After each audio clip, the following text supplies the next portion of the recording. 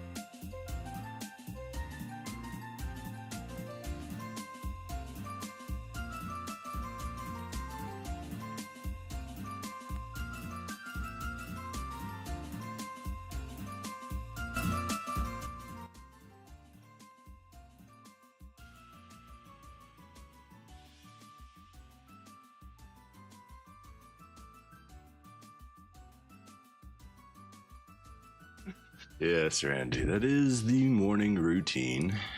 The usual. Good morning, my friend. Welcome back.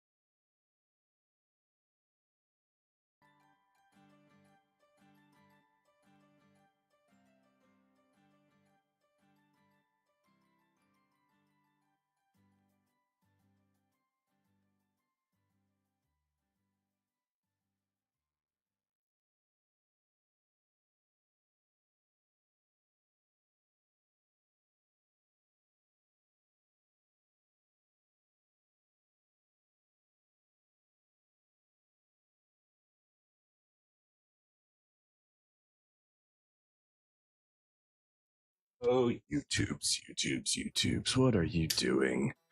Morning, huh? It's 5 p.m. here. Americans are late. No, you're late. I'm early.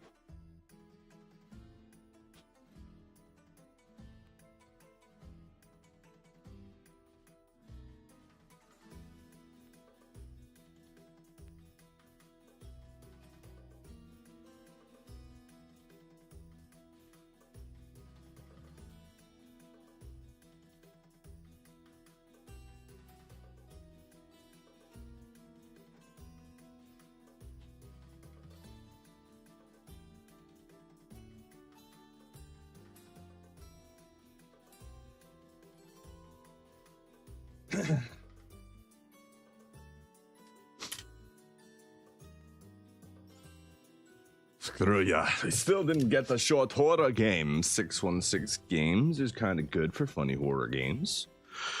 616 Games, who's that? let's take a look here.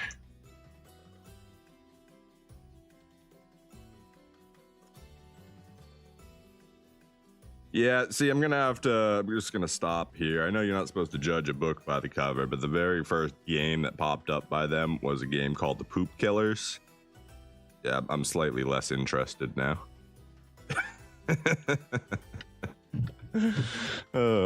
Flush or die.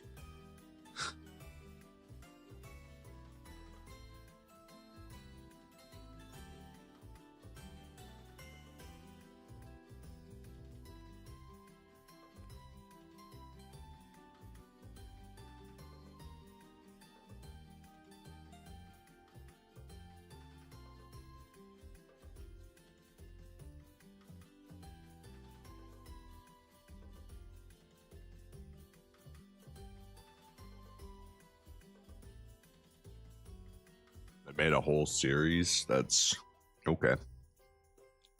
Well, good on them for making games. If people enjoy them, that's all that matters. Even if they aren't particularly within my realm of desire or entertainment, they still hold a place in some people's hearts, I'm sure.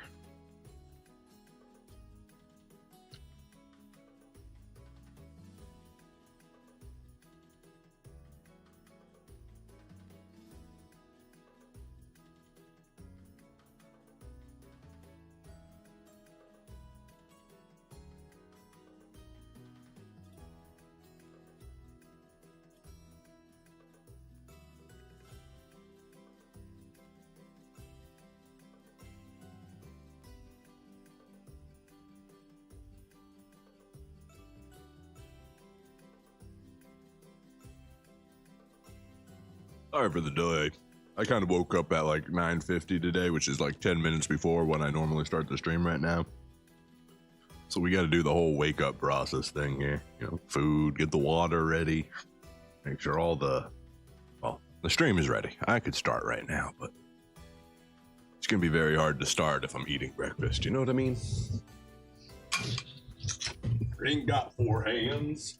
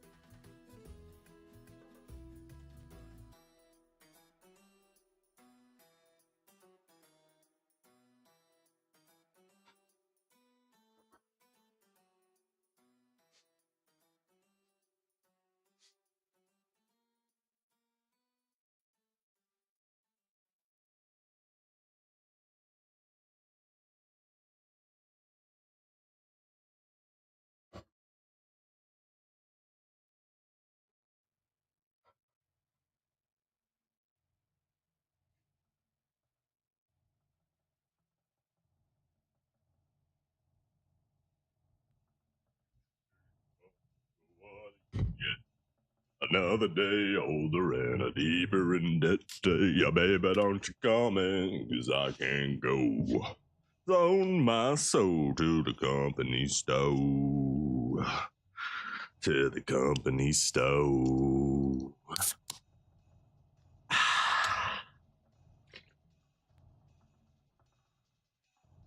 Whoa, Harthios, welcome to the stream, my friend. Great to have you here. Your name seems different today. Longer, even. Oh.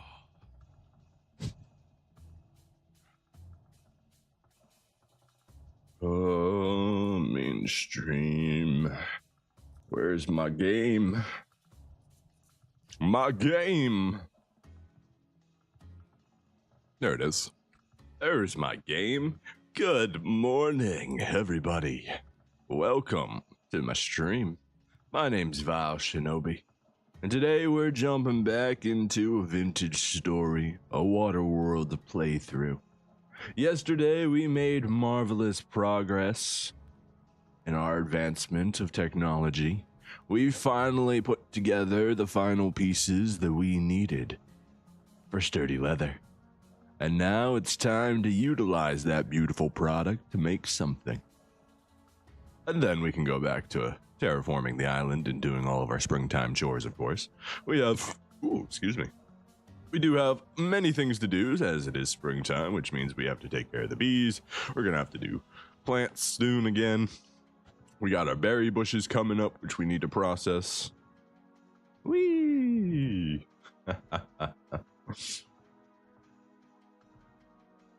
We're watching nasty political videos, and I've happened to pop out. Great choice in switching. Anytime from switching away from nasty political videos, I always recommend it. It just fouls your mood for the rest of forever, you know? Alright, so the first thing we want is this, and it's 2, 4, 6, 8, 10. Ooh, it's 10 per sturdy leather bag, so we only have enough to make 2 right now. Which is still progress, you know? Still good progress. Look at that. 1 and 2. We still got 4 sturdy leather left. And plenty of supply. Look at this. We still have some sulfuric acid and a whole thing of chromium sulfate. So it's not going to be a problem for us to process more sturdy leather once we do get the extra bags. They were hopeful videos, to be fair. Okay. Hope-filled, some would say. Yeah. Yep. I feel this. All right. Now we need to switch everything down into the new bag, so we have additional space. That should allow me to remove this one. Perfect. Look at all that inventory space. Now that is something wild. See, or just empty buckets. We can start to put everything away again from yesterday's cooking storm. We've got many things. We need to plant those reeds too. Gotta remember to do that. These need to go away. We need a new cooking pot. That's one thing. Let's go ahead and make a cooking pot real quick. We're not going to throw it in the big one. We're just going to put it in one of the small pits outside there. A little less fuel efficient, but I also don't feel like making 18 more. Whatever they're called. Do we need 4 of them? No, we literally just need 1 of them.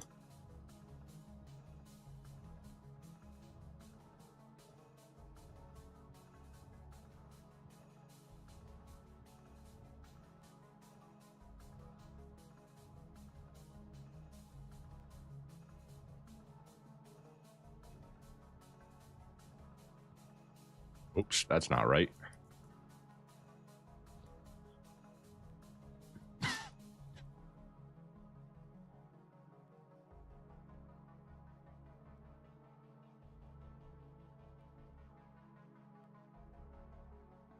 All right, new cooking pot. We're gonna need.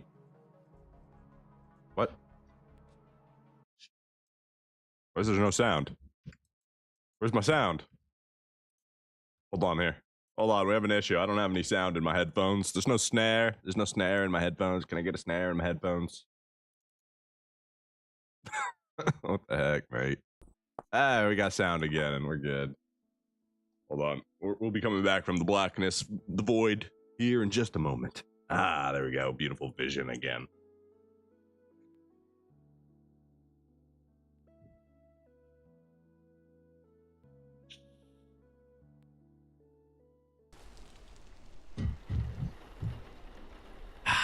Now we can enjoy the sound of rain. You guys could probably still have heard the sound, so you may not have noticed. I don't know if when my headphones act up like that, if you guys are still receiving the sound on your end or not. Well, now we've got some bags that I don't know what to do with. That's a whole thing. That's okay.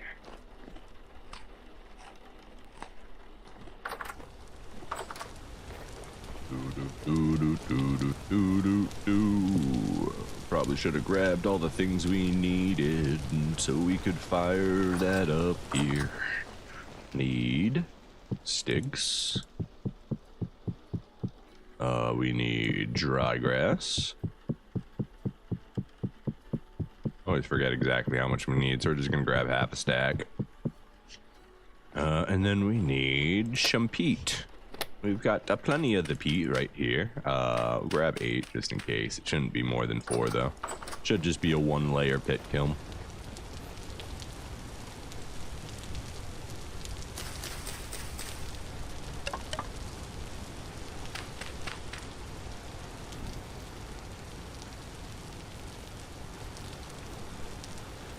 I guess I could have put that single brick in there too, huh? It probably wouldn't have let me combine them. Beautiful springtime rain. Let's see, it is currently June 4th. We just planted our things like 2 days ago. So they're not going to be done until August-ish, give or take.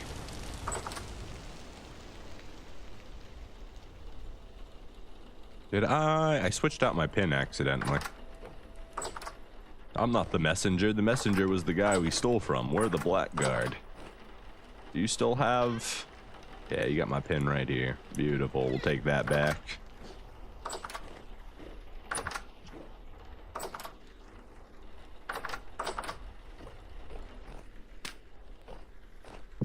So, what is our agenda today? It's mostly just going to be doing household stuff, doing homestead, taking care of terraforming.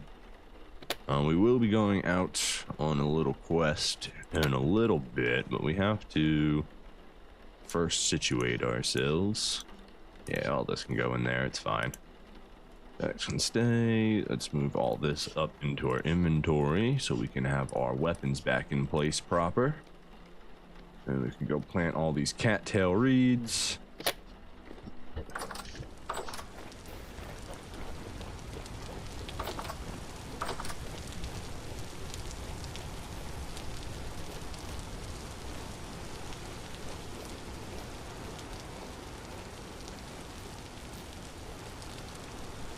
Let's see.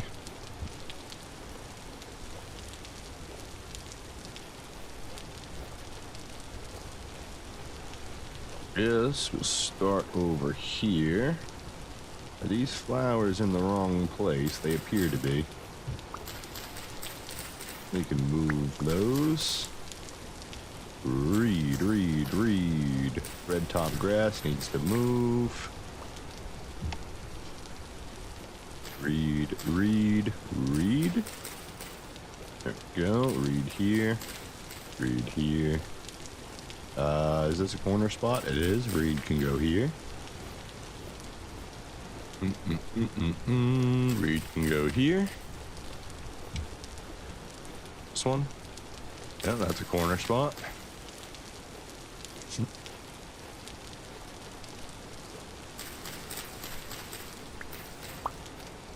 Okay, and we've got one more. Is this the spot? I think that's the spot right there. And then that should bring us up to a full 3 stacks when we harvest. And it's all nice and perfectly placed now. Let's go ahead and drop the rest of our red top grass in here. We still need a little bit more red top grass to finish it out. We need to do this whole back corner here. And now we've got some more orange mallow we can mess with. Only a little bit, so. And we still need to get more catmint. Need a lot more catmint. Probably like another 8 stacks or so. Hello, Fraxy. Yes, baby. We've got 2 beautiful, sturdy leather backpacks built and looking gorgeous. Looking fantastic, even. In fact, I want to switch the way these are organized, in fact. That one there, and then need to move all this stuff out.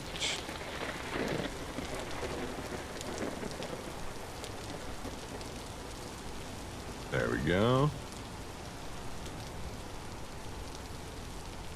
I forgot that we don't actually need to do that. What I just did. We only need to do that if we want to place the bag inside our bag.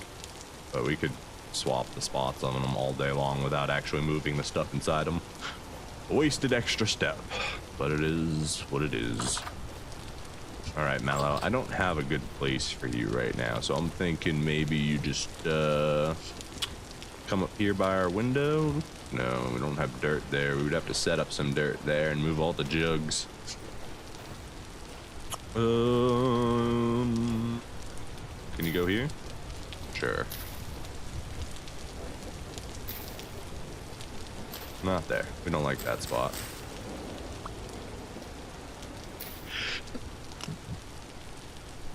Woo! Oh, bless me. Excuse me. I didn't mean to blow up your ears like that.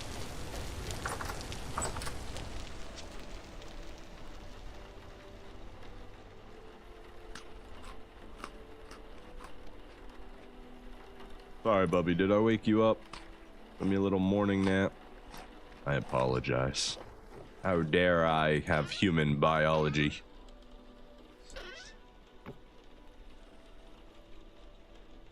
I literally just came in here for something. What was it? It was to place the rice, which we no longer have.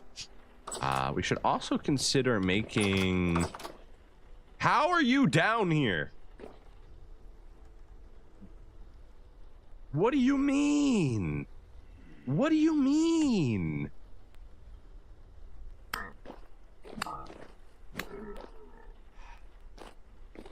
Lantern. Ritual table. There should be no... Unless you're the ritual holder. Did you come here to do a ritual? I'm sorry. I didn't mean to... he's gone. He's gone.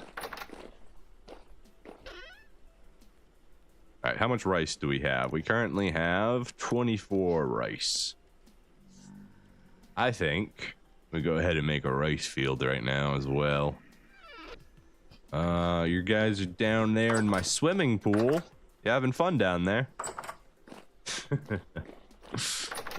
If you didn't know, we have a underground swimming pool. We haven't quite remodeled it yet. It's still just a regular cave pool, but we'll get there. We'll get there. All right, so I need medium fertility soil. Grab 26, sure, that should be good. We're gonna need a hoe. We're gonna need to make a new hoe, which means we're gonna need to grab a rock so that we can make hoes. We got sticks on us, so we're good there. Grab our extra hoe. Right, out to our carrot field. We're gonna go expand that to make a rice patty.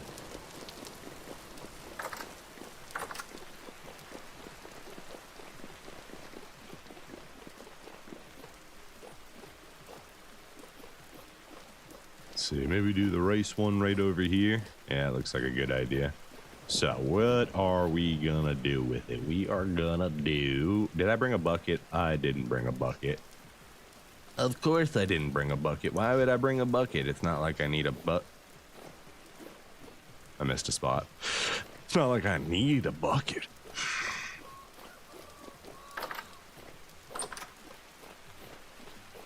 Should have stayed on the path. It was faster. For a man who likes to skip paths, I sure like to build paths. I always take the shortcut, personally. Okay. We came in here for a bucket.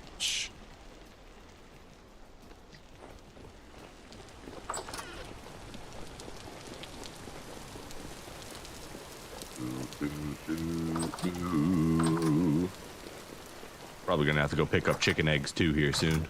We just fed them yesterday, so. The egg laying process should begin here in just a little while, if it hasn't already. All right, next we need a shovel, active and ready. All right, we're gonna go ahead and put it in. Let's do 2 spaces away. So here. 2, 2, 2, 2, perfect. Then we do 1, 2, 3, 4, 5. That was more than 5. That's 6, right? 2, 3, 4, 5, 6. Yeah, it's fine. 1, 2, 3, 4, 5.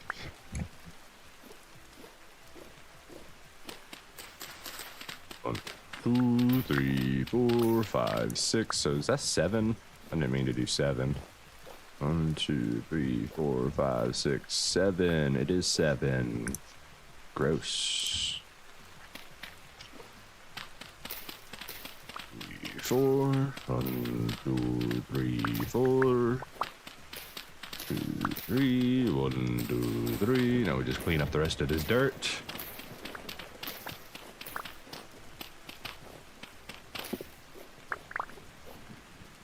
Alright, so how do we want to do this?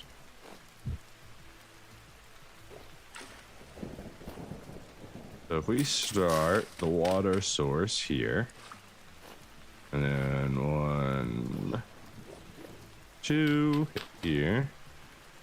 Maybe we just do every other one to be safe, but we can do every 2, it's just fine.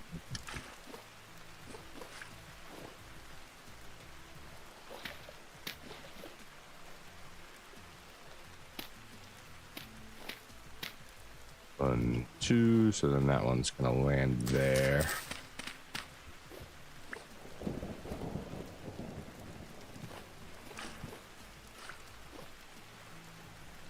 Okay. So then the pattern would be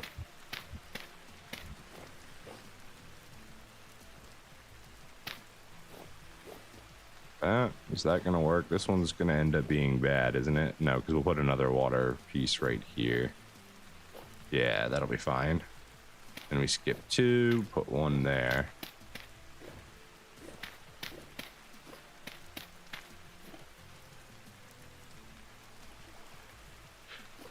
I didn't grab enough soil because I made it 6 by 6 instead of 5 by 5. I'd planned for 5 by 5. Thought maybe the holes would be enough. The holes were not enough.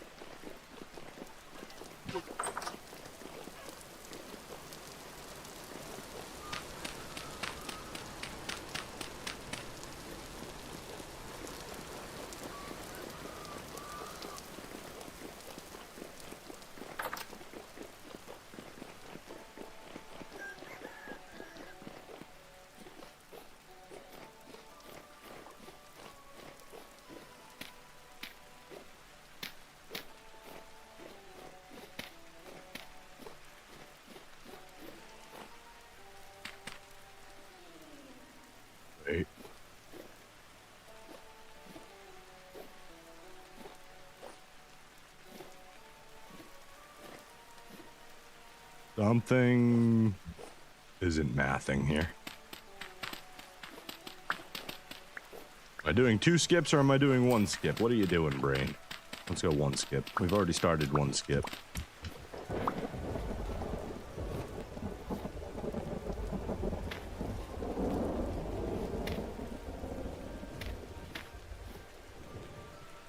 Which means...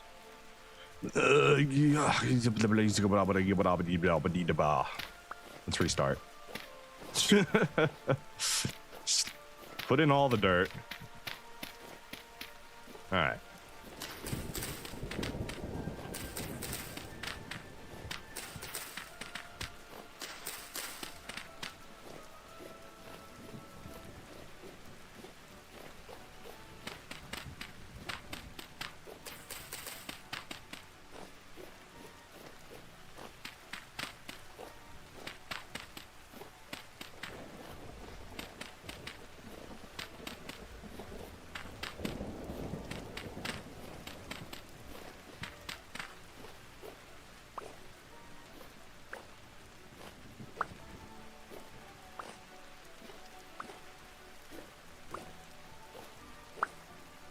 was definitely overdoing it on the water.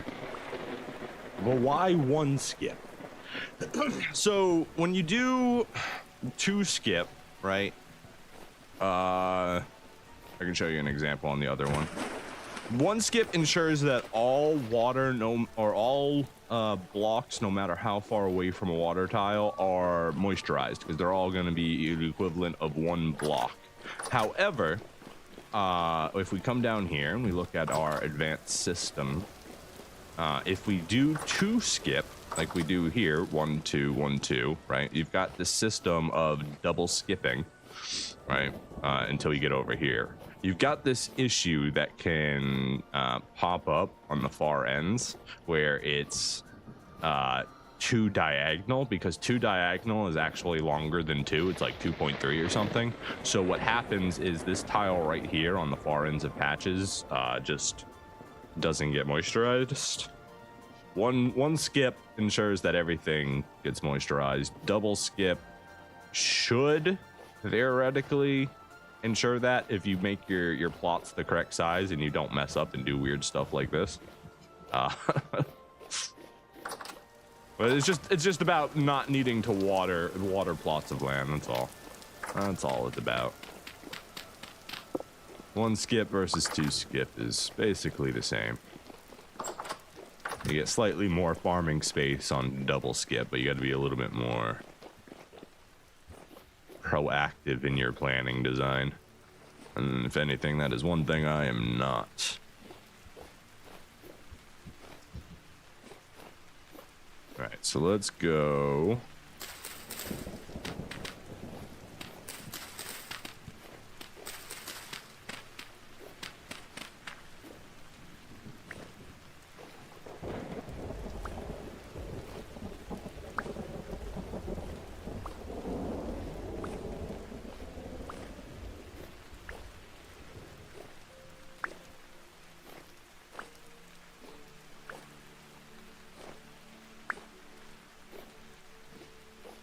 And the next set of blocks would be this one.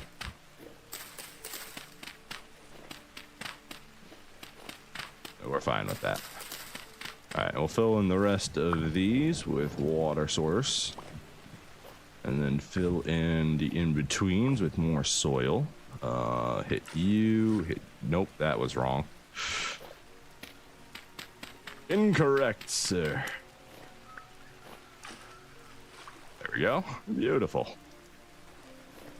Next.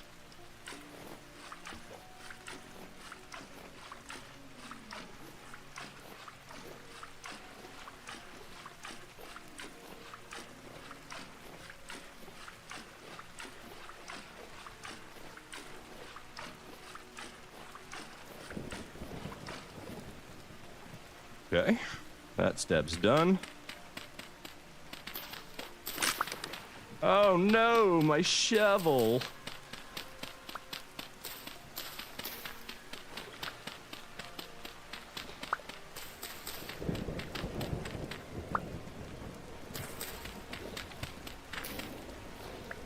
Gonna need even more. We're overdoing it, as we usually do in our ways.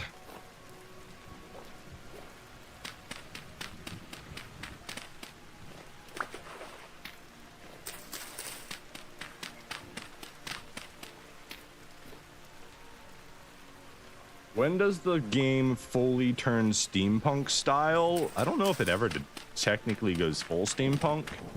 I think it only ever goes like to the age that we're at with hints of that steampunk Jonas-esque technology.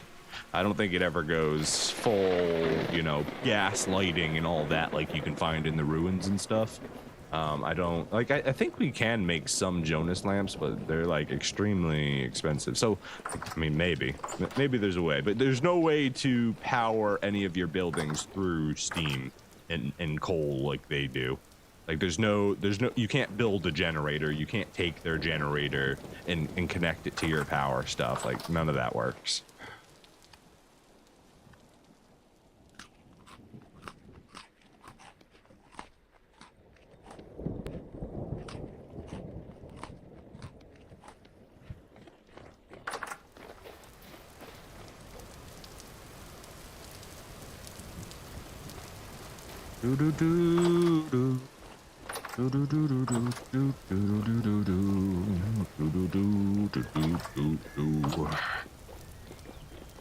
Wait, we're missing a step. We're missing a step.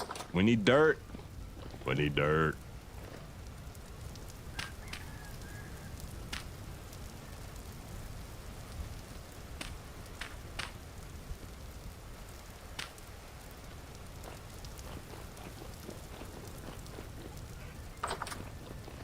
Oh, there are some mods that make things a little bit more steampunky, like for one, the airship mod. That thing looked so cool. That's the newest one that I've seen. But as far as vanilla, yeah, there's not like need to change this a little bit here.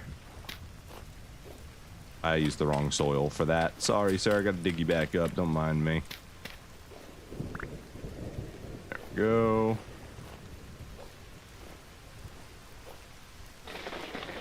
This one's actually supposed to be water.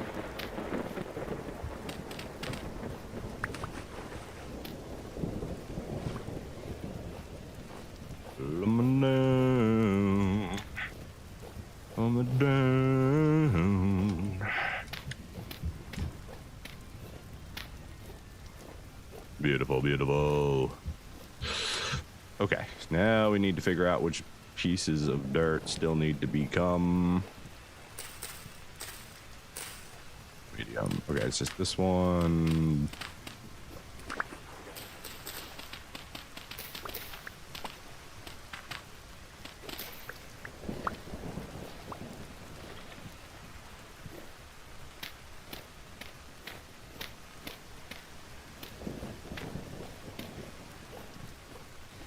Did I switch this one yet? No. This one right here, and then did I already grab these ones yet? I don't think I did.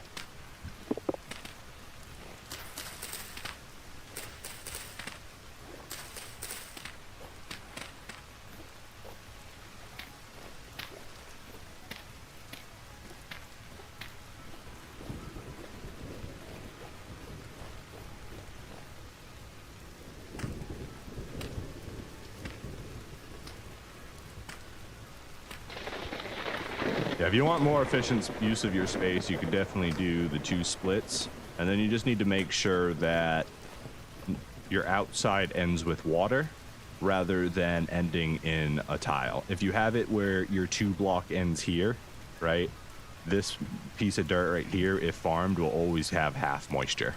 So the only thing that you want to do is, if you use the 2 skip design instead of the 1 skip design, is to make sure that your outside ends at water, and that'll basically solve that issue for you.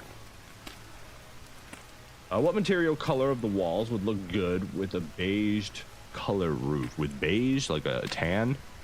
Browns are always decent.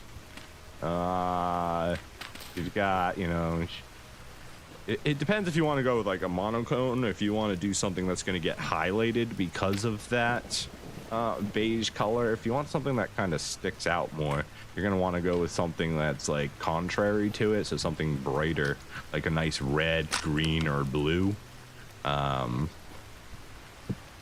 Those will really stick out against that beige color. You can go more in sync, more like uniform, so like your beige, grays, and browns. You could do like trying to think what other materials are kind of available for you.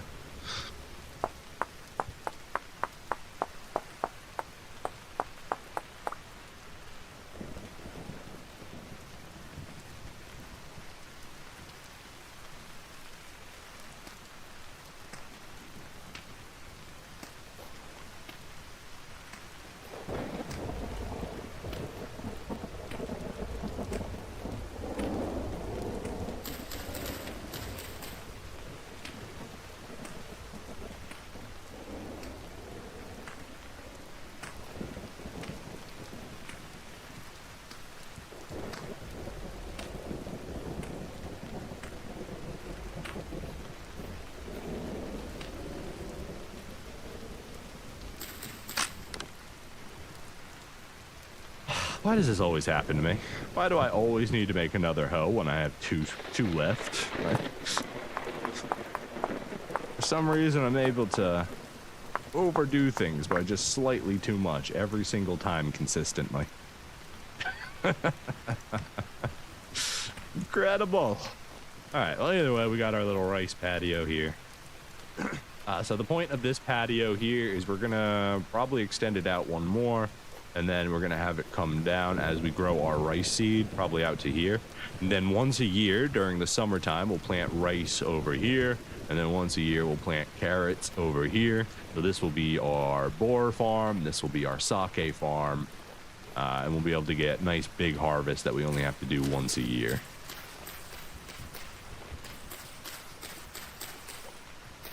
At least that's the plan. Yeah, right now we basically overdid it by twice. We don't have that many rice seeds, but maybe once these grow, we'll have a nice good production. Maybe double our seed limit. That'd be quite good. Yeah, so like beige, is it like a lighter beige than that? Like that golden daub that I've got? Or is it like a little bit closer to a beige of like the brightness of that wall? Because like I like the blue beige white combos. I think blue goes really nice with a light color. I think green goes nice with a nice color. Black may even do it if you want the contrasting appeal. Red might be okay, but I don't know.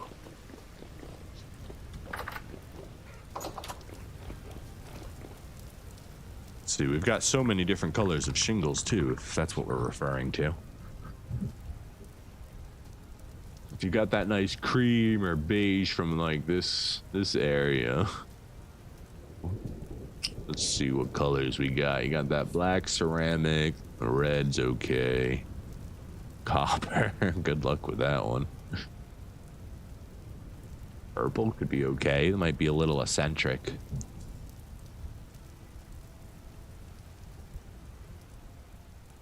So you're gonna end up with cream roofs. That's like the opposite of what I would think it would end up being. You know, I think cream walls with a colored roof. But if you're going with a beige roof, cream roof, I would think beige roof. Trying to think what stone would go good with that. Sandstone's going to be far too bright in the long run. Andesite would be a little blue and cream. It's all right. It's an all right combination. The shale coloration could go pretty good. That nice grayish black underneath the beige, that could be pretty good. You've got claystone, it's a little too bright. Sandstone, far too bright. Conglomerate might be okay. Hey, our blueberries are coming in. Beautiful. Look at those beautiful berry bushes.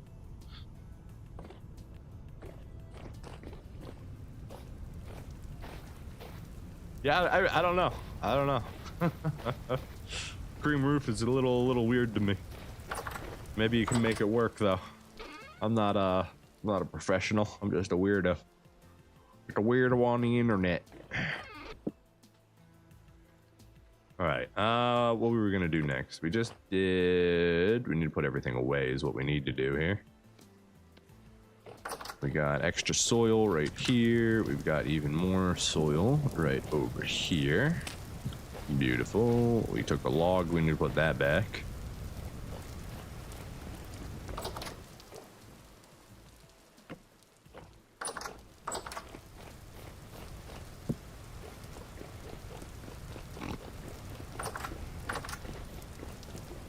Go check on our coke and our steel oven. It's been a little bit since we've checked them out, so they could need refueling by now.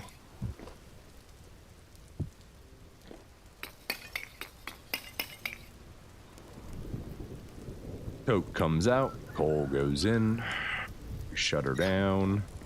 Do we have charcoal down here to do another lighting? We do. Cool. We're gonna have to refill that afterwards, though. How we doing? Ready to be fired, 39%. Okay, so we get about 20% per fuel pit. Oops. It's not too bad.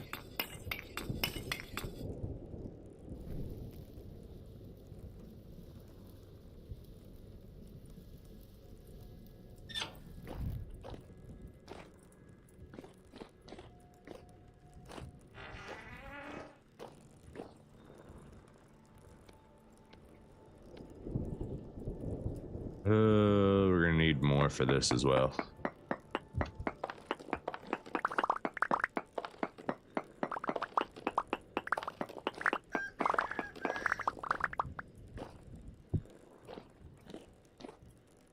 Let's go ahead and just put these all down. We're not gonna set up another bloom pile yet because I might have enough hematite for it, but I don't have enough charcoal on me to actually get them all firing.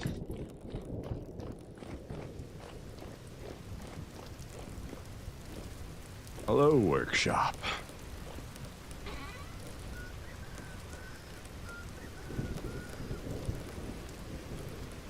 We need to clean up this whole thing here in a bit. It is getting to be a mess in there. Take that soil out. That doesn't need to be in there.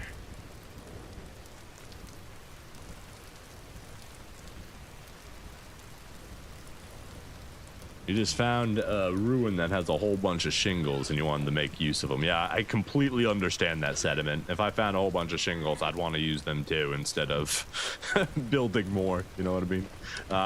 Yeah. Cream is just a weird color for a roof, personally. Like in real life, I wouldn't want a cream colored roof because of how much the dirt and stains and stuff would show.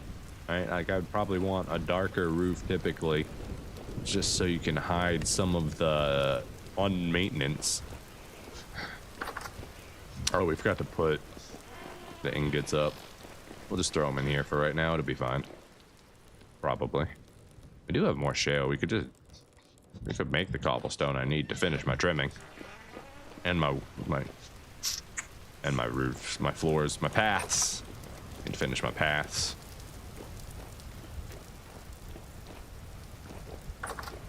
All right, steel's relit, coke is relit.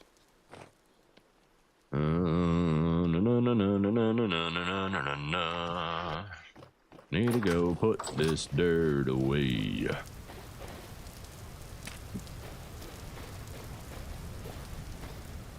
That potash. Lovely, lovely potash. Great stuff, beautiful stuff even. I would definitely make more of it if I found some more sylvite. CP. Okay. And we need... This would be saltpeter. I don't think I have... any... I think... Did I just blow through all my saltpeter doing all that cooking? Is that something else we're gonna need to get more of? It is. Ooh. That's an unforeseen consequences of my actions. I don't like gathering saltpeter. I thought we had so much of it. We really don't have any more of it?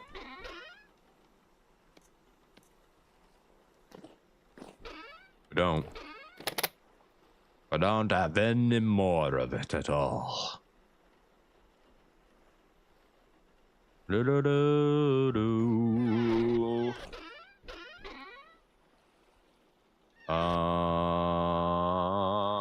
No. Wow, okay, so saltpeter, we need more of. Sulfur, we need more of. We do still have plenty of the crushed titanium. That's not going to be a problem for us. Go ahead and grab this red top grass. We can move it up there. We need a little bit more up in our apiary. We got to do the apiary. They are ready again. And the bees are just about ready here.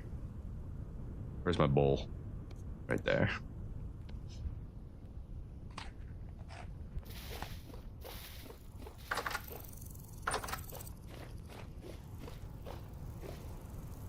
Ripe in about 2 weeks. Ripe in about 2 weeks. Okay.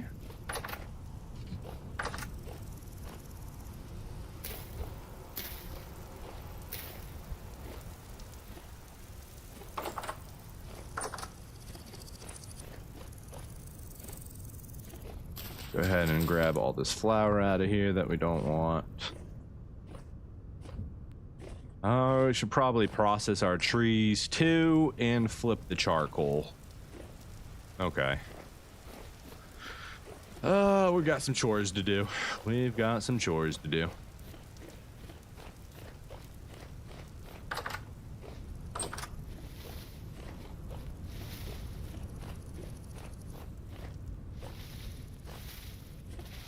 Sure, go ahead and just throw it down here with this stuff. Doesn't bother us none, as long as it's out of the way.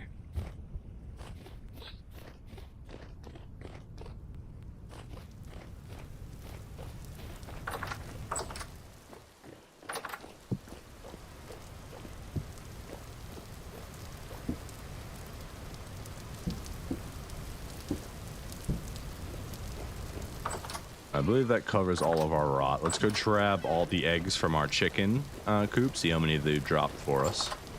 And then we can worry about the charcoal pit and all of that jazz. Hi guys, I've come to pick up eggs. Look at all these beautiful eggs. Thank you very much. I guarantee you they've already devoured all of that food, because that's what they do.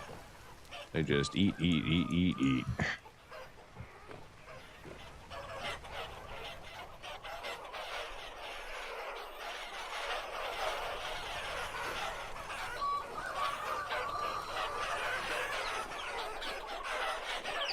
Excuse me, guys.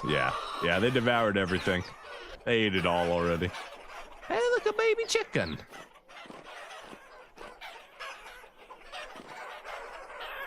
Go. What's that? 32, so we got 2 stacks plus 6. It's a pretty good amount. Pretty good amount of eggs. Not too shabby.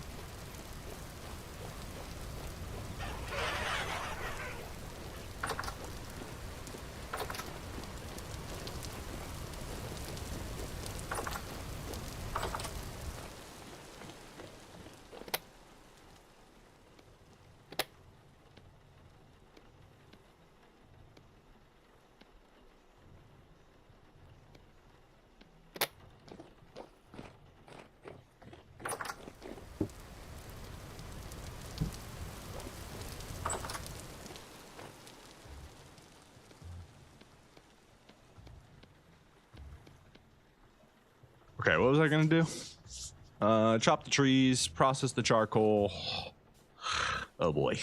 Oh boy, we need shears. Those shears are almost broken, so we need to grab another. It's still got the blue light. Look at it.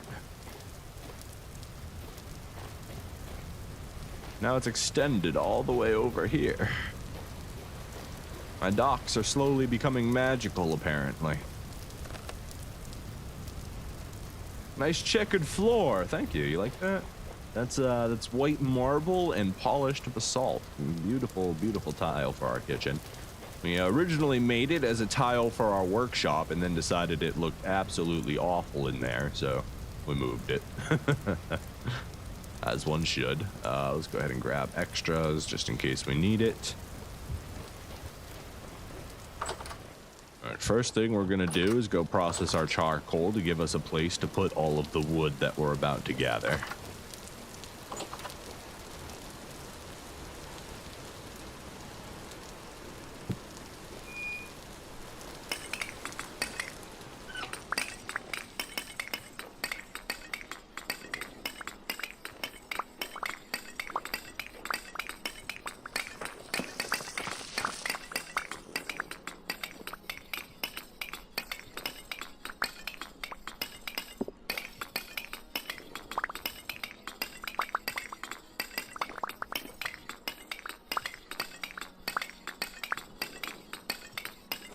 I should probably change out that one dirt tile in here for a actual stone floor, but like literally, it's not that big of a deal, so I don't know if it's worth the effort. I have to go find a stone. I don't know if I have one. Should make one easily enough. I think I do. I think I've got them in my building chest, so if I remember that before I come back here with all the wood, I'll snag it so we can replace it. If we want to make a uniform, it's got to be periodite.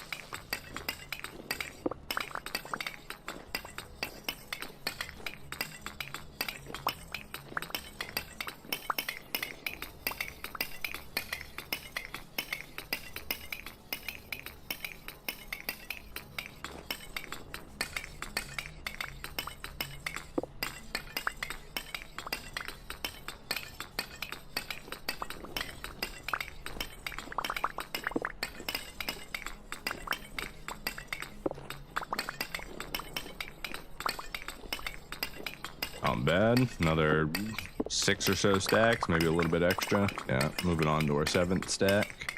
Pretty good, pretty good. Just about 6.5. Now we gotta refill this with over 1,500 logs. I think it's like 1,800 logs to get it all filled up. It's a crazy amount.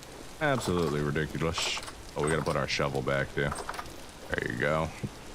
You keep that shovel. Important to have that shovel there. That way I don't have to run around like a chicken with my head cut off every time I want to dig up some coal. We blow through coal here faster than anything else.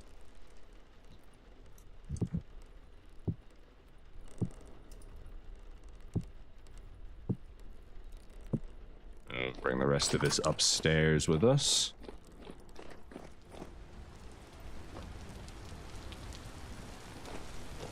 It would appear that I have misplaced my lantern again. How do I keep doing this, man? How do I keep misplacing lanterns? That's ridiculous. Ridiculous. I lose so many lanterns from me just placing them down and not, remembering.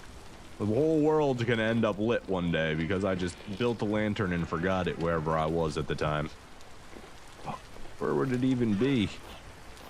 Where would it even be? I know the main good one is all the way back on our island, on the Devastation Island. But like, what did I do with it?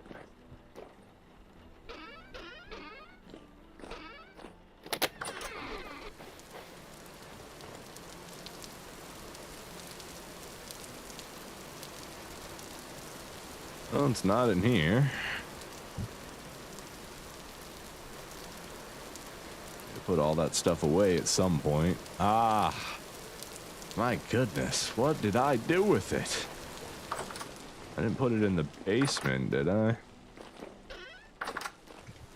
I don't think I did. There's not like any room down here to put stuff.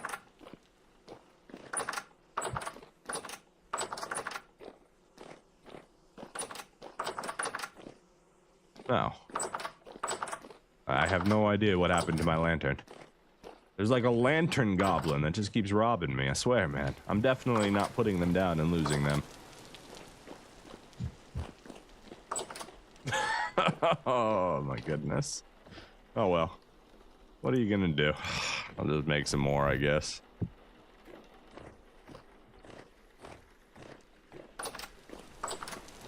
Activity is calm, so we should be good to work away. If anybody remembers where I put my lantern this time, please let me know, because I don't have a clue. I don't have a single clue. Alright, shear time. Let's go ahead and get to work here. We need every stick we can get. We need every seed we can get, because we need to resupply our storage.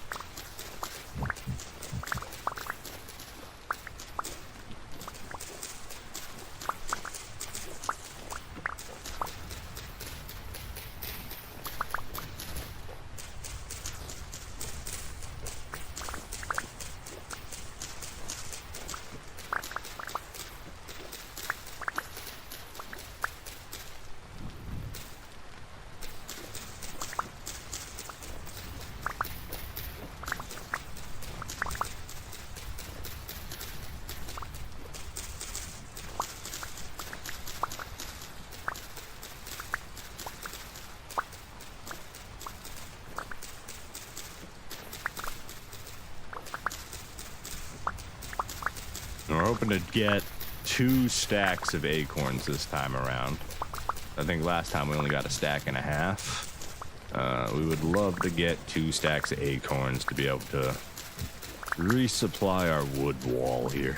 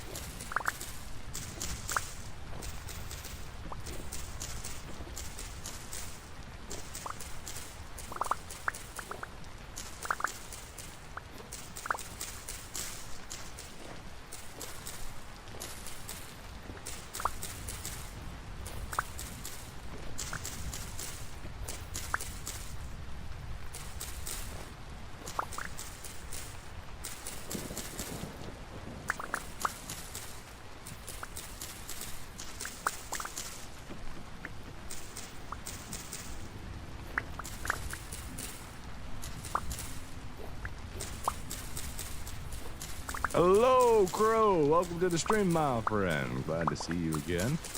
We're just out here trimming some trees, trimming up our bushes, trying to get all our sticks and seeds for another supply.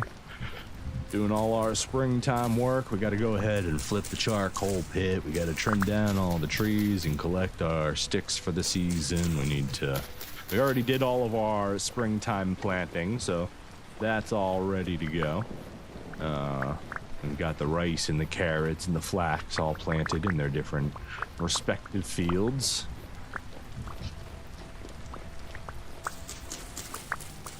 Now we're doing the very tedious task of collecting the wood farm.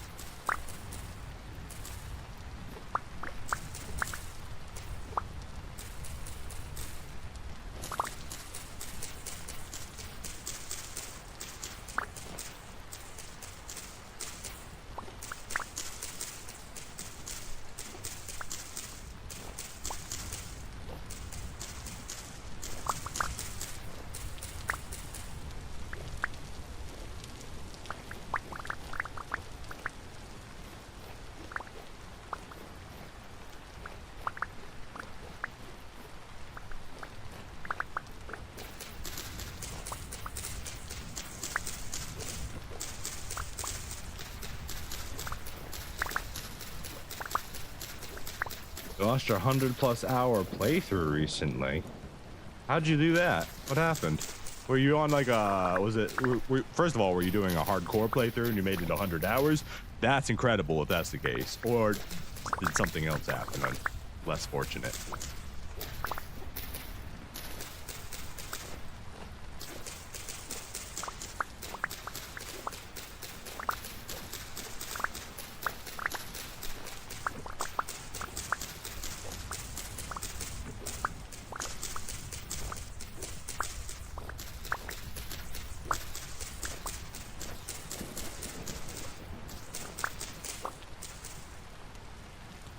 What are you planning for your next playthrough? You gonna do anything special?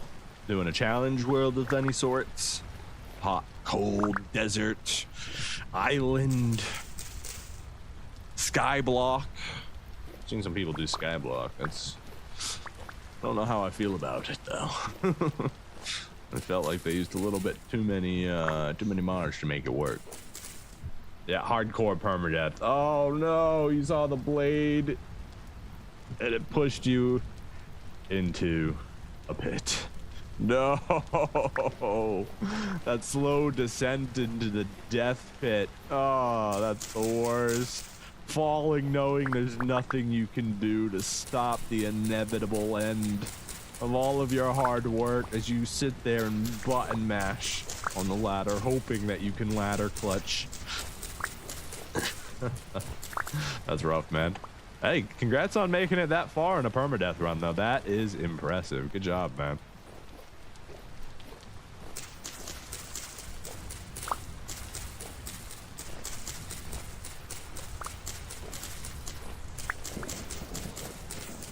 I think in my first playthrough, in my permadeath run, that run only ends up being 70 or 75 hours long.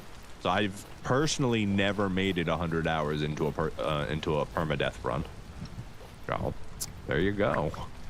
Pretty impressive, sir. Pretty impressive. All right, we need our ladders here.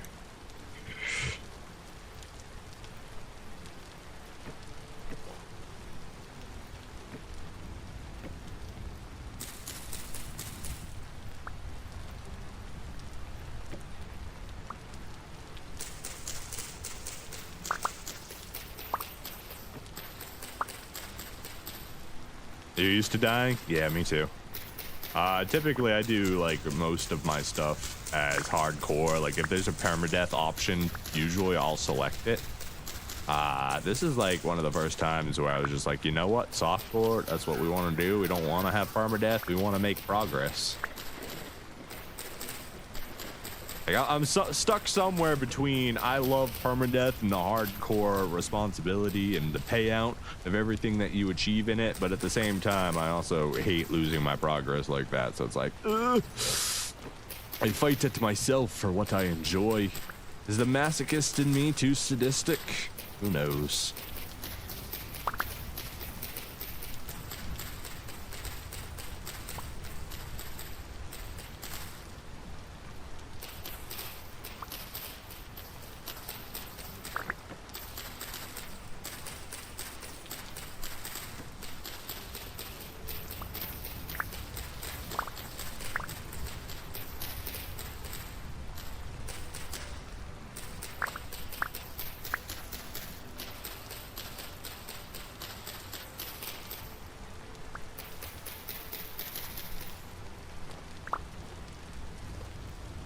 Hello, welcome to the stream, my friend. It's great to see you again. We are having a good time, just pruning some trees, doing some springtime homesteading. Gotta reset the charcoal pit, and we just got all the crops planted, so you know we're making steady progress. We're gonna go ahead and process all the trees in our orchard as well, so that we have more space for more fruit cuttings eventually. They're planning on making a tutorial for hardcore as well. Interesting.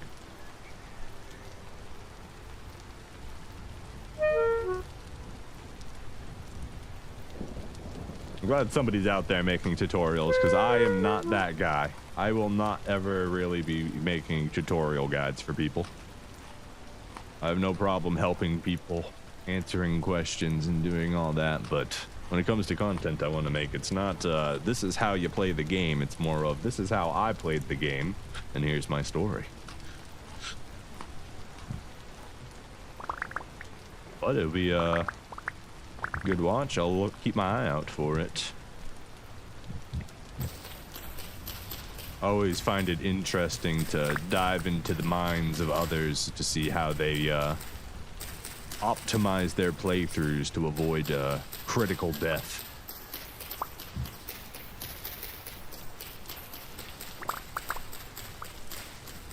I'm also one of those guys who really like speed runs. I don't speed run yet, but I watch so much speedrunning content. It's ridiculous across all genres of gaming.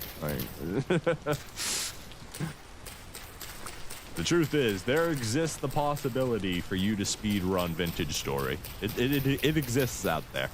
Okay, I don't know why you would want to. It'd be very difficult, and I could imagine it being a 30 or 40 hour speed run. But I'm sure somebody could do it in a reasonable amount of time if they got all the bells and whistles right where they needed them.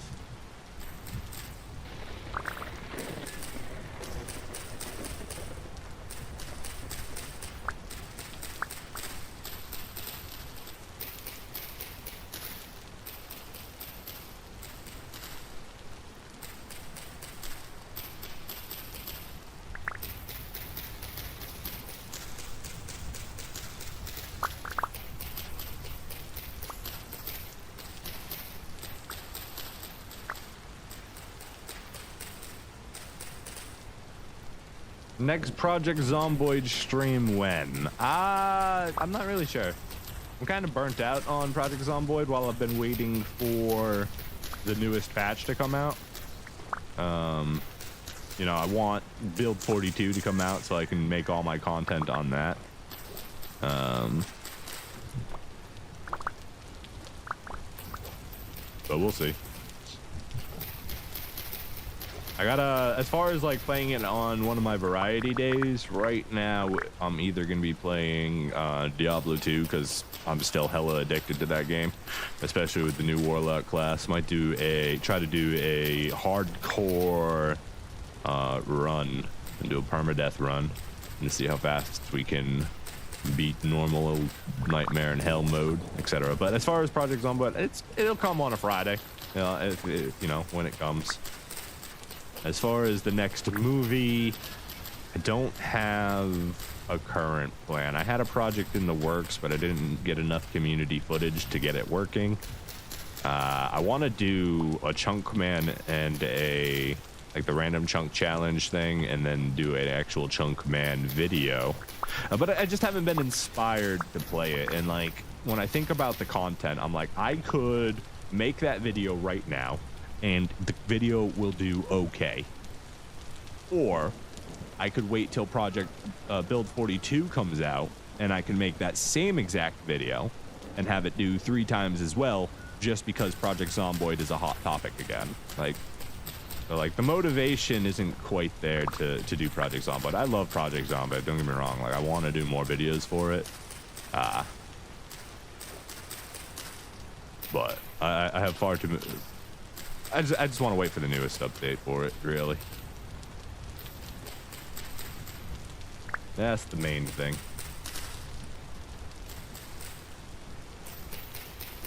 I could go play the unstable branch version of it, but I don't like to jump onto stress tests and cord tests and public betas. I would rather just wait for a stable version of it to come out, because I don't want to deal with the issues that come with trying betas. Not that people releasing games avoids those issues anymore. People just release them in a beta state and call it early access.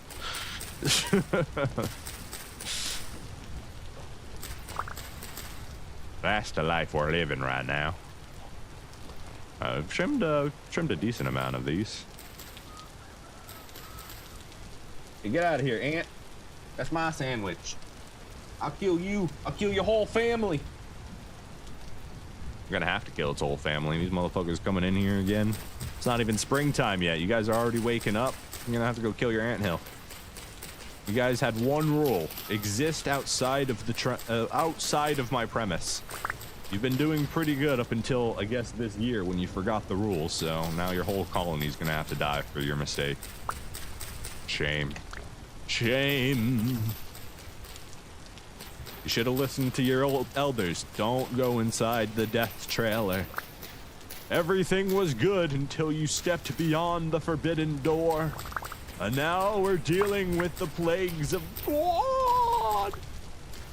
Yep, we're gonna burn your whole city. Think you guys were living in paradise? Now you're gonna be living in, what's the opposite of paradise? America?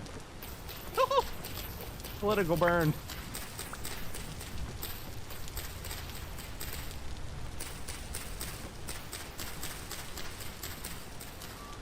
No, seriously, what's the word for opposite of paradise? I know utopia, paradise, like those sides, but like, I guess dystopia. But what would be the opposite of paradise? Paradise? That doesn't sound right.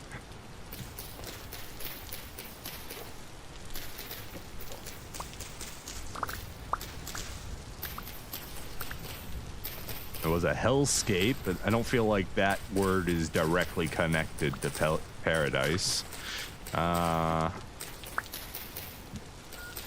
Where's a thesaurus when you need one?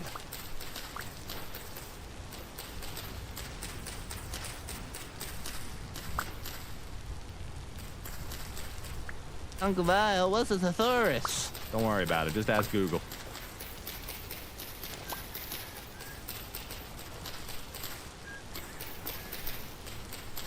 I guess GPT, because everybody has GPT these days.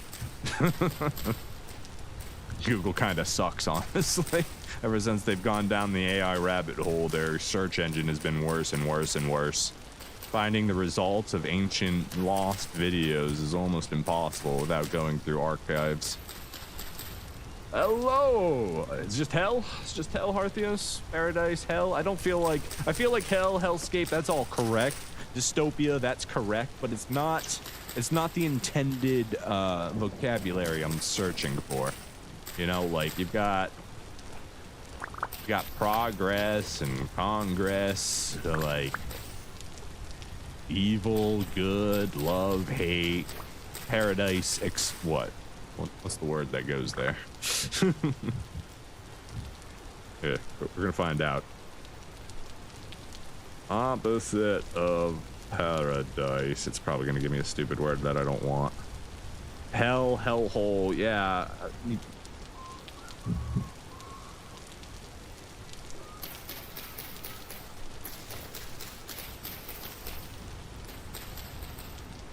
You know 3 languages, man? Good on you. Holy crap. Look, I have trouble remembering things in one word. You guys all know my memory is absolutely terrible if you've been watching for longer than one stream. You know, I go in a room and I forget. If I knew 3 languages, I would not be able to speak a sentence, okay? I would be cross-languaging all the frickin' time.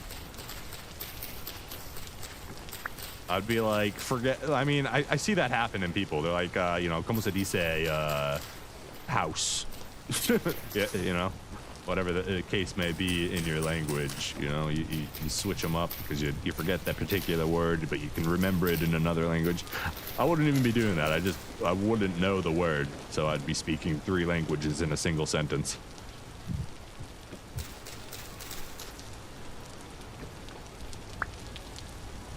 I don't trust me with multiple languages. I know like the tiniest amount of Spanish, a little bit of Latin, a tiny little bit of Japanese, but like I wouldn't say I speak any of those languages. I'm not fluent. I can't hold a conversation. You know, I might be able to identify a few words or key phrases,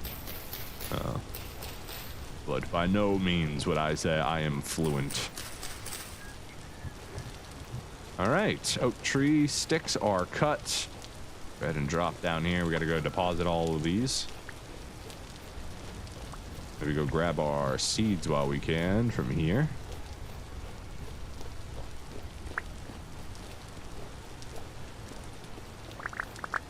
Could we grab more? We could.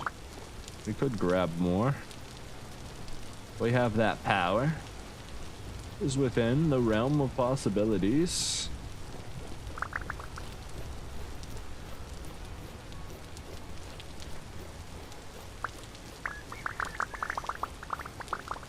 German was the second, but I don't remember anything. Fair enough.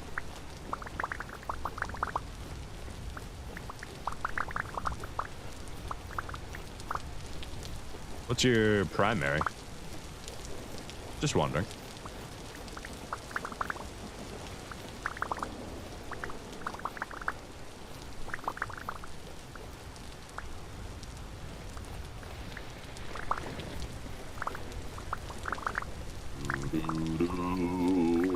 Picking up the sticks, that's what I like to do.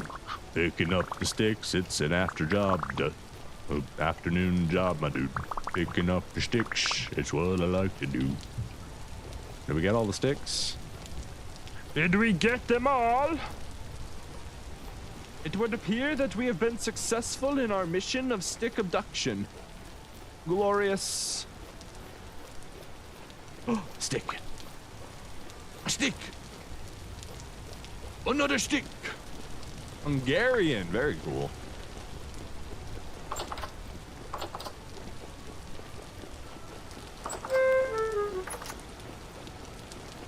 I love answers outside of, I'm out of food outside of the normal. That's lovely.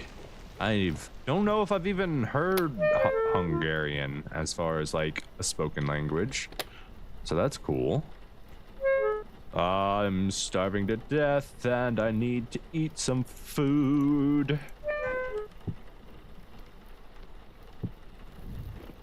Food. I need to find some food. Here we go.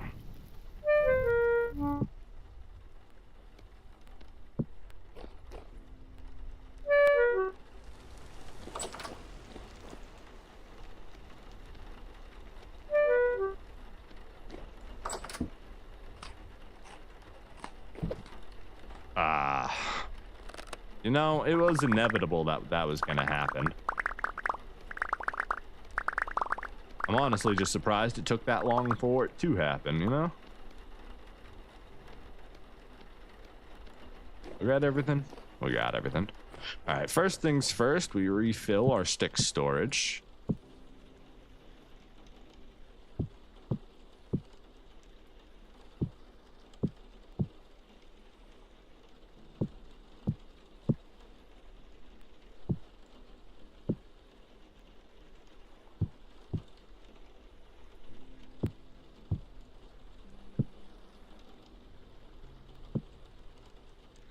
And then the rest of these can get made into pallets, or not pallets, but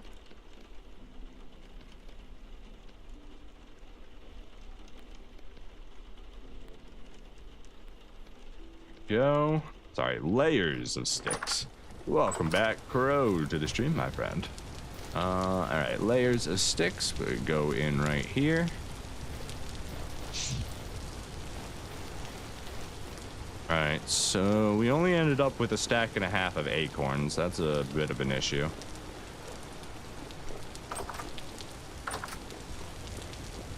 We're hoping to get 2 stacks of them.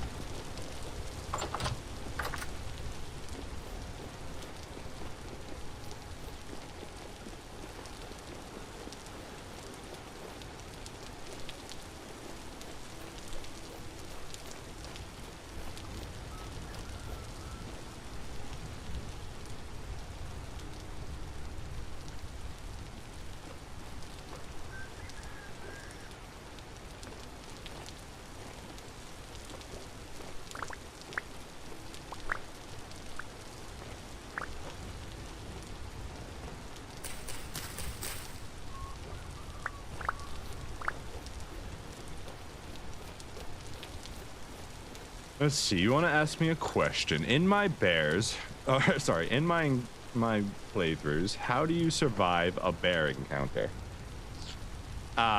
Well, There's only one answer, and the answer is run like a chicken with your head cut off. Just go. Just get out of there. Run, run, run. You can use some techniques to make you run a little bit faster, like the old school Minecraft one where you run and you drop your block so you hit the ground faster.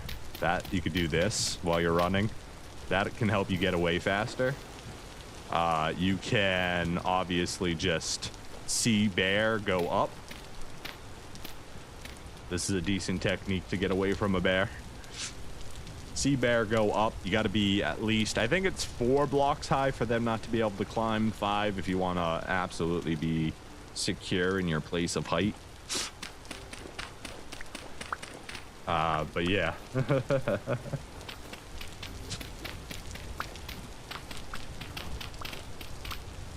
The main thing for a bear encounter is that you see the bear before the bear sees you. Because if you spot a bear early game, right, you can just build a pit. You know, you can build a little 3x3 pit, and then, or, you know, a huge pit like this. And then you can have them chase you. Then hopefully you'll get around it before they see that, and they'll just run straight at you and into the pit. Just note that I have died twice to bears in the attempt of trying to do this. One time the bear said, "Screw your pit, I'm coming around with you," and ate me. The other time I was trying to build a wolf pit, or I was doing some exploring on Deathloop Island, and I turned and there was a polar bear in my face. That time I didn't die though.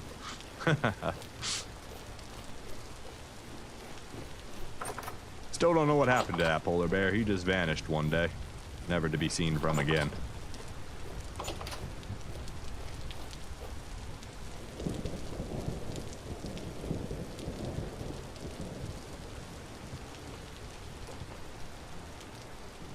This is all chopped down already. Let's go ahead and start working on the pines.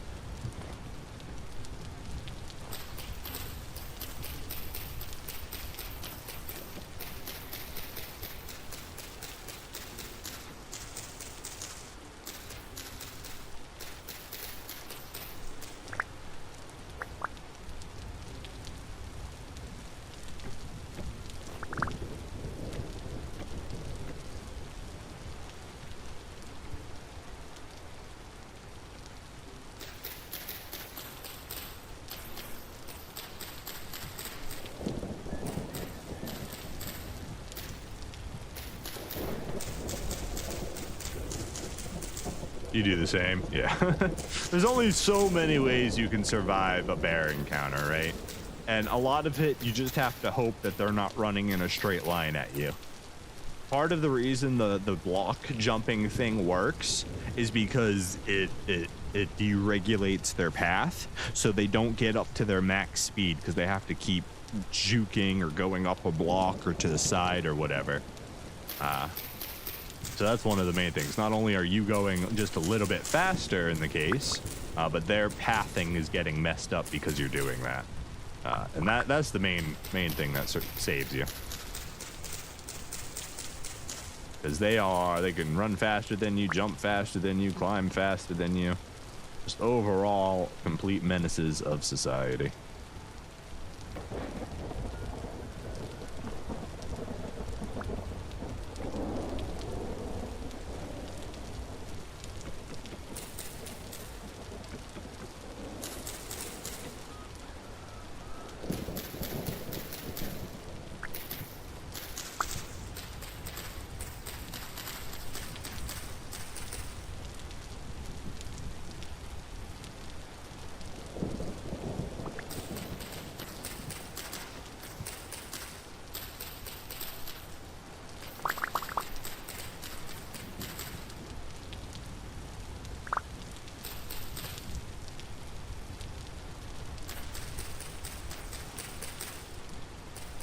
You found out there's a moment when you jump and stack that it attacks and misses. Yep, that is definitely true.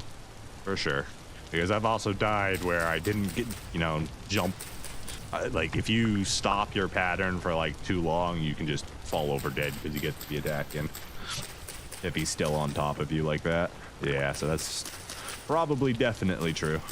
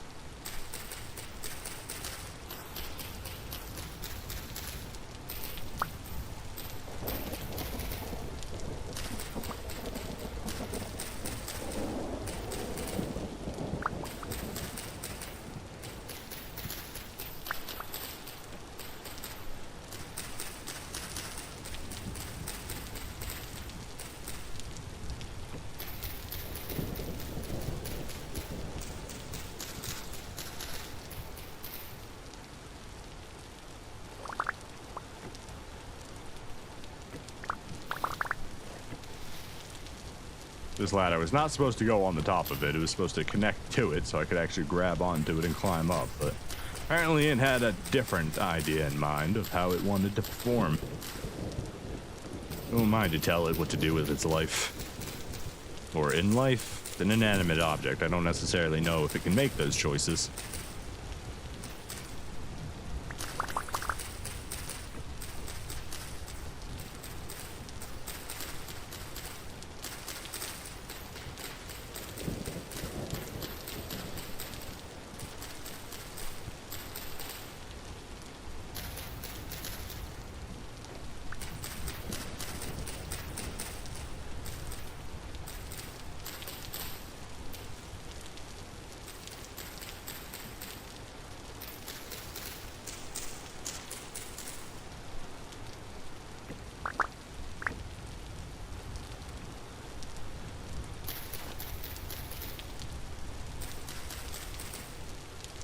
Yep, I don't see any issues with this at all. Definitely not unsafe or a risk to my life in any capacity. OSHA would definitely approve of my tree trimming tactics. That much I can guarantee. And I'll always stand on the limb that you're cutting. That's how you know you're safe.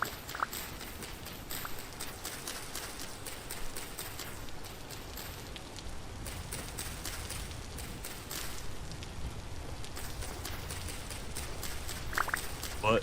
You say that's the opposite of what you should? Nah, no way. Standing on the limb is definitely how you should handle all these situations. You just walk right out on it and continue trimming. It's not a big deal, you know?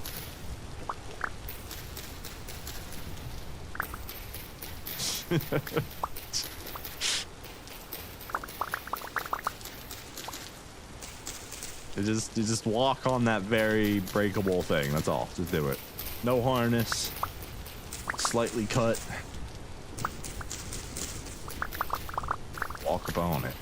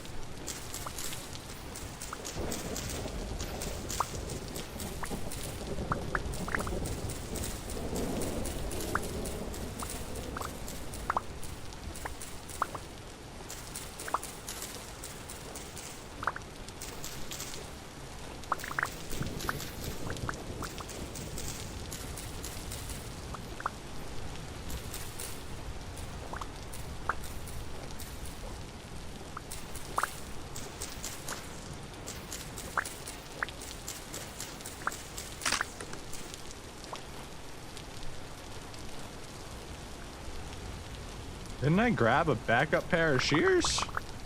I guess the first one broke really early. That's fair. Man, okay. Went through a whole thing of iron shears. Ain't that something?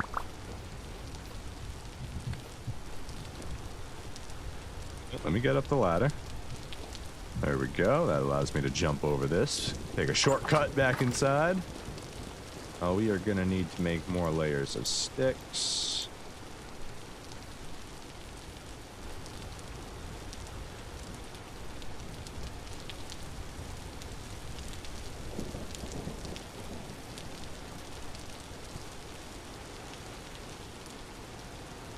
Make some more ladders real quick here.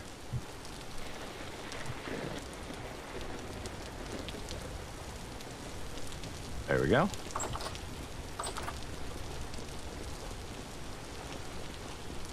All right, acorns. Well, let's just put all tree seeds in here. Got ourselves a nice little bundle of them. Pretty good, pretty good. Oh, we need to go grab our ebony seed. It should be up and ready by now.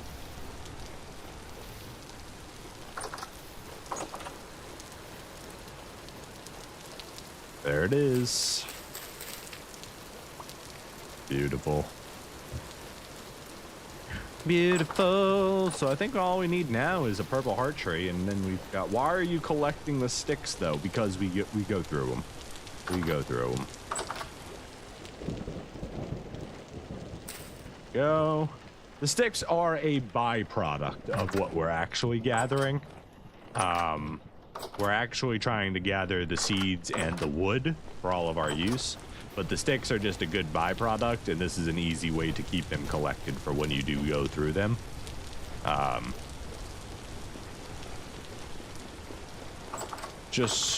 show you what happened to our last big crate of layers of sticks. We decided that it would be fine to utilize that. Hey, Shiver. Haven't seen you guys in a little while. Whoa, don't be going through walls like that, you little cheater. What a punk. But instead of making 10 million more shingles, we put a layer of sticks down over our boards, and I mean, it worked just fine, you know? So this saved us probably 5 hours of shingle making, probably, I would guess, just like off the top of my head, that having all of these sticks from previous stick collecting days saved us a lot of time when it came to finishing this roof. Now, is this roof as pretty as I want it to be? Debatable. I mean, obviously, this is like a very basic building, right? But it's got a roof on it because I had 300 something layers of sticks just laying around from me collecting passively as I do my wood collection. I'm a hoarder. I'm a hoarder, okay? If I farm something, I collect all parts of it, and I find a use for it one way or another. It's just the way it has to be. It's the way I am. I don't like to waste things when they could have a use in the future. Ah, I forgot the next most important part here. The shingle, or not the shingle, the shears to finish our job. All right, well, there is activity, so I guess we're gonna eat and go to bed tonight, and then we'll finish the rest of the task in the morning. But yeah, so we always keep a full crate of like normal sticks in here. This is just for all of our crafting needs whenever we need to make a tool, or, you know, you make some ladders or whatever. We always keep a loose thing of sticks filled up right here. And then when that fills up, because we know we're eventually going to need more sticks, we keep an extra crate filled with the layers of sticks that we make, which is basically 42 times 9 is the amount of sticks that are in there right now, because they trade on a 1-to-1 ratio with themselves. So it's just efficient storage. Efficient storage. Seriously, what happened to my lantern though? Really, I don't remember what I did with it. Stick roof thing's kind of good. Yeah, it helps. It saves on a lot of resources, and it allows you to make a decent roof. I don't think layers of stick count as ceiling, like room ceiling. So like these doors. I just realized these kind of like fold in like perfectly into.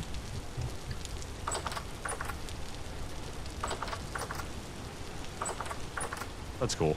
Anyways, I'm getting distracted because it's pretty. What was I gonna say? Yeah, it just saves you a lot of work because you know they're cheap. But yeah, they don't seal as far as temperature or food storage. So if you put a stick roof over your room, it's not gonna actually count as a room. That's the only downside of them, but you know it makes sense.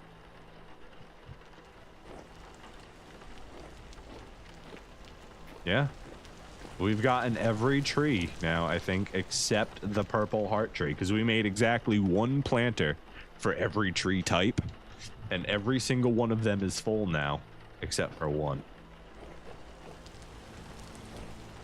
Unless there's more nut trees I don't know about. I guess that's a possibility. But as far as I can see, we've gotten them all. Just need to find that purple heart tree, baby. That might be one of our quests. Go out, head south. We can collect orange mallow, more catmint. We can collect copper and iron if we happen to see it. And then we can go on the search for purple heart. There's something else we needed too. What else did we? Oh, sulfur and saltpeter. Probably won't find any saltpeter on the journey because we wouldn't be cave diving or spelunking, and saltpeter is a spelunking mission. But everything else we would successfully be able to find. So yeah, it will be sulfur, iron, copper, right? Copper. Purple heart tree, catmint, orange mallow. Yeah, that sounds like a pretty good list of things we're gonna need.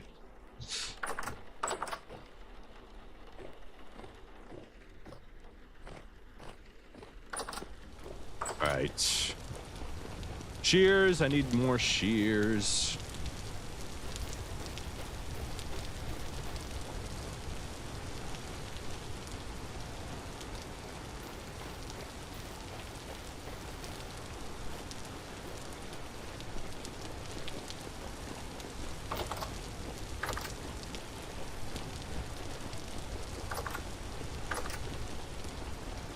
Oh, I guess we have very high activity today.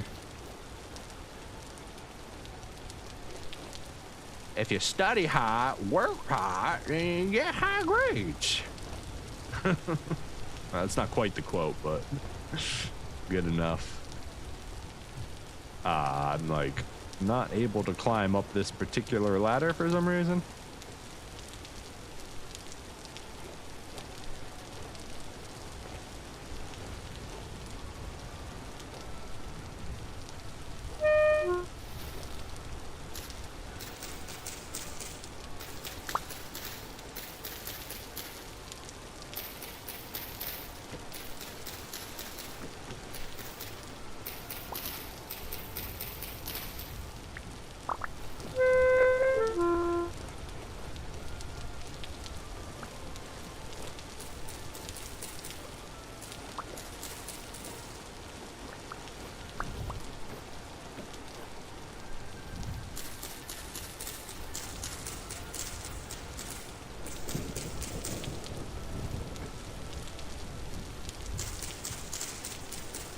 In 1.22 with the UFS for equipment, hopefully we would stand more chances on bears. I love how OP bears are. That's one of my favorite parts about this game. What is a UFF? With the uffs, with the cuffs, with the muffs, with the buffs? With the doves? No. There's honestly, the fear of bears is one of the things that keeps me playing this game.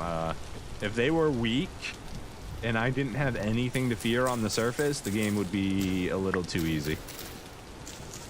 Like the fact that I can already sail through oceans unimpeded by any sort of discourse is already, you know, it's already a limitation on this playthrough. So if bears were weaker and I didn't have to fear them when I don't have my armor on, I don't know. That doesn't seem correct to me. We had this discussion about grizzly bears yesterday, okay? I don't know if you know this, but a grizzly bear is one of the most ferocious predators on the entire planet Earth, okay? They are a relentless killing machine capable of running faster than horses, okay? They can jump higher than a human. They can climb faster than a human. They can run faster than a horse, okay? And they have enough meat and power behind their swing to send you into the next dimension simply by thinking about swiping at you. Do I think grizzly bears need a nerf? Absolutely not. If anything, grizzly bears aren't scary enough in this game.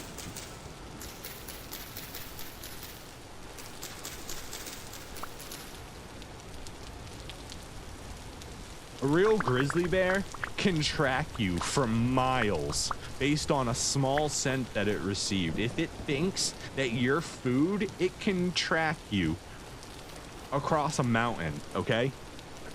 We're talking a creature that can run faster than you, jump taller than you are, can climb trees like a madman, can track you over a mountain range while you're hiking if it desired to. No, I don't want the ultimate predator of Earth to be weaker. I think that would be a bad thing.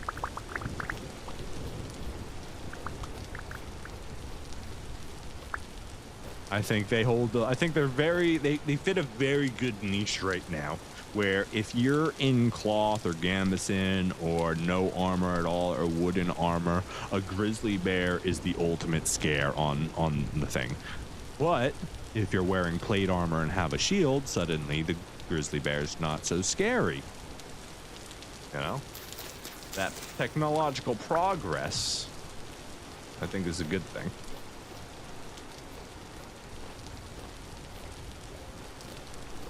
And like, I don't know. That's just how I feel about it. Obviously, everyone's entitled to their opinion.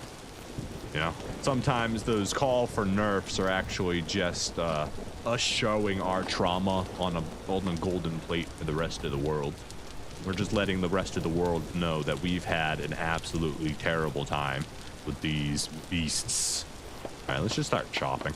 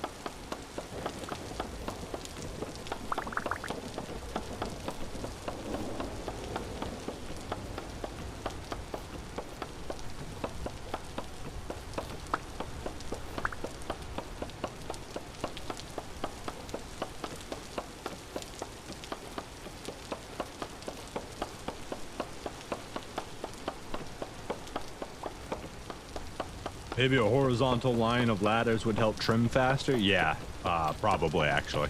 You're 10,000% correct about that. For sure.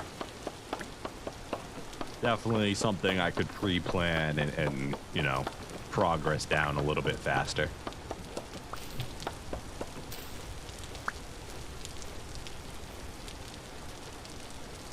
With steel plates, they still kind of pack a punch. Yeah, but if you have steel plate and a shield, like you can crouch fight a bear, mano a mano, and you'll come out with half health, or more. So once you have actual plate armor and a shield, bears are far less scary. Also, once you have an inventory full of arrows, they're absolutely not terrifying. Assuming you see them first, you know? You have to see them first, because if I'm over here in my Gambus and digging away and I turn and there's a bear and he hits me for 8 of my health, suddenly I'm one shot and I'm like, ah! You know? We ain't trying to go down that road. All right, we need do a little hop right here, a little hop back, and we climb up the ladder.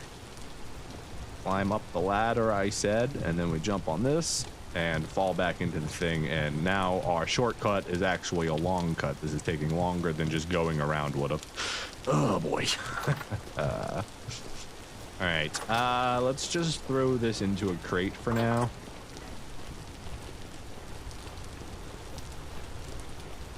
Let's see, right here will do.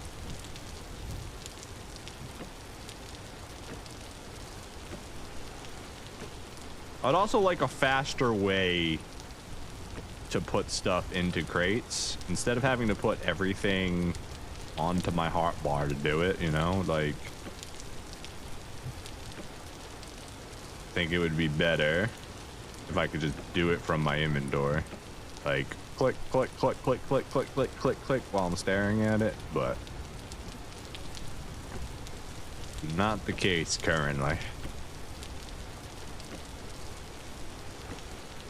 Hello, Jerry Lum. Welcome to the stream, my friend. It's great to have you. Great to see you again. I hope you're having a wonderful... What day is it? Is today Thursday?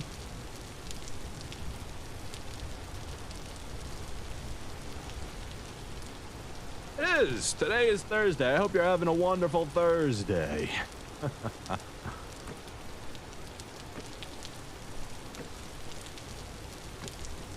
Where is Cow? Cow no exist in game. Cow never come to island. Cow no go moo in Vintage Story. Go moo. But go don't want to get in the trap, so goat no on island. But moo no exists, so no moo.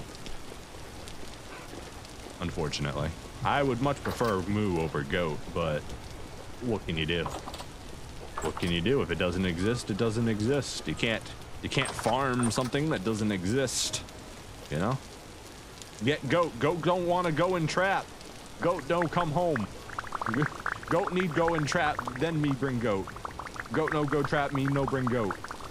I'm sorry. I tried, okay? I tried for a whole year to bring goat. Goat said no.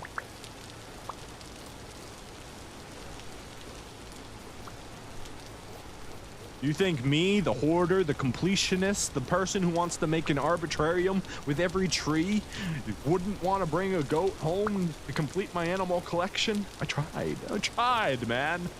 But I don't know why reinforced crate traps aren't working on baby goats. I don't know. It's beyond me.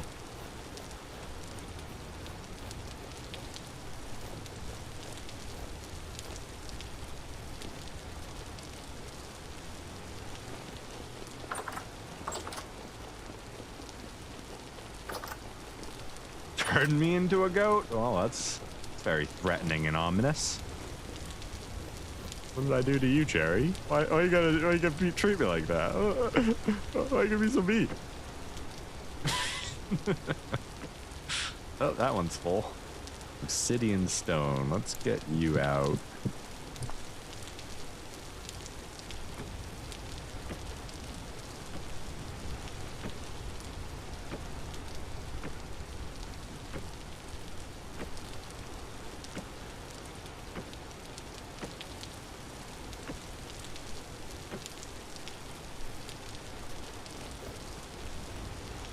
Turn me into a goat, so I'll make cheese. But then, are goats lactose intolerant? Do goats enjoy cheese?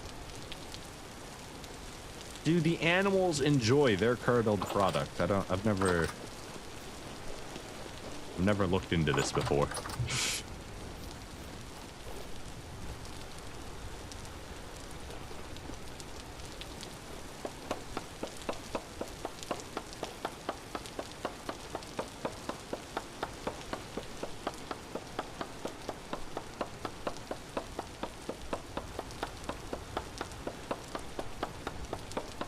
on you to find out. For science!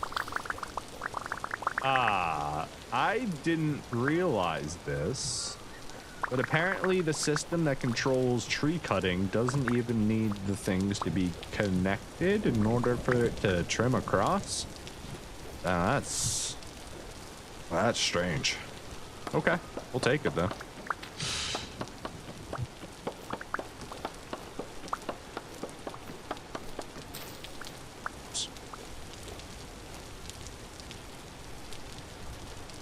Do do do do do do do do do do do do do do do do do do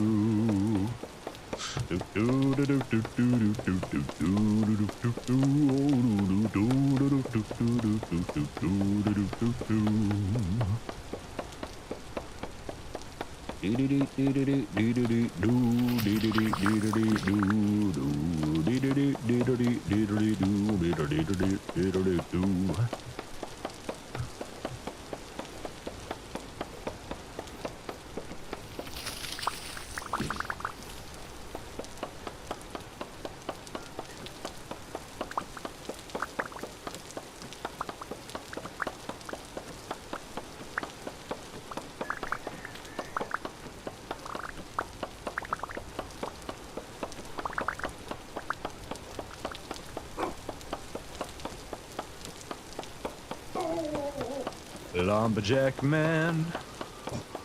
Yeah, we're doing our daily chores. I guess these are seasonal chores more than daily chores. We're doing our seasonal chores.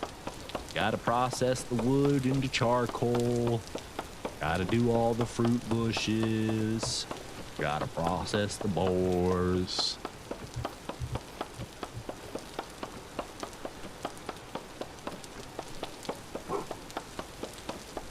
Gotta say hello to the barking Bubba.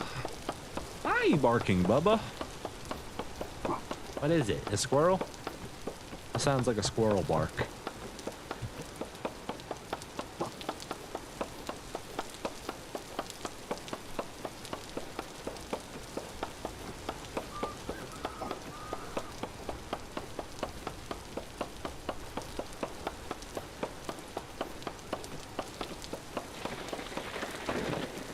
You can always tell it's a squirrel because he kind of sounds disappointed at the very end of it. He's just like, "Rrr," as it climbs like a tree or something and gets out of vision. Poor boy. One day you'll get your squirrel, Bubby. Mama will be terrified, but one day you'll get your squirrel. I guess petrified, not terrified. She wouldn't be scared of it. She'd be horrified by the moment.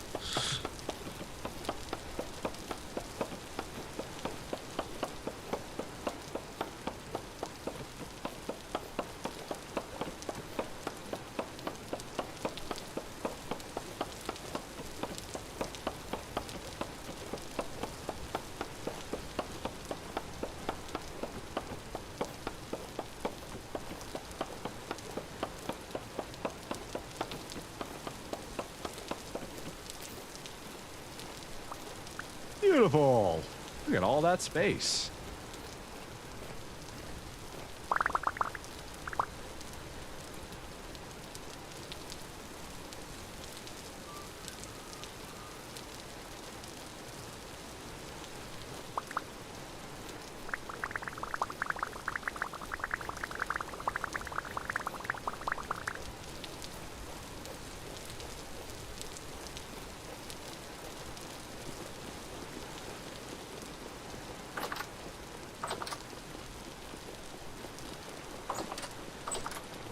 Do we have any empty crates here I can utilize? Yeah, we got a couple here we can use. Actually, we need to fill up our oak storage first. This is for indoor use. We like to have this as full as we can in case we ever need boards or anything. This is also our emergency wood supply. Alright, the rest of them we can try and shove in here. These don't have quite as much space because they're aged crates instead of normal crates. For some reason, they have about like 2/3 capacity compared to a normal crate. I'm not sure why. I'm not sure why they made that distinction between the crates.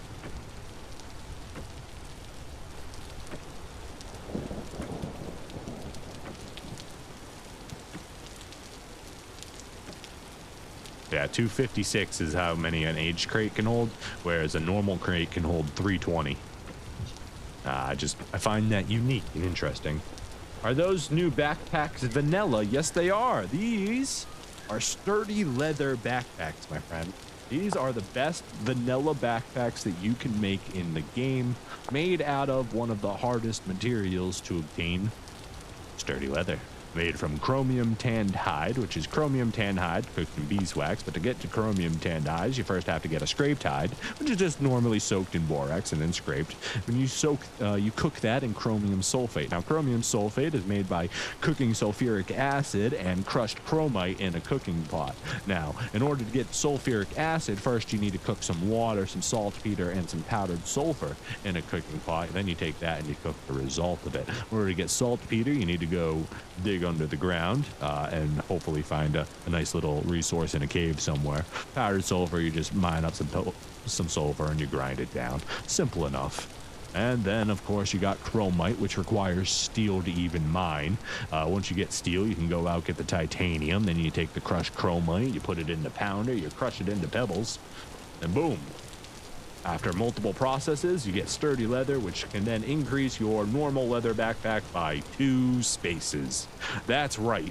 All of that work that I just listed is for 2 additional storage spaces inside of your backpack. It's absolutely incredible. Look, you got normal backpack, 6 slots. Sturdy leather, 8 slots. All of that work to turn normal leather into chromium leather for 2 slots.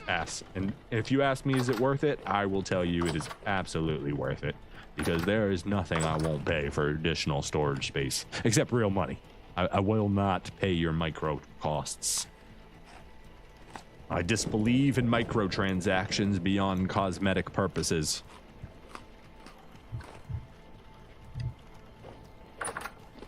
Therefore, I will not partake in them if I don't have to.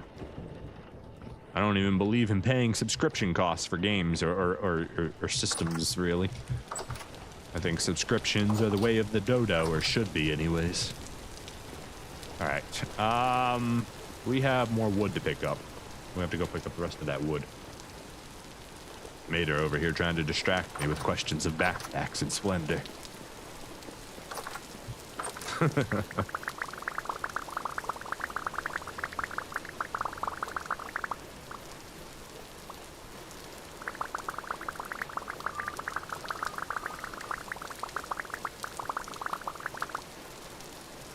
Oh wow, we ran out of space again. I didn't see that one coming. Now you might be thinking, Vile, that's a lot of wood.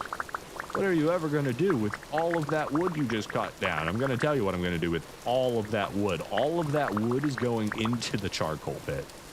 It's literally where 90% of this wood is all going into. It's going in to make us another pit of charcoal.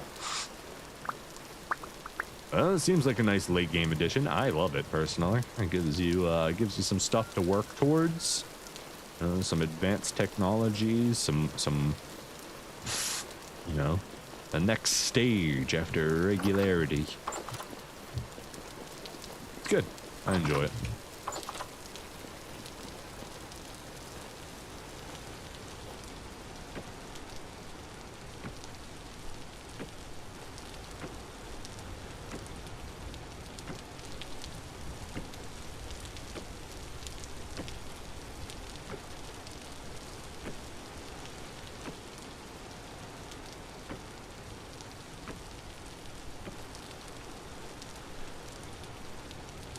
Okay, sandstone, you need to get out of the way.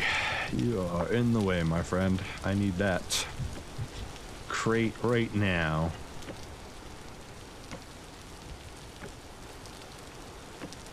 Vintage Story is the only game where you can put over 200 hours on a world and yet keep achieving non-repetitive stuff. It's crazy. Yeah, the depth in the game is absolutely lovely. And like, it's got limitless possibilities because it's a sandbox, right? You're living in a giant voxel sandbox. And then on top of that, they decided to give the game lore and background and story. So it's like, whoa, okay, I'm here for it. I am here for it.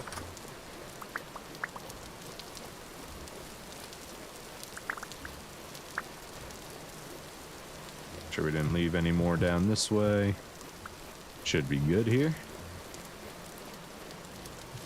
Nighttime comes, but it's still calm out, so it should be fine.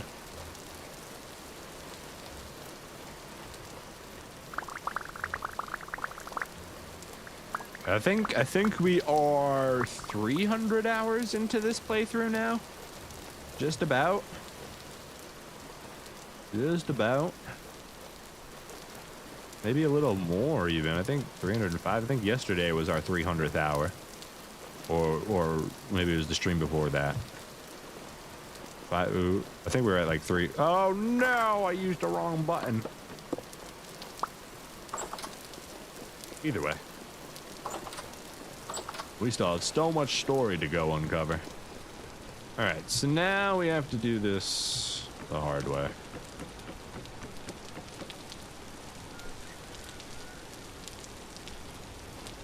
I guess we can go put these sticks away too. That'd be the smart thing to do.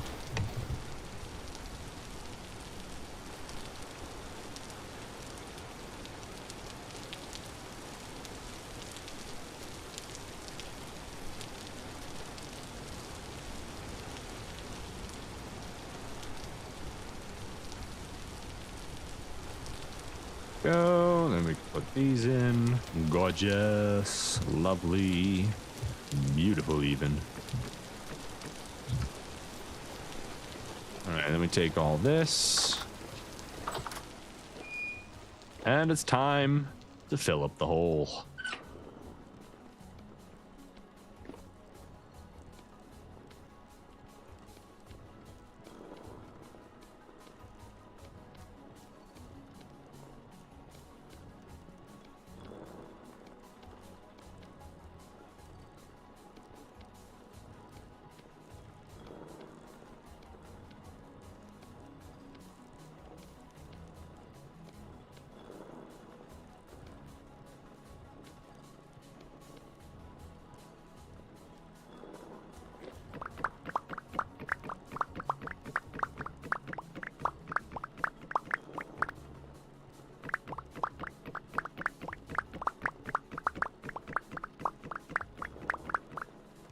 Basically, in order to fill up this charcoal pit, we need 6x6 stacks of firewood.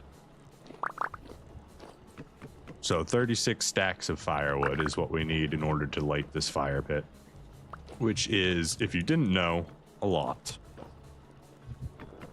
It would be the equivalent of...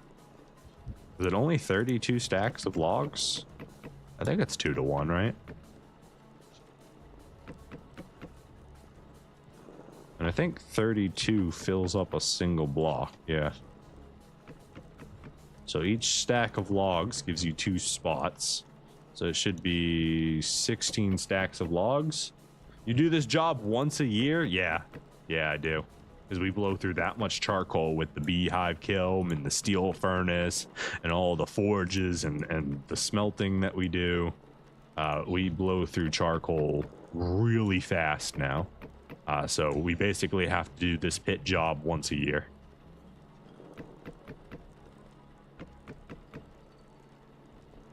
Obviously, that goes down if we make less steel. But for the most part, steel takes up a stack of coal. The steel furnace takes up half a stack of coal basically every 24 hours for a whole month, 7 days or 9 days, I think. Or it says a week, so I'm not sure if it's 7 days or 9 days that it cooks for. I think it's just 7 days that it cooks for. So you basically have to use 3.5 stacks per steel furnace of charcoal just to get that iron transferred into steel. So you definitely go through it.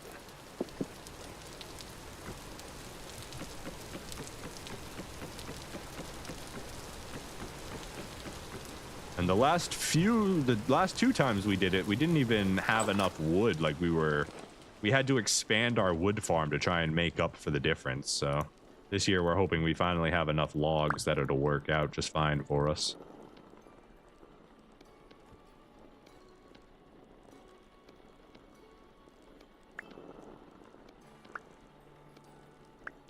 We gonna see, at least. We gonna see.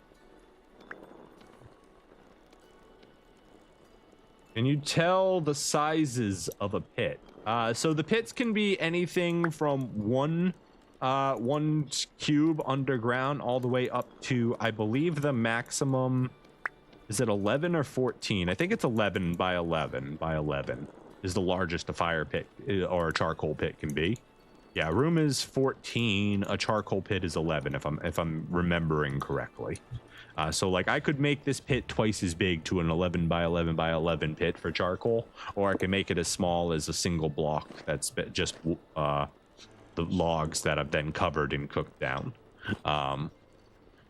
The bigger the pit, the less percentage of loss that there is of wood to charcoal.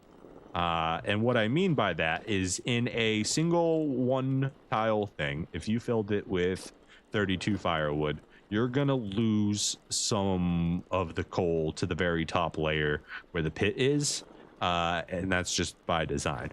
But if you were then to make that same thing a 2x2 pit, or I guess you would want to do a 3x3 so you could do a center light, you would lose far less to the burning than you would to a giant pit like this, percentage wise, because it's really only the top layer has like major loss factor. Everything else is usually pretty good. So bigger pit, more efficient. It just takes a lot more to fill it in, you know.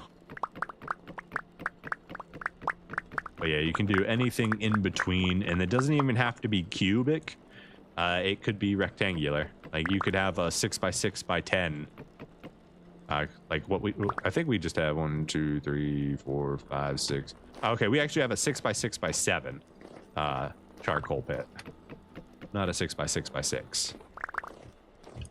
And just further proves my point. Doesn't have to be a square.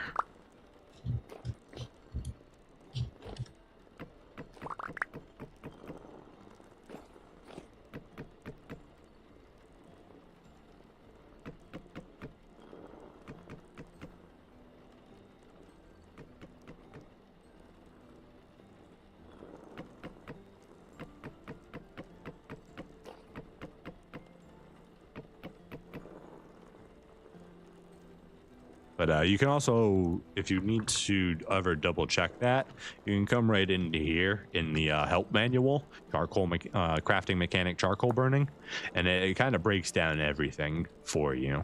So you dig a pit, charcoal pit, dimensions up to 1111 though, 2x2 by 2 should be fine to start with. And it just kind of goes over that whole thing.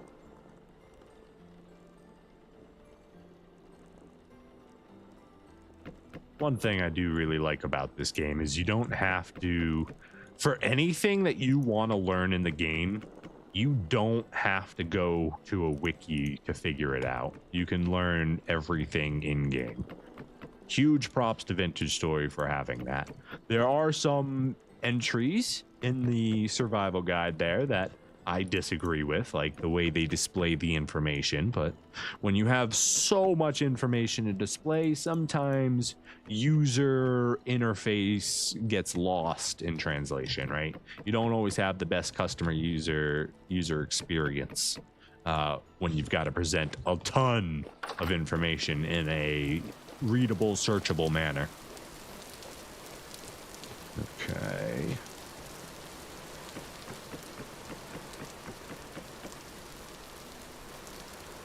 Except prospecting. Is prospecting lacking information? In order to advance, we'll have to find some rare resources. Prospecting pick and find where to search for them and density search. Break 3 blocks in close proximity to sample the area for ores. The sample block must be located a minimum of 3 blocks away, but as maximum of 16 blocks. You can sample anywhere as long as you can break rock. For example, you can cross a cave, outcropping stone, or blah, blah, blah, move at least 3 blocks, break another block, do this again. Okay, they explained the basics of doing it. Samples completed, the chat log shows the information, low density, so they kind of explain densities briefly, which is a good thing. No certainty of actually find the ore. If enabled, you can use the node search mode.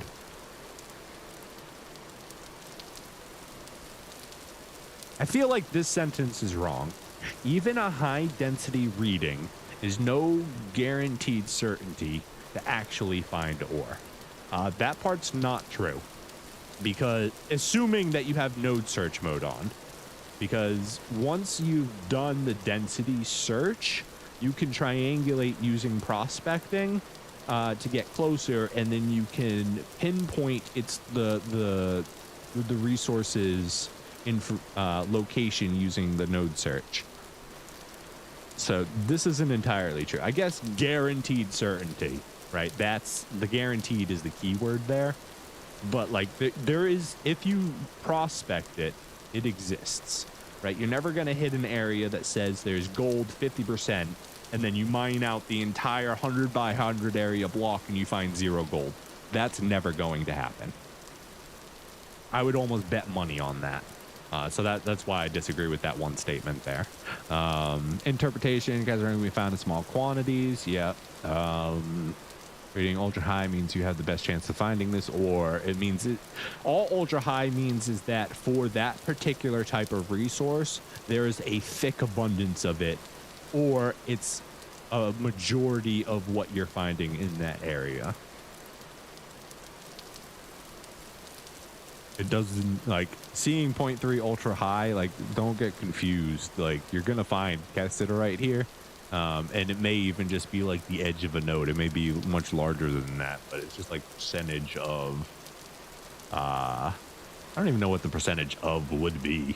Additional hint samples void 30 blocks away. So they kind of get a little bit more information here to kind of break down how to understand the density of things in the height of the world. The same results are valid for in the density search mode. The same results are valid for the entire height of the world. You won't get different reading samplings above or below.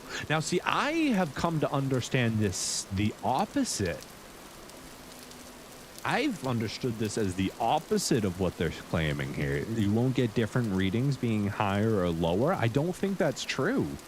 I think you do get different readings based on where you are, higher or lower, left or right, because you're searching a different chunk of blocks here. It is generally sufficient to sample only every 30 to 100 blocks away. Yeah, because they basically do about a 50 block chunk. So if you do every 100 blocks, you're connecting. If you do every 30, you're definitely overlapping your searches a little bit more. But from my understanding of doing it, I have found that doing up and down searches changes, because the world is more than 50 blocks high or low. And I found, like, I know it's not actually a chunk reading. It's not reading a 50 by 50 chunk of the world, but that's just, I feel like the up and down does actually matter. I would have to do a lot of testing there. Is it written there that the search radius is only 6 blocks? Yeah, right here. But it is configurable. If the server or game settings allow it, the prospecting pick can instead be set to node search mode. If you don't have node search mode enabled for your game, enable it. Just do it. I don't think it's enabled by default. If you don't have it enabled in your game, you can actually turn on developer mode and turn it on with a console command. I forget what that command is right now, but you can search it really easily. It comes up pretty quick, and you can customize it to be however many blocks you want it to be between a range. But yeah, definitely have node search mode on. It is going to make prospecting way easier. Probe much smaller radius through command. If it finds something, there's guaranteed to be an ore vein. Yeah. Node search, there is 100% guarantee. If you click it, it says there's something nearby. You can literally find it. through a series of steps. Let's find something with guaranteed order vein, right direction to mine. Yeah. It's not actually a radius, it's a sphere. Do you know what a radius is? Do you know what the word radius means? It is specifically used in spherical measurement because it is half the length of a sphere in any direction. So when people will never talk about a cube and be like, the radius of the cube is 4.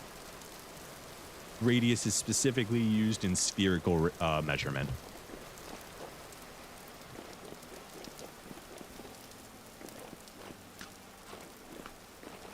In case you were wondering or didn't know.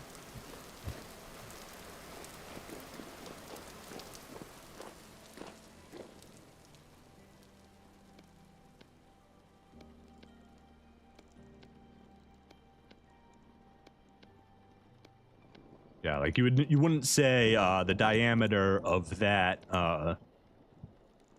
octagon is 6, right?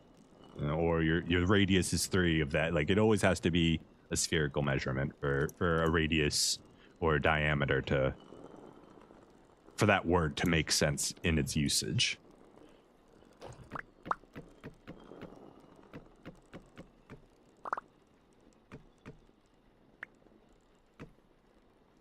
The more you know.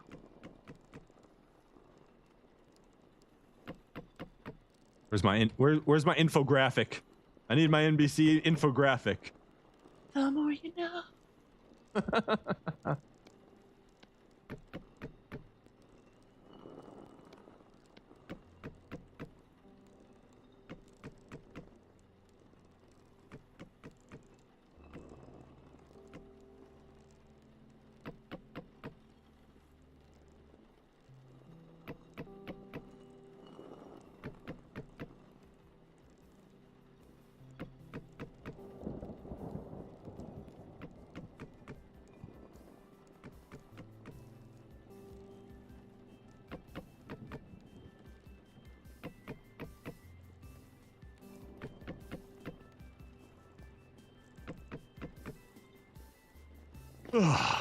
Not even halfway full yet. I need all of our pine logs now. They're all right here.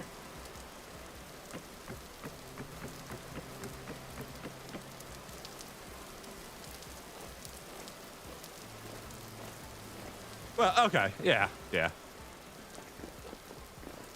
So don't get me wrong, in order to go from a flat circle to a sphere, to measure the volume of it, there's a little bit more intricacy. But a circle is just like a plain reading of a sphere. If you took a sphere and you placed it flat on any 2D surface, that's a circle. Basically, a circle in a 4-dimensional, or I guess a 3-dimensional world. Right. If you looked at 4D as a plane, like as a single plane, and you took this 3D object and you passed it through it slowly, it would always appear as a 2D circle. That gets a little bit more confusing. Oh, I'm using the wrong thing. I need to turn this into firewood first.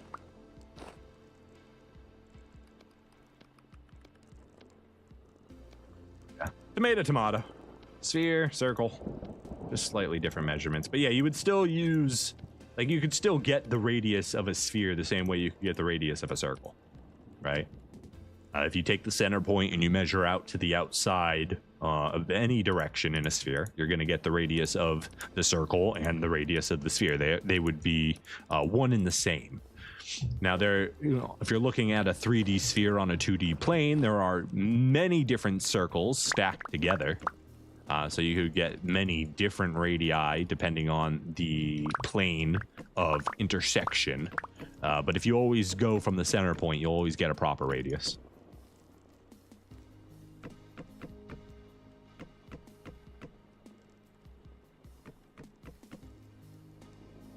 These are the fundamental rules of our world that cannot be changed. No matter how hard you try, the radius will always be true. Unless you give me oblong shapes that are not perfectly symmetrical, In which case, things get a little bit more awkward in the measurement of their volume. But this isn't a math stream.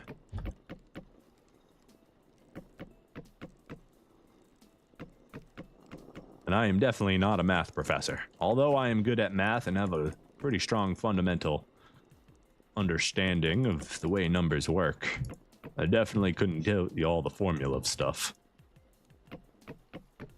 But I was always good at practical math. Calculus and, like, you know, advanced trigonometry and stuff, less so. But like the practical application of math and physics and stuff, I was always really good at.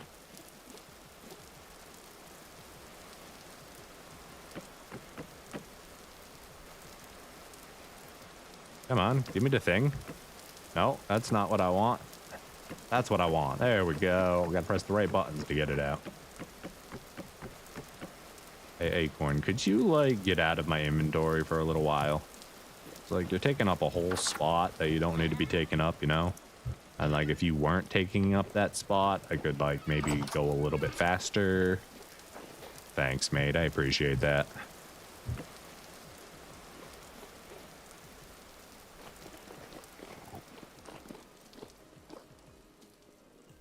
All right. Firewood, we begin.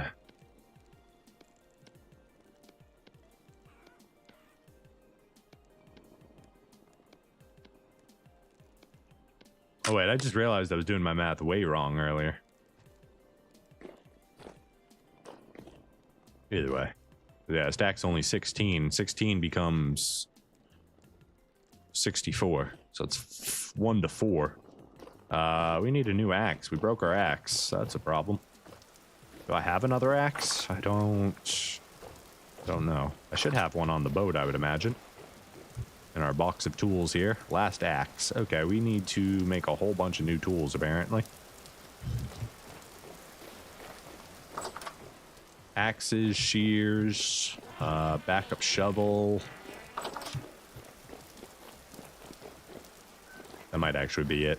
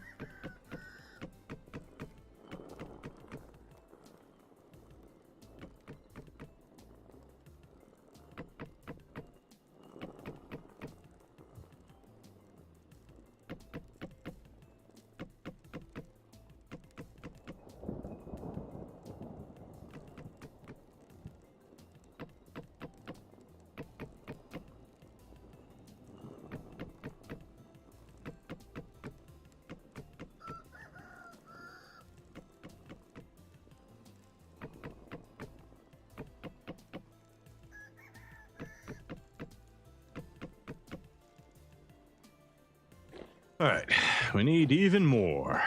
Oh boy. I'm really glad we didn't decide to make this charcoal pit any bigger than we did, because it just takes forever to fill up. I need an automatic stacking system, you know? I need an automatic chopper. We've got a pounder, but where's my log chopper? You know, where's my sawmill? I need a sawmill is what I need, but just for firewood specifically. That way I can set up an automatic feeder into this thing and just, you know, it'll drop the logs in and they'll stack up on their own. Oh my God, that would be incredible. That'd be so good. I want that. I need that. Not that. I don't need that.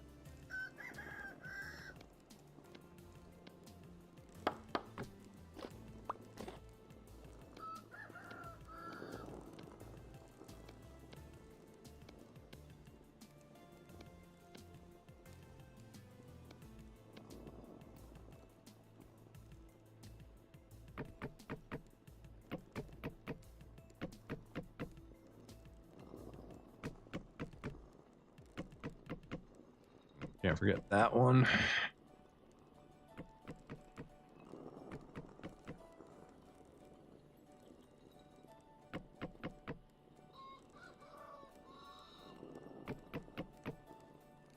All right, now we got to go dip into our inside oak supply because we went through all of the pine logs here and all of the outside oak logs.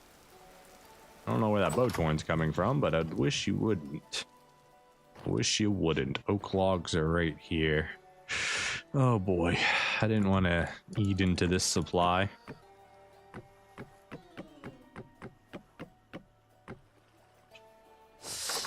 And we still might not be planting enough trees. That's crazy.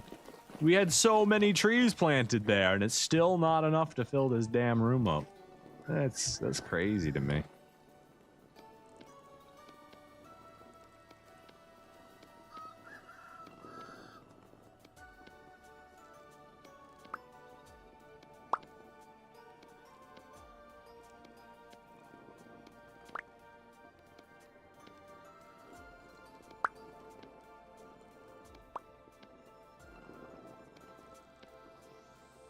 You think life would be much harder if not for the carry-on mod? Yes. The carry-on mod is an absolute huge quality of life because this. I can't, you can't normally carry a travel chest on you, right? This chest has everything I need to survive out in the wilderness at any given time. Extra pickaxes, prospecting axes, a backup weapon, something to start a fire in case we start freezing to death, a fire starter in case we're in the middle of winter and have dry grass, a bed to sleep through the night. We keep extra food in here. Like, without the carry-on mod, you have to convert all 16 spots of this to your normal inventory, right? Like, that's insane. That's so much stuff to have to carry on. Like, we have the boat now, which is it's just huge bonus, right? Now you technically could just have the boat or the elk with all that extra stuff on you. That's a possibility in vanilla, which is cool. I like that. But it doesn't compare to having the ability to just grab a chest. Come on, get out of my... I'm trying to pick up my stuff here. Get out of here. You know, just pick up the chest, throw it in my bag, and be ready to go. I think the carry-on mod is absolutely wonderful. And on top of that, say you have something here that's placed. I can't normally move this crate if I need to do something with it, you know? That you have limited inventory space. Yes, but I don't find that having a little bit of extra storage space hurts you, because at the same time that I have this on, I'm sacrificing speed, which means I can't escape from bears anymore as easily, right? So now I'm more likely to die from bears and wolves and shivers on the surface because I'm slower, because I have it on me. You know, if I take this off, employee shit, oops. You know, I'm a little bit faster. It's like 10 or 15% faster without it on.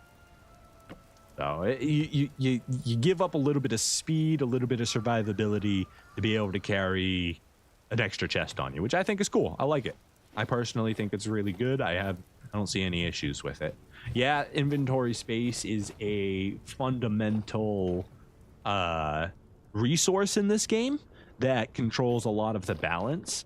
But at the same time, I find that adding the ability to have an extra maximum of 32 slots for in-game penalties doesn't really off-balance that resource component of the game. You know, inventory is such a limited resource in this game that I'm still struggling with it with 6 houses and sturdy leather bags and backpacks and a crate on my back. I think you're just fine to have it, and it's not going to really affect it too much. Personally, you know, maybe you disagree with that and you don't use the carry-on mod, and that's absolutely fine. You can find other ways to carry the essential resources that you need, or play in a way that you're not going to be putting yourselves in a dire situation, right? I'm able to go out on longer expeditions because I have a travel chest with me, And I think that's a good thing. But of course, there are, you know, you could load up an elk and have him carry your stuff. You can build a boat and have a travel chest on the boat instead. There are other ways to do what I'm doing with the carry-on mod. I just think the carry-on mod is a very, very nice quality of life mod. And personally, I won't be caught playing Vintage Story without it anymore. I could not go back to playing Vintage Story without the carry-on mod. It wouldn't be the same for me.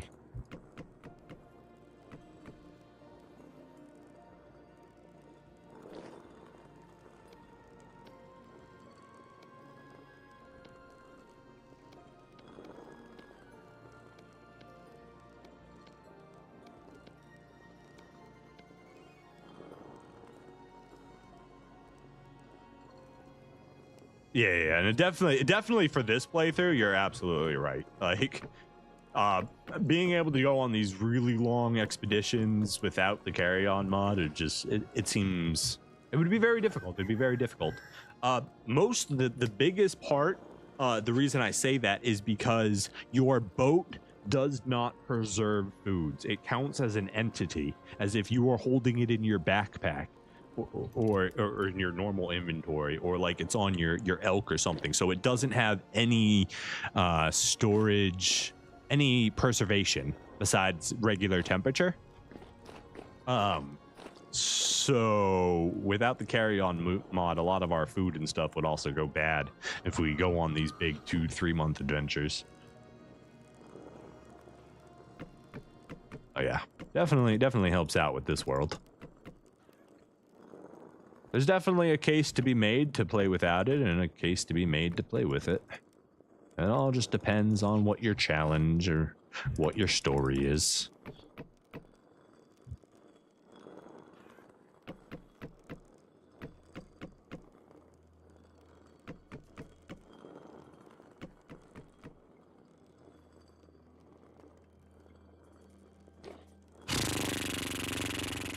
Guys, we didn't have enough logs on the entire island.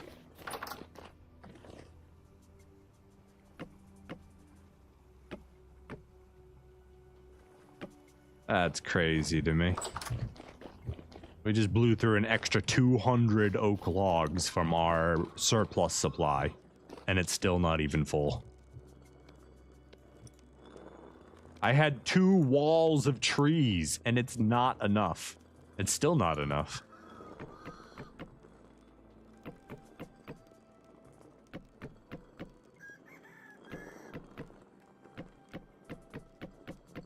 We want to make sure this top one up here is actually full all the way.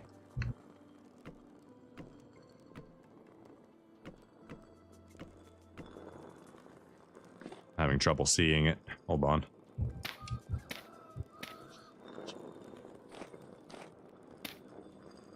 There we go. Now I can see it just fine.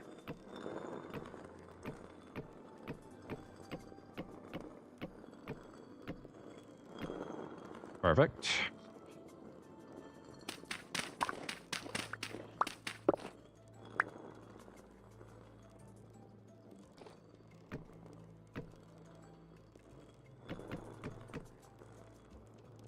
Oh boy, we still need another 7, 8, 9 stacks of firewood. So that's gonna be what, 2 or 3 stacks of wood that we don't have currently. All right, let's go chop down the rest of our trees and see what we can manage here. These are trees I wanted to get rid of.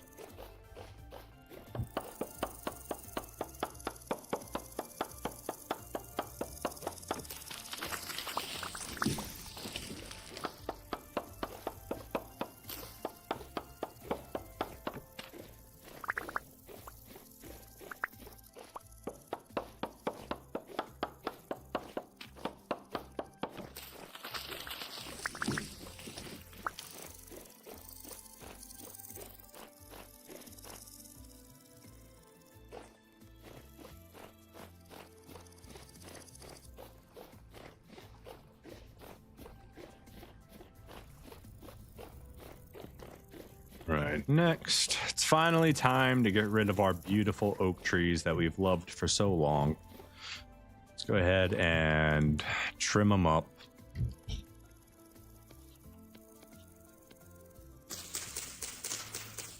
I believe this particular tree has been here since the very first year of the island, but it's just time for her to come down.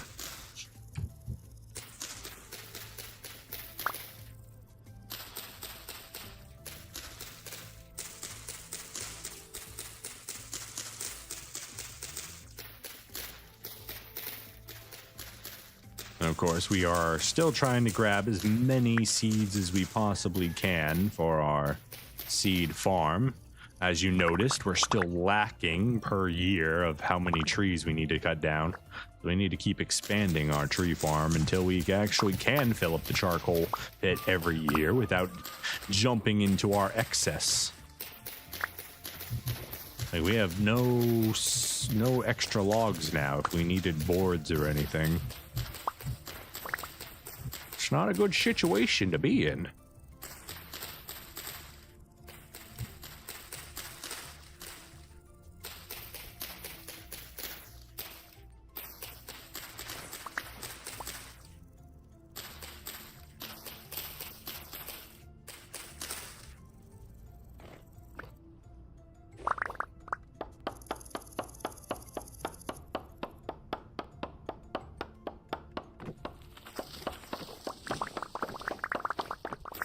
Goodbye, beautiful oak tree. You were gorgeous for a while.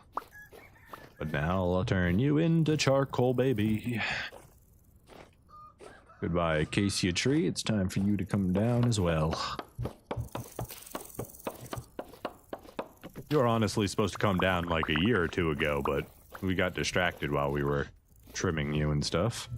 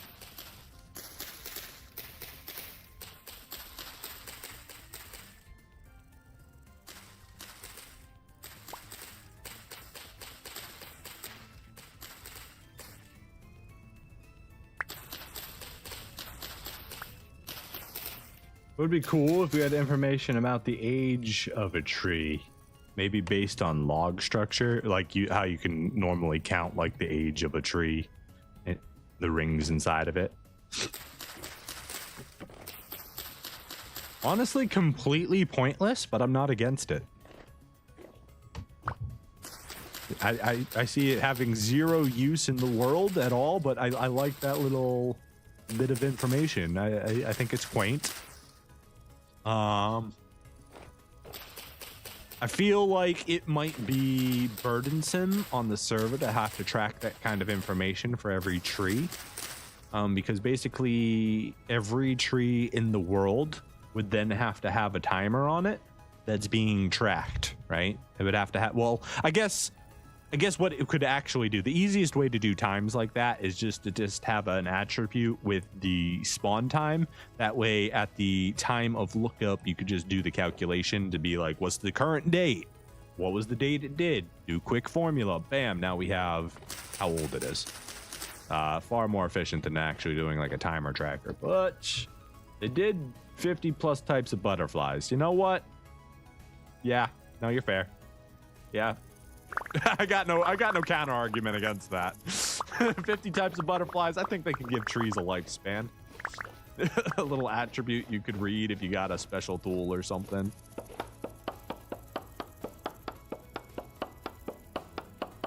Maybe when we're sitting here looking at oak log, if it's, you know, a physical tree, you can just be like tree age.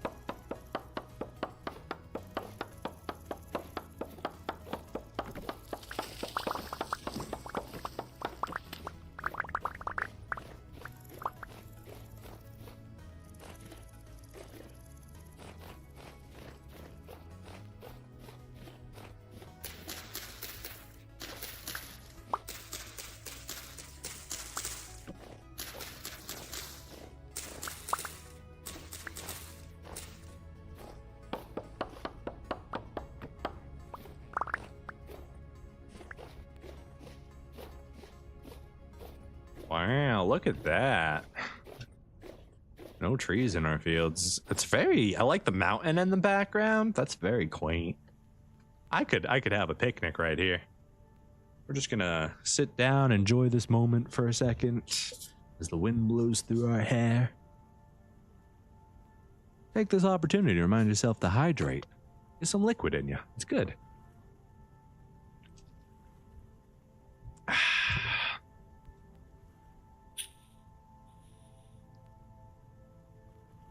This field is going to look absolutely incredible once all of the fruit trees are in.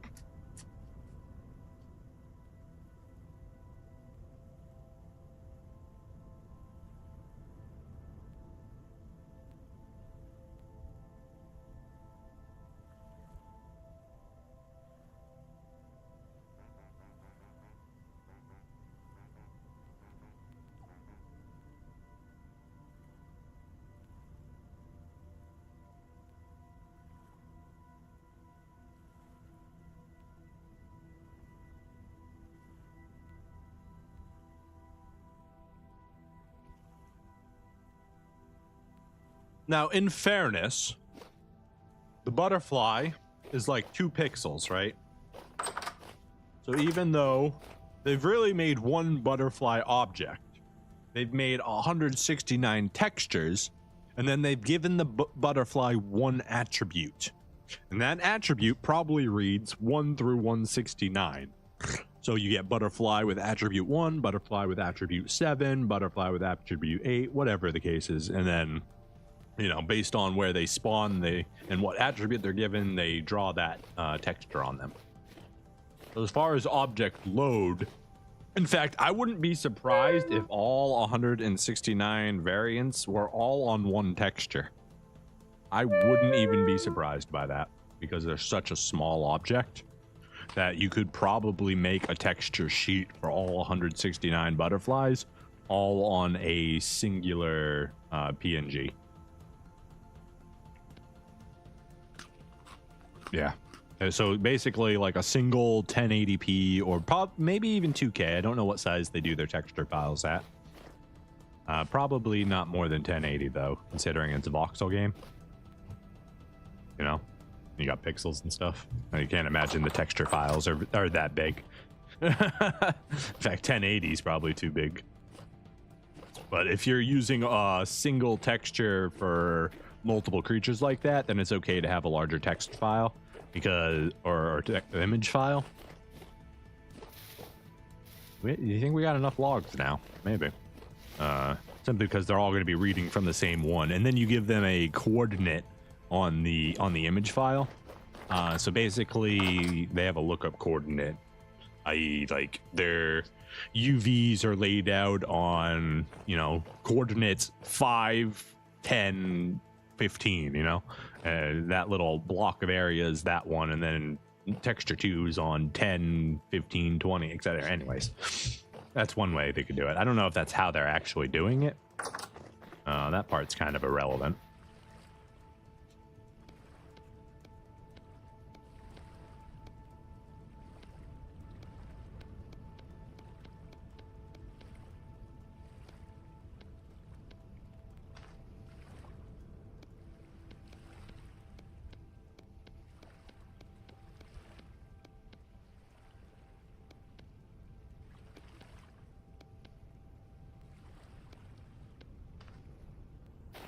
Alright, that gets rid of all the sticks.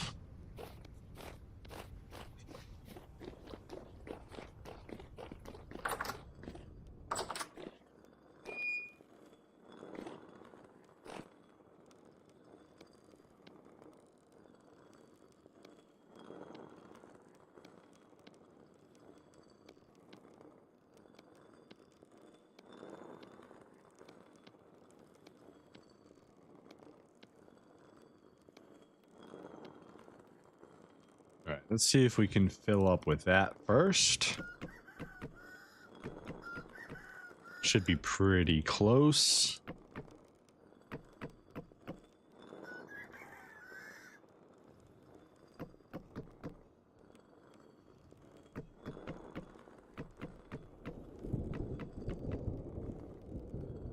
There we go, baby. Charcoal pit is lit. We've got a couple extra oak logs here. So we're like 4 or 5 additional trees away from having enough wood in our thing. So actually, no, we had to pull out an extra 200 logs. So it's gonna be. How many is it gonna be? It's gonna be like an extra 10 trees or so, something like that. Hello, stream dude. I'm trying to be a regular streamer. Add me on Discord. Probably not, Mixdade. And here, let me rebound that with a simple question. Are you a robot? Regardless of your answer, the result is probably going to be the same.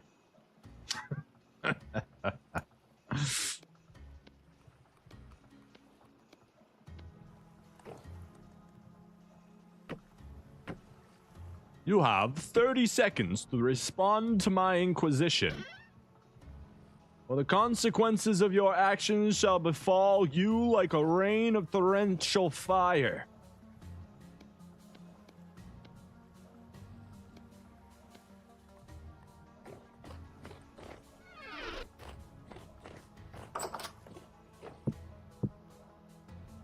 I need dry grass, not sticks. That's an oak log. There we go.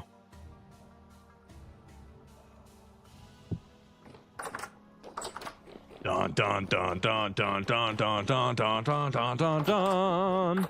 Your time is over, sir. Congratulations, you have won yourself a beautiful prize. Dun dun dun dun dun dun. Welcome to the Banaporium.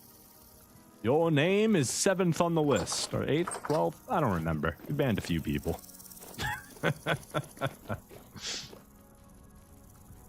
And this is how you get banned. Whoa. What am I doing? Oh, I'm trying to start my pit. Trying to start up my fire pit over here.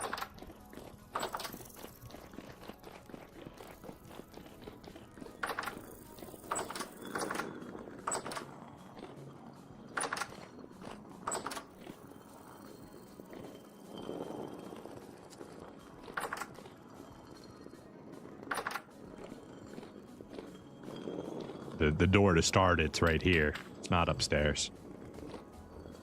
All right, so we just stick in some dry grass, put in a little campfire right there on top of everything. Once it says charcoal pit, you light it up, stick a piece of earth right there, and then you call it a day. In 24 hours, that entire pit of wood will become a nice, I would say shining, but it's more matte. Glorious matte black mass of charcoaly goodness. Oh yes. Go ahead and leave the firewood in here. Acacia logs, you can go in here. We specifically didn't do you because we wanted to save you if we could. One day we'll find a proper use for you, the way we imagine it. We need to go and get our farm replaced. So we've got almost 2 stacks of oak and over 2 stacks of pine. So we should be able to make some nice walls here.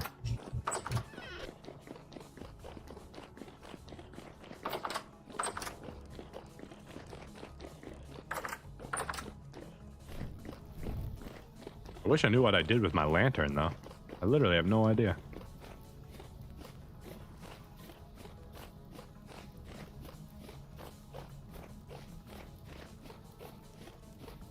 Right.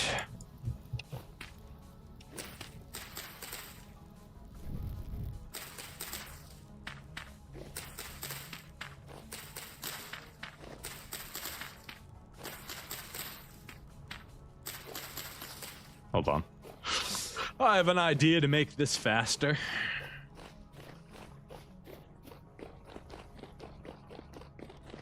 Oh, fireflies. Oh, wait. This island is gonna be beautiful. We're gonna have so many fireflies here. Oh, it's gonna look so cool. It looks so cool.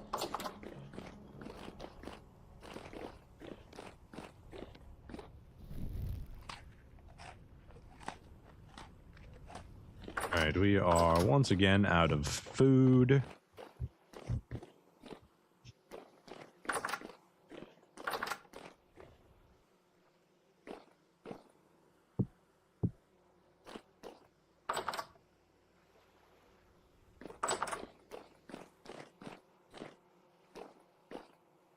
Things are getting a little messy in here. Kind of letting the place go a little bit, you know? We got barrels everywhere. We got crock pots, empty crock pots ready to be cleaned and reused. Dirty dishes on the stove. My goodness. Horace, I'm sorry I let your place get so dirty, man. Good job looking over everything, though. We appreciate that. Didn't I just grab 2 crock pots of food? No, I grabbed 1 crock pot of food and then immediately put it back. That's what I did. Oh my god. Oh, brain. Oh, brain. You're so beautiful. You big, beautiful, smooth-ridged thing, you. Alright. Crock pots of food. We're good. We're still missing our lantern, so that's awkward. But it is what it is. Don't have an extra lantern here. Seriously, what did I do with it? I swear I grabbed one. We were running around the island with it yesterday.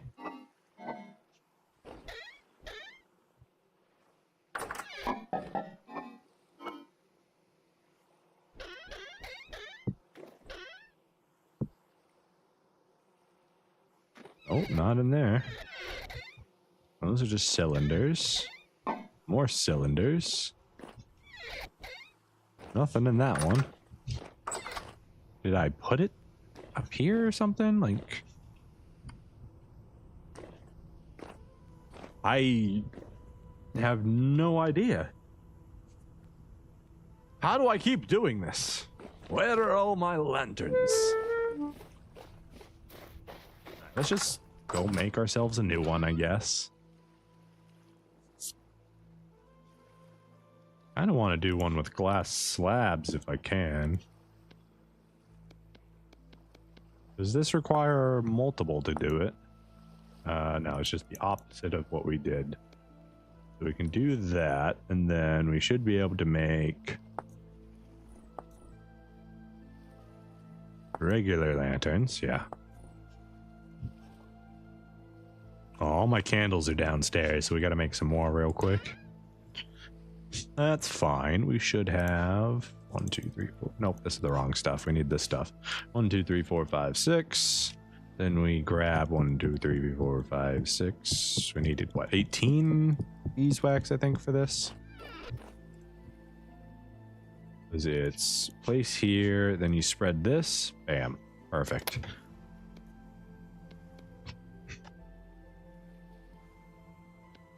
That's probably far more than we need in there.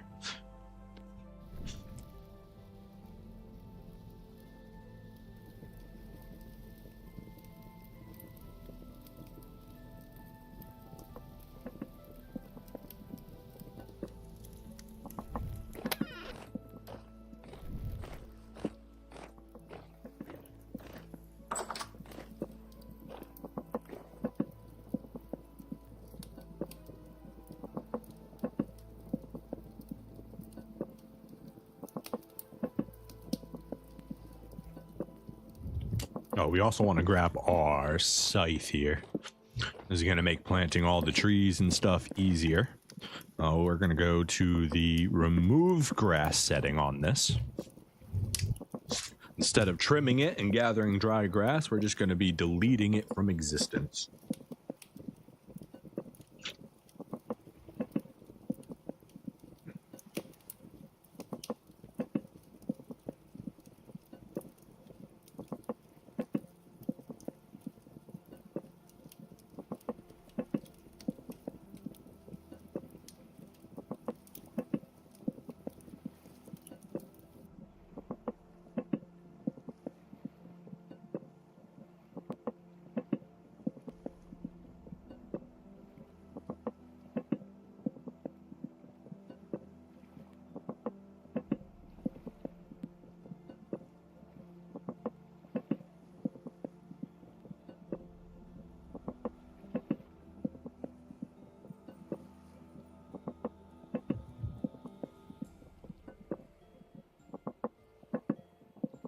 Candles, candles, candles, I made you out of wax. Thank you.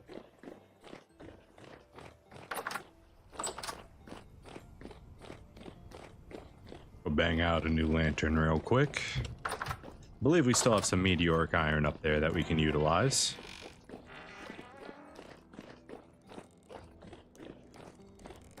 If not, we got tin's bronze, so either one would be fine. Ah, yeah. Oh, yeah, we're good. We're good. Good.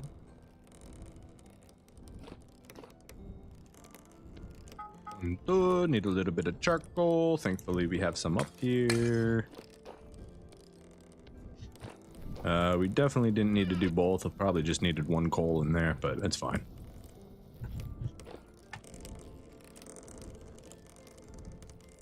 And now we wait for it to heat up.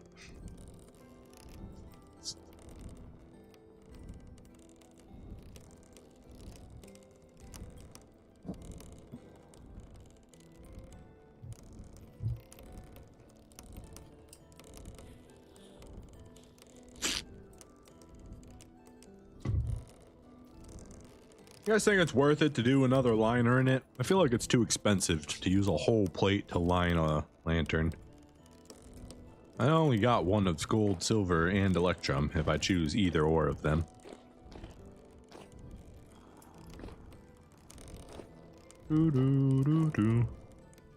That's why I haven't done the trim in here.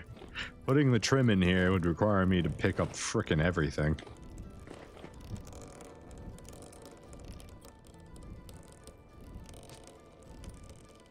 And that is something we definitely don't want to do. Oh, we're gonna need tongs.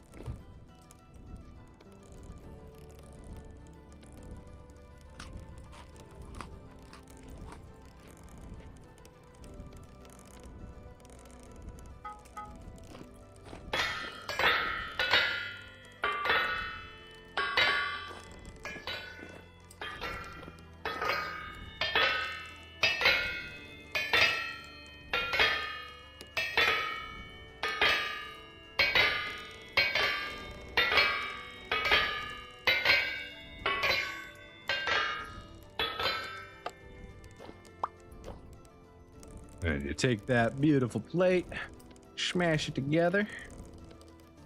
And then you get to meteoric iron with some plain glass. Now we want to go compare this look here to another one just to see how different it is from using the quartz glass in the real world. If it is at all.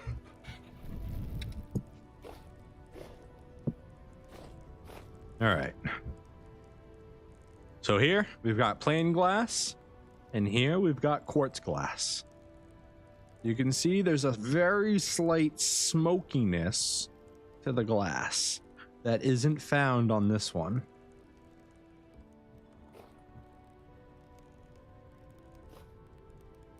A slight white tint to the glass here, which does not exist on the normal lantern.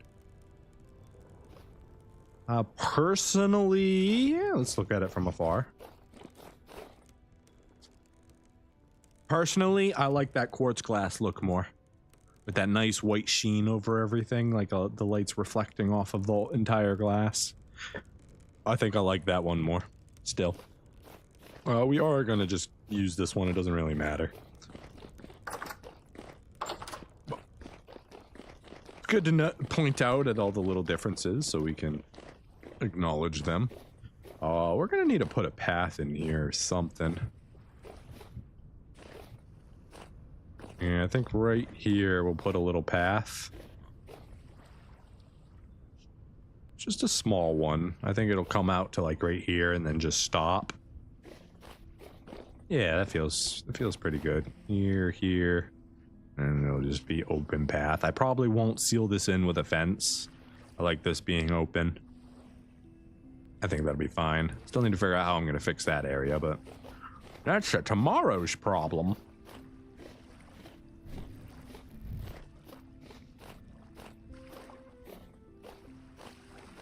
All right, take my scythe, remove the grass.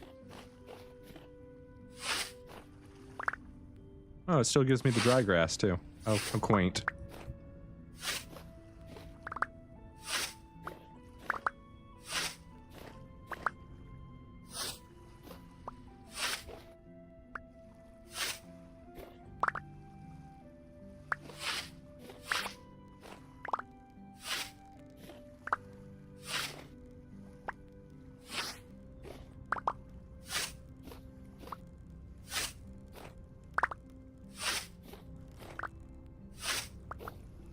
Go. All right. Time to get a planting.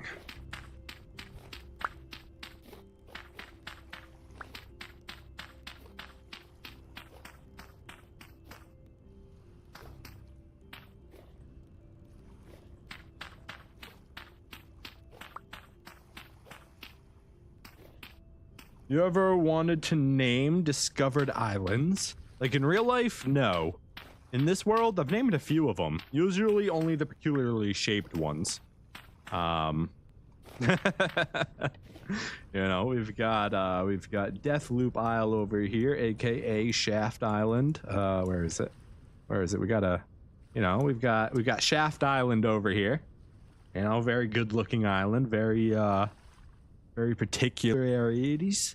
And then somewhere, I don't remember exactly where the other one is, we've got Long John Island, which is actually smaller than Shaft Island. But I don't quite remember where Long John's was.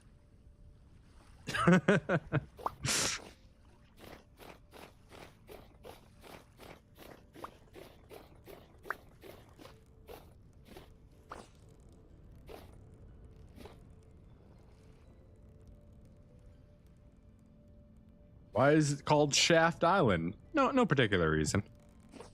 I can't think of any particular reason that we called it Shaft Island. It was just, I think it was just the first thing that came to mind at the time. Maybe it's about how many times the island shafted us hardcore. You know, because we went from 7 or 6 deaths to 23 on that island. Maybe it has something to do with that. I'm not entirely sure about the lore anymore.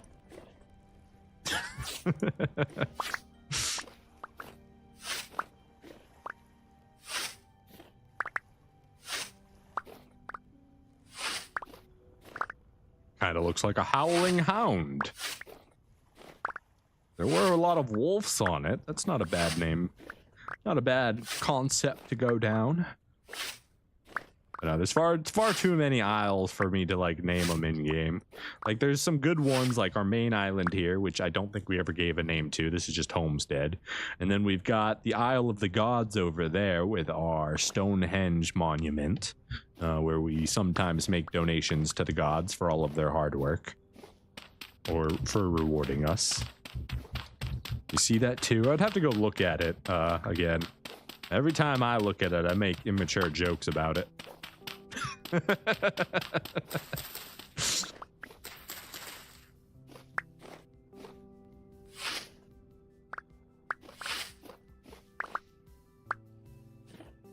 I think we want to shovel all this out, actually. We do. I don't have another shovel on me, though, so That will have to wait.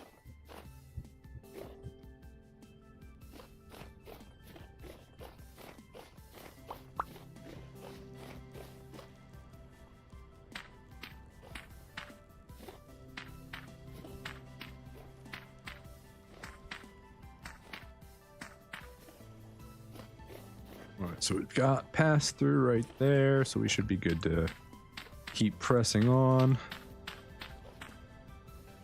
Okay, there's all of them. So now we switch to pine.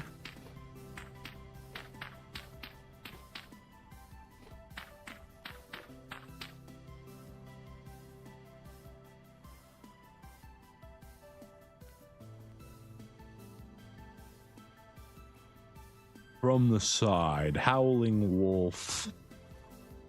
Like here.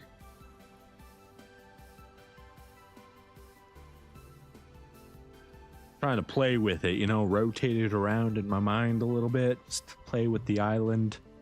You know, see where you're referring to. You kind of, you got a little wolf shape, kinda, a little bit. Yeah, I don't know. Not necessarily seeing it the same way. Its tail is at the left. Okay, so you're talking smaller scale then. Talking smaller scale. So you think that's like the tail, so like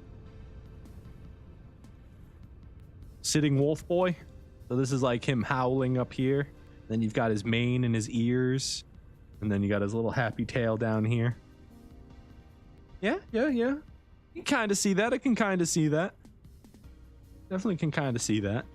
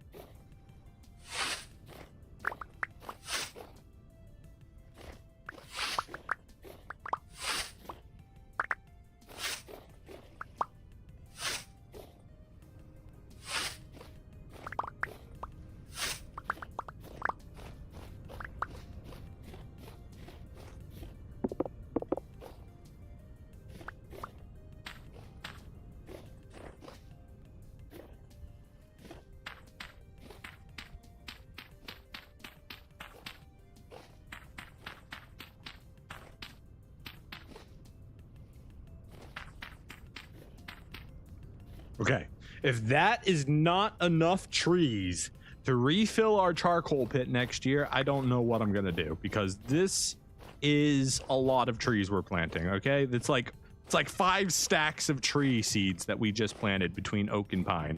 If it's not enough, I'm going to lose my mind. We should have absolutely plenty here. Next year, after we do the tree harvest, we're eventually going to come dig all this down and flatten it. I think that'll look better than having it elevated like it currently is. But for now, not that big of a deal.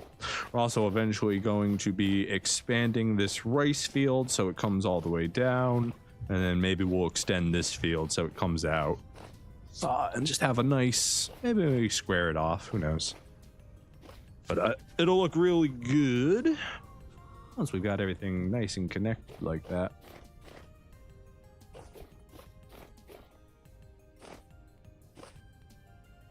Beautiful. Secondary garden is complete. Well, for the most part. Let's see. Cow paisley, red top. Red top can go in our apiary area. Speaking of apiary area, we may want to go ahead and trim this down now. It hasn't all grown in yet. Bit of a problem. Because we planted some of those reeds late, right? While they were already grown. So they're going to be offset for a while.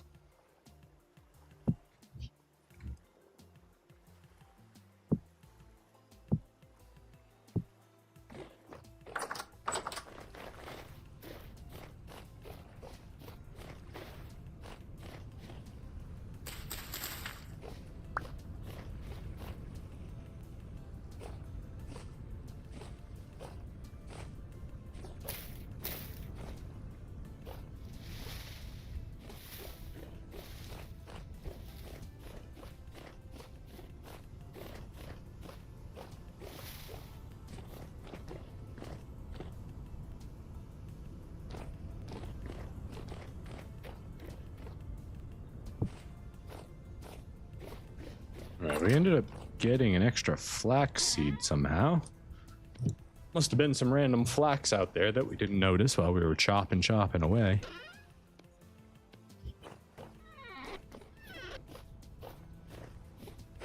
Fertile soil, where are you? Right there.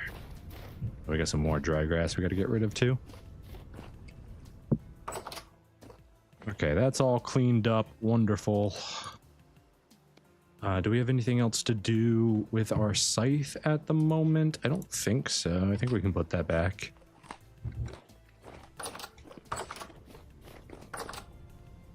This isn't grown yet. 3 of 9, 4 of 9.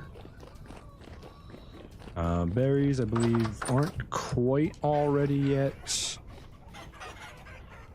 Yeah, they're still... Some of them are still flowering, I think. But they're getting close. Maybe those are just white currants that are ready to be picked.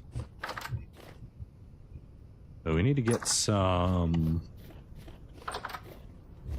packed dirt paths down real quick too while we're doing some homesteading work. I've seen a few that I want to get taken care of, so let's go grab some regular dirt and turn it into packed dirt for walking paths.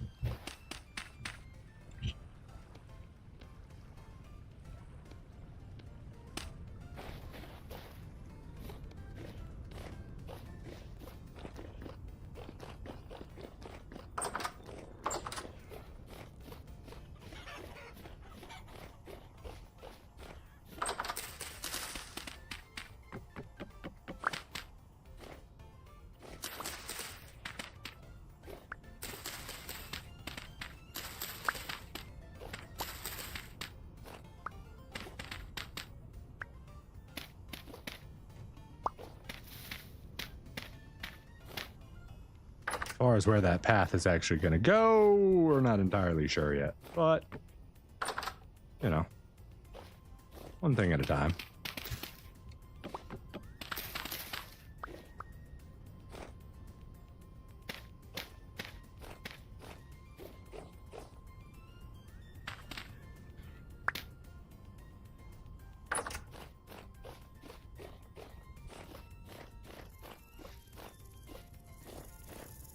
I definitely need to learn English better. Sometimes it's difficult to deliver a thought in a short message.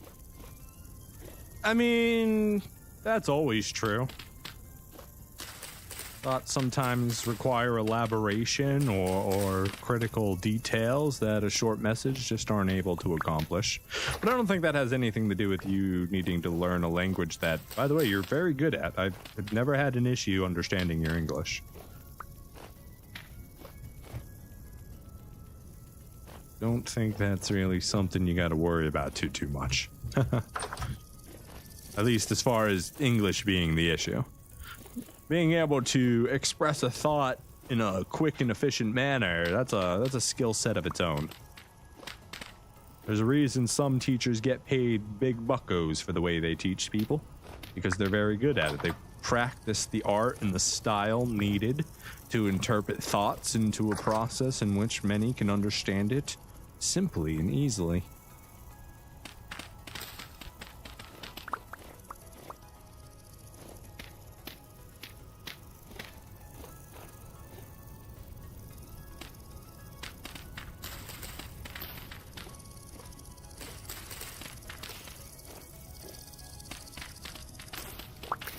Maybe I should do 2 away instead of 1.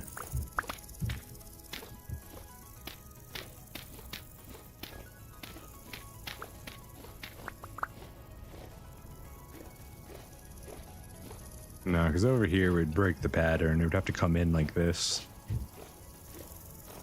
And then it goes right under the tree. Yeah, no, I think we're fine with the way it is right now.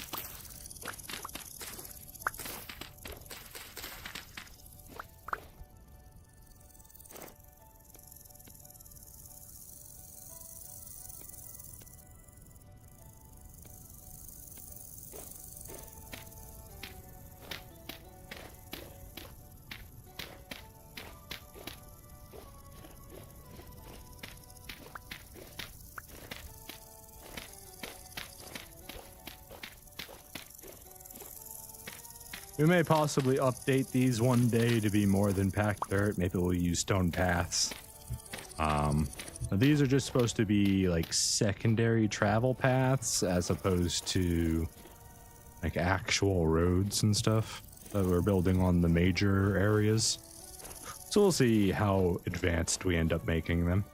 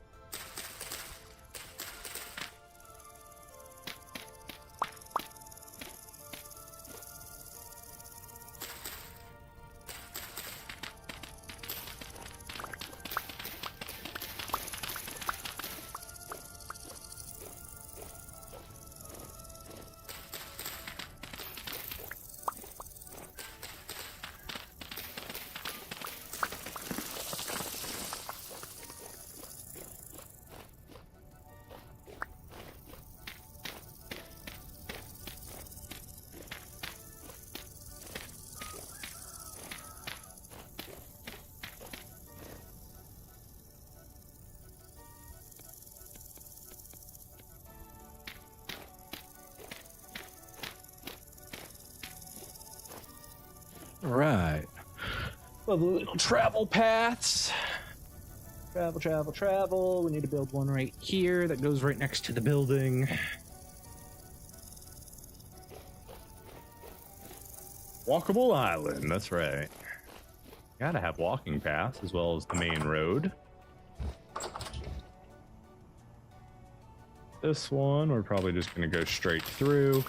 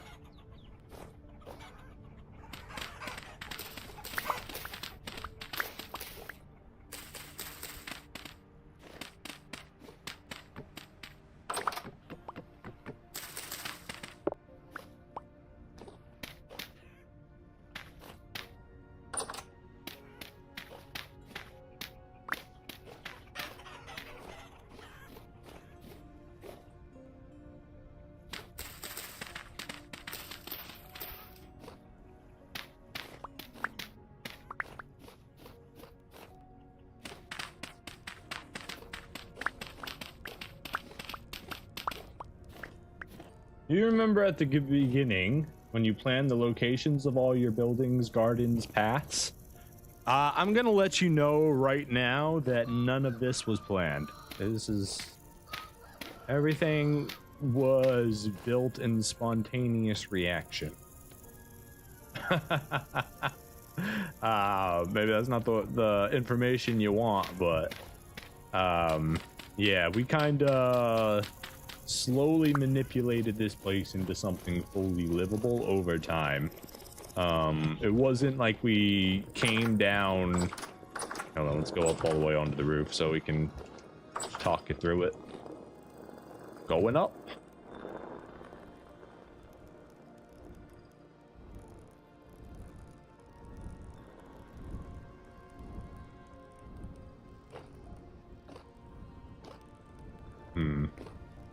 See if we can go all the way up to the roof here. Pull the ladder down. Crack open the edge here.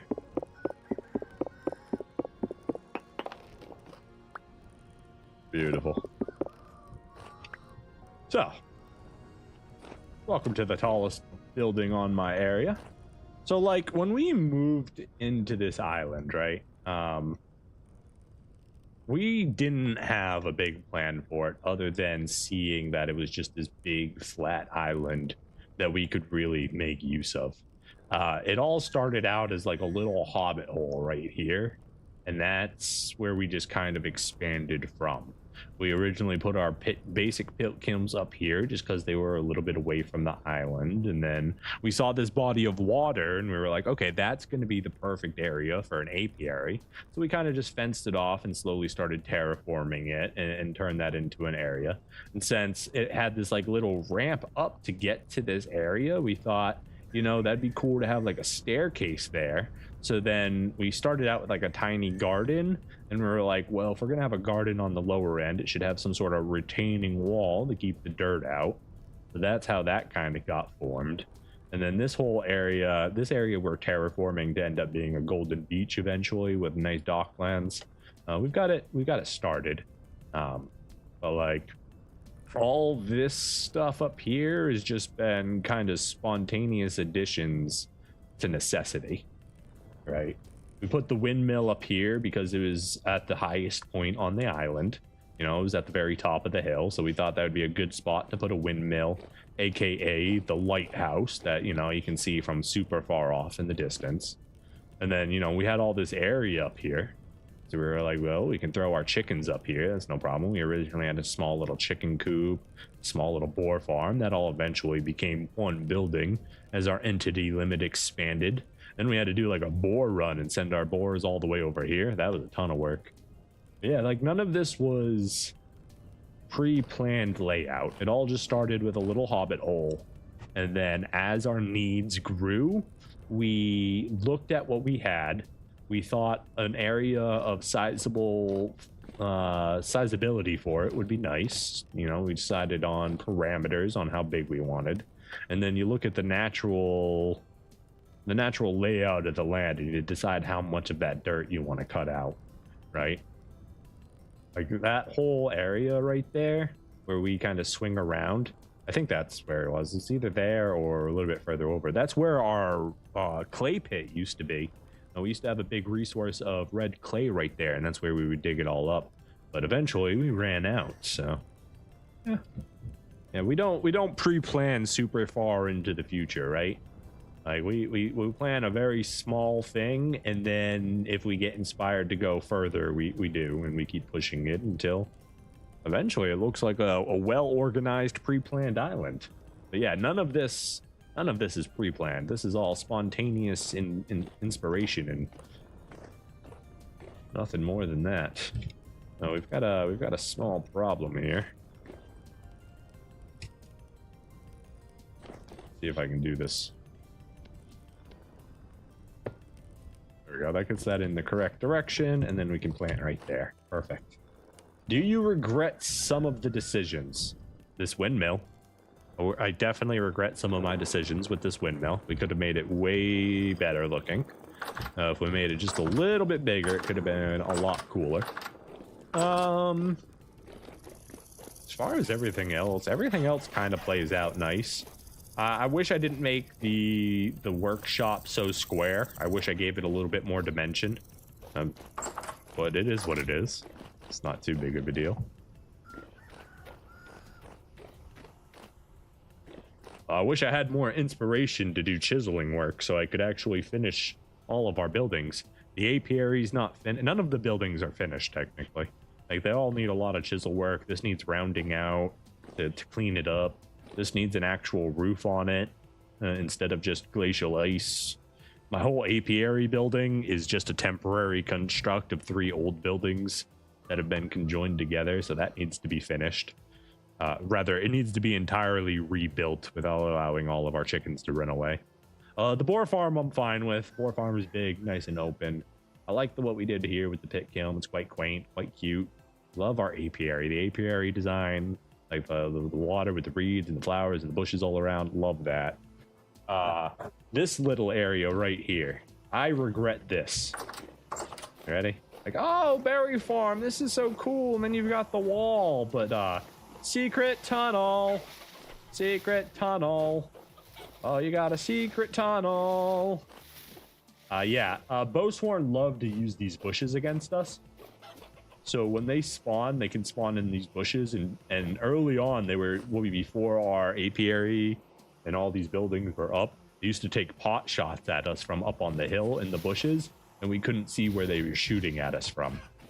So if there's one thing I regret, it's using berry bushes as berry walls, you know, for aesthetic purposes, because our enemies can hide in them and shoot down on us. But other than that, I like the way it looks. I like the way it functions. And I love the way it's turning out in the long run. Definitely love the way it's turning out. The orchard, I'm in love with that. I can't wait till we have even more fruit trees. We definitely need to fix our walnut garden there. We need to swap out the acacia for a different one. We want to get some more crimson maples planted around the outside. I really like the look of the crimson maples. So that's something we're going to be doing. Those are eventually, I think we're probably going to get crimson maples to go all the way around the outside of the island. I think that'll look really good. Like really, really good.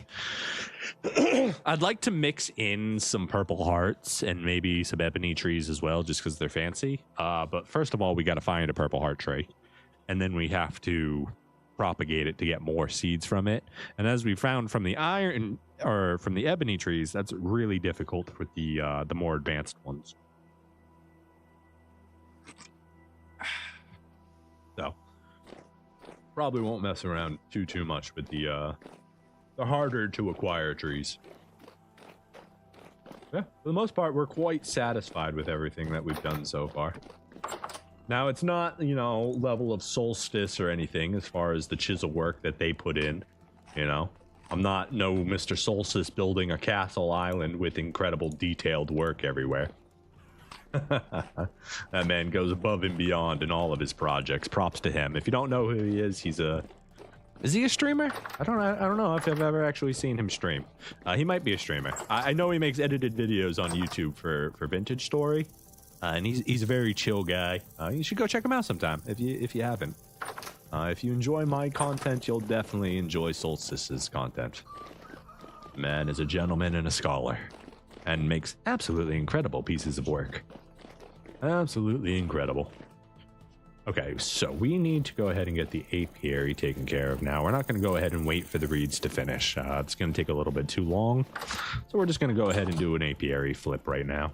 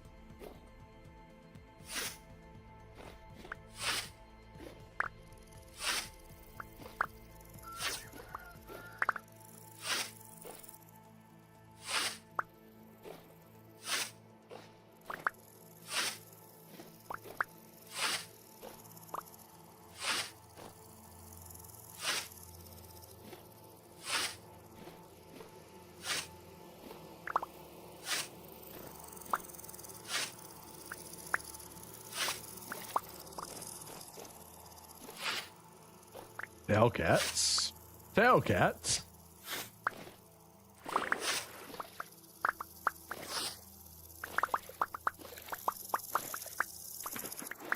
Why 4 tailcats?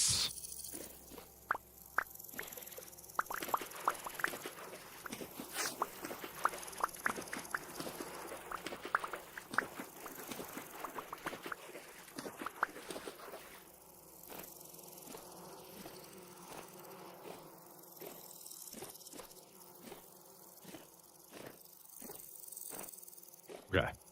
And 2 stacks 50. Yep. So none of our new reeds had finished. That is absolutely fine with us. We've got clay in here for the new ones.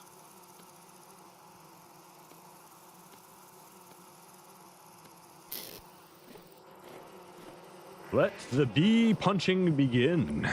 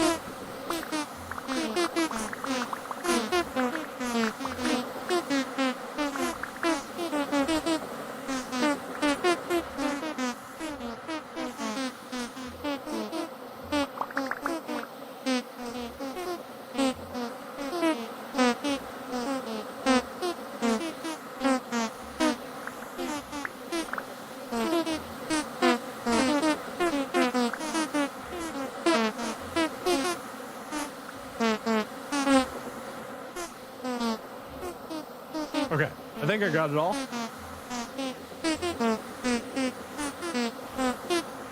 That does appear to be the case that I did. Wonderful. Good amount of honey for us. What a wonderful day. The beautiful honey today. Alright, let's go replace all those skeps. Oh, we actually forgot to right here. Let's grab these as well.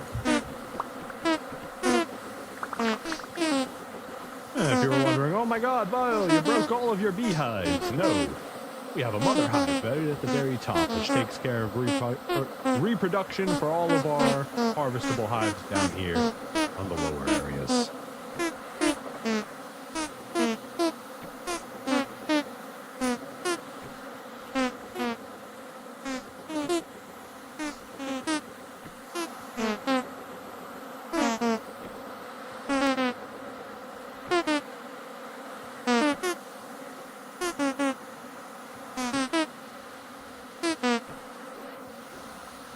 I would definitely like to see reusable skeps made instead of these breakable ones. Even if it, like, literally still had, like, a reset cost that needed to be paid in order to get more skeps or to have it restart its harvest, it's fine. Just rebuilding all of these instead of clicking on them to renew a resource is, it's an effort. It is an effort.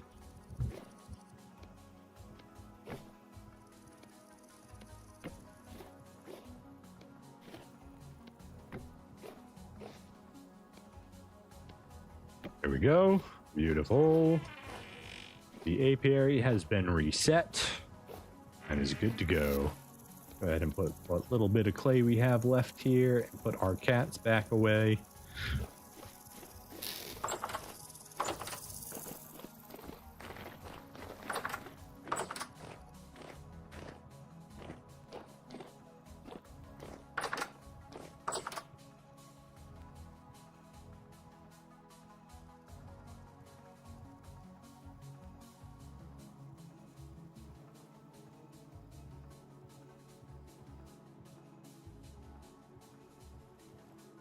Go. Still have room for one more in there, or probably half a stack. We have just a little bit extra. Squeeze it all down, get us that beautiful wax and honey.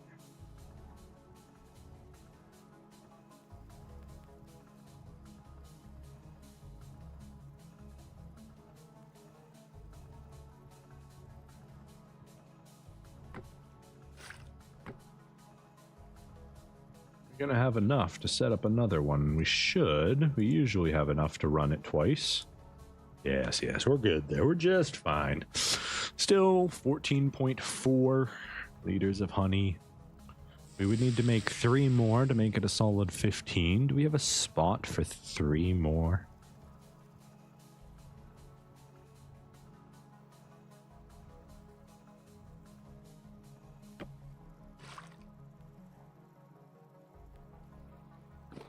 All right, go ahead and move this downstairs.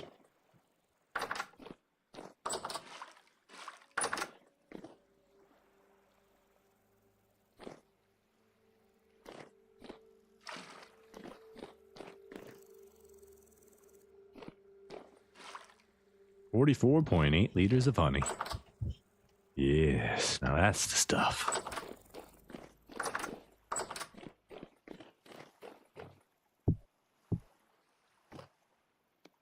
Okay, that's done. We've got too many ladders on us. You can go in here.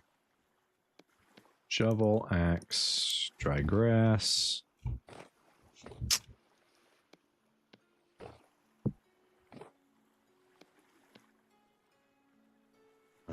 Dirt can go away.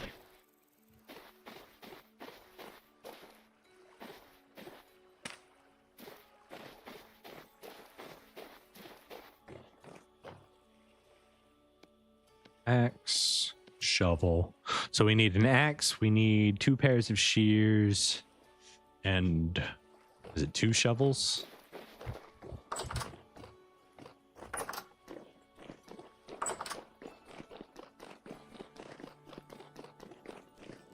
We still got one there, okay.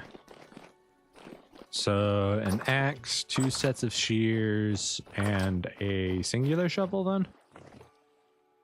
1 shovel here, 1 shovel up there. Yeah, maybe we can make one.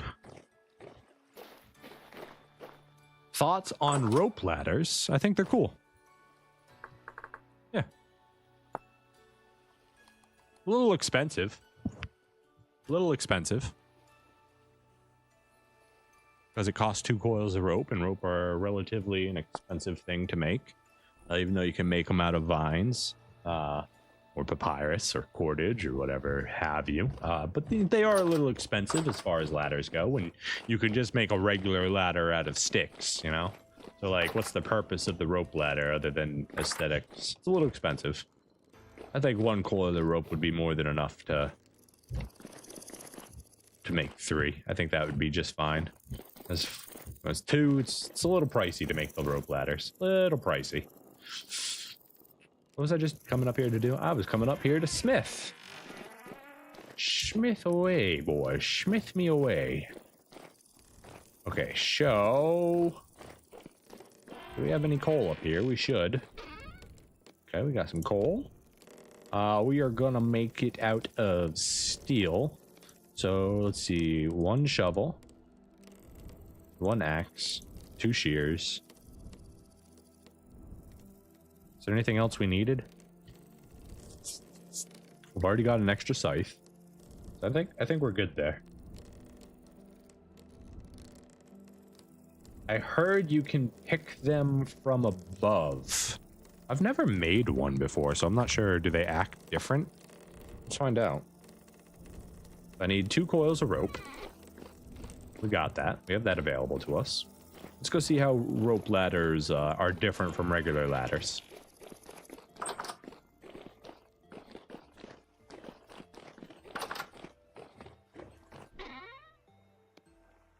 It would be rope, sticks. Yeah.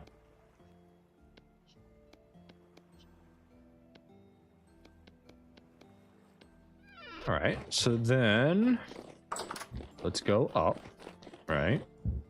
So we want to get down. How does it work? So you've got the rope ladder. I can obviously place it as normal by either clicking above it or below it. You know, I can... oh. Control to click, right click to pick up.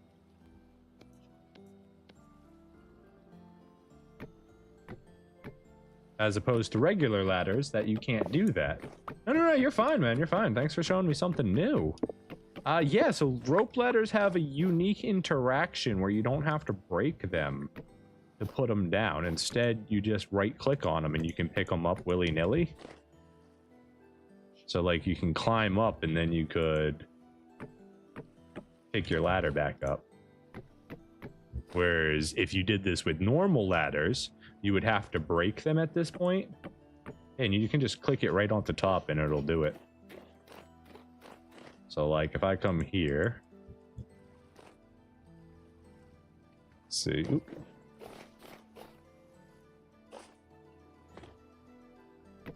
Click. Jump. Yeah, it's very cool. Very cool, actually. I like the interaction with rope ladders. They're actually fancy. They're way better than normal ladders. Way more utility. You still have the same issues where, like, certain things you can't hang them off of, even though you should be able to. You know, like, there's no reason I can't hang something off of this side ladder here. No, absolutely not. Give me a second. Be right back.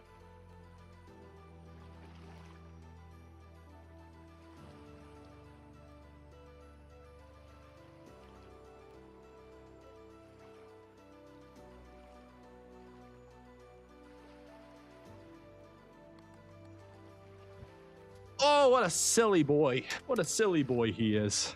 So once upon a time, I taught my dog how to open the door. He can physically stand up on his hind legs and press the door and open it. And he, every now and then, he likes to get a little sneaky if there's something out there that he wants. So when you just heard me yell at him, it's because he actually just opened my front door and is about to go chase something. I'm only playing on 1.21, not 1.22. 1.22 is only out on unstable. I do not play unstable branches. Yeah, no, rope ladders are really cool.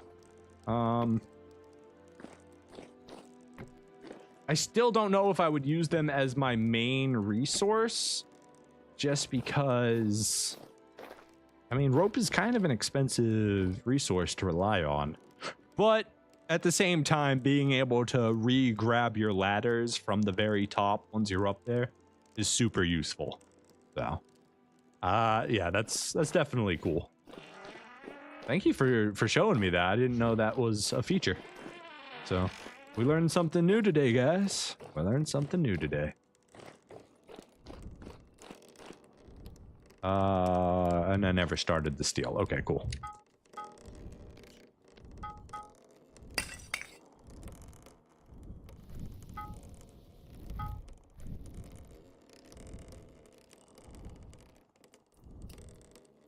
They can't stay on the ground like classic ladders. So you're saying, like my normal ladder, I can just put on the ground and then I can climb up it in the case of bears. You're saying these can't be stacked on the ground like that? Also, they lose their functionality if you don't have a rope ladder in your hand. Or they lose their functionality when they're inside a different ladder system. Okay, that's interesting. So let's see. If I was then to take this and place it on the ground, cannot place a ladder here, must attach it to something. Yeah. So could I do that though? No. Okay. So a normal ladder can save you in the case of a bear. You could just straight up go like this and you should be safe from a bear. I think drifters and stuff can climb ladders, but bears, I don't think bears can climb ladders. So this can save you in the case of bears, but the rope ladder, let's see if I can do this. Nope.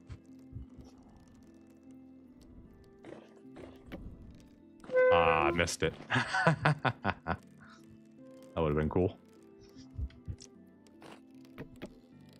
Woo! And then we can go like this, climb up to the next one. Oh, that's kind of dangerous. So in this game, in order to place a rope ladder, you have to press Control in order to place the rope ladder on the wall. However, Control is how you go down a ladder. So every time to place a rope ladder, if you're in this situation, you have to press Control and go down. I think that's bad design. Otherwise, the rope ladder could be very useful because you could place it, then come up. You can then grab it, right, as you're going up, and you can continue the pattern like that, where you're like, press, jump, and you grab, then you grab it. You go up. It's too difficult with needing to press Control. So you'd wanna separate those buttons somehow. Yeah. Rope ladders have the potential to be incredible. They do. They really do have a lot of potential because you don't need as many of them as normal ladders, right? I can climb an entire wall with 3 or 4 of them if I have a little bit more space. Without the space, it's not quite as easy. Because like on a single one, you're struggling to get placement. Yeah. Okay. Anyways, we messed around with that enough. It's cool. I like it, but it needs some love. You know, maybe not use Control to be how you place the ladder, because Control is how you go down the ladder. That'd be my only change, you know? Maybe you use Shift. Maybe use Shift to place the ladder and no shift to pick up the ladder instead of control. Because on a ladder, shift does nothing, but control makes you go down the ladder. You see how that works? You see why you might want to change those controls so you don't have overlapping functionality? Anyway. Little minor thing. Little minor thing. No big deal. What are we doing?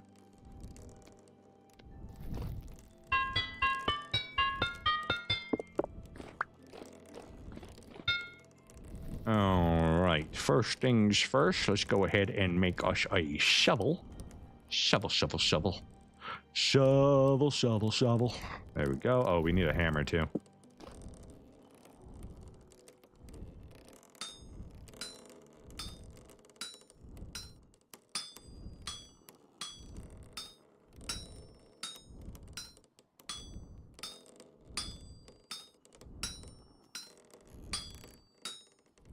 I understand why the game has it as control, because that's how everything else functions. You know, you have your control alt click.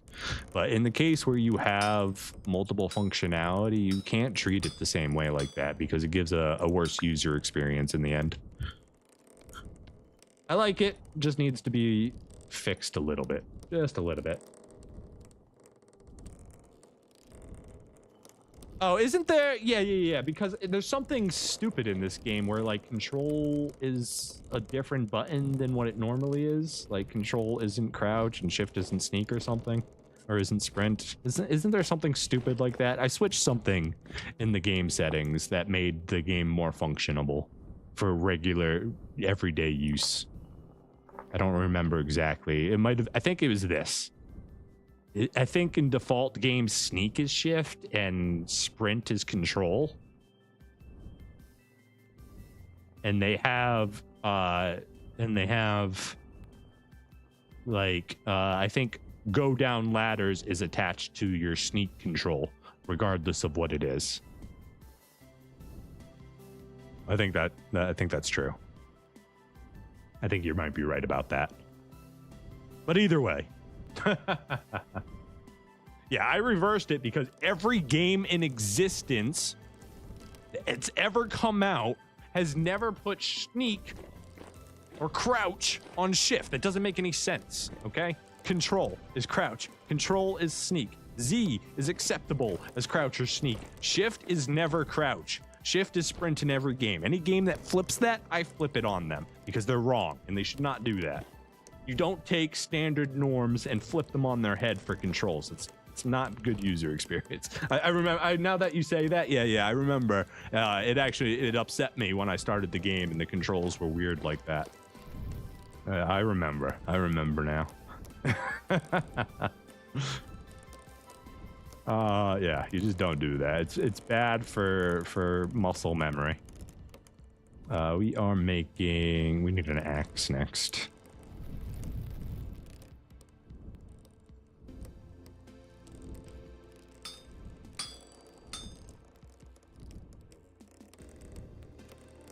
Yeah, I would die on that hill. If the standard norm in the world is to put sprint on shift and sneak on control, you don't come out with a new pair of settings and you go T to sprint and I to crouch, right? Everybody's gonna look at that and go, this doesn't work functionally. My brain doesn't understand why you made that change. It's not a functionable change. Maybe I could talk to the developers and they could explain their reasoning behind making that decision. But I still think they're wrong. It doesn't matter how good of a reason behind it is, you're wrong. That's all there comes down to it. Obviously, I'm just teasing. Like, it's not that big of a deal.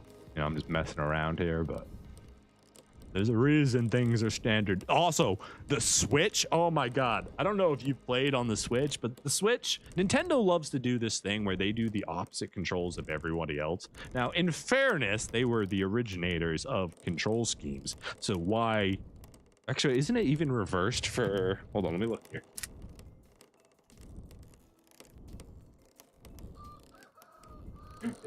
They have A on the right, B on the bottom, Y on the left, and X on the top. What is that? Everybody knows A goes on the bottom, B goes on the right, Y's on the top, and X is to the left. Strange button mapping is a problem with some ports from console to PC. Yeah, and vice versa, right? Because PC just has so many more controls than a... Or so... PC has more options for controls, whereas console has more utility, more control within utility. Because they have a bunch of buttons that are all organized in a user-friendly manner, typically, minus Nintendo. Don't get me wrong, Nintendo, you did great with everything else, but like your systems are great, but your control scheme, my God, do I hate your control schemes. How dare you flip those buttons on me? You son of a... Straight to jail. Straight to jail, no trial.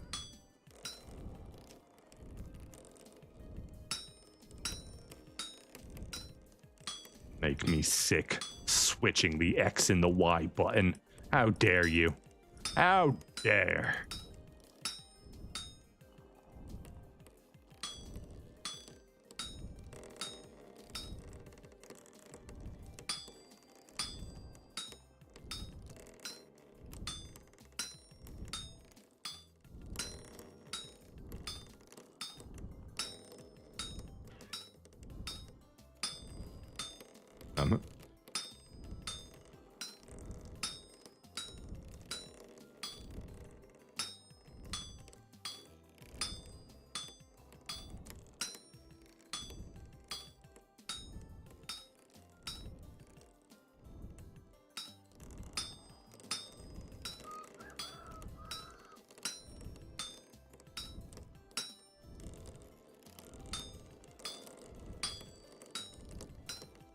But every console needs to stand out. Literally no two controllers are the same. It's one thing to have the feel of the controller be different, but to have the here's the problem with the argument that every console needs to stand out, so no controllers are the same. The control inside the game typically does the same thing across consoles, but they just change its location. It's not good. It's a bad design. I don't want somebody to jump from an Xbox to a Nintendo and have to relearn the control scheme. It should feel familiar across any console, that you should be able to pick it up and intuitively know where the controls are going to be and how to operate it. To have it be different is to be different for no other reason than to be different. If you wanted user friendliness, you would take the most popular console control scheme, which is A down, B left, X left, Y up. That's going to be your most practical, your most common. And you would utilize that continually because the people already know it. This has gotten too cold. We took too long. Rambling on too much.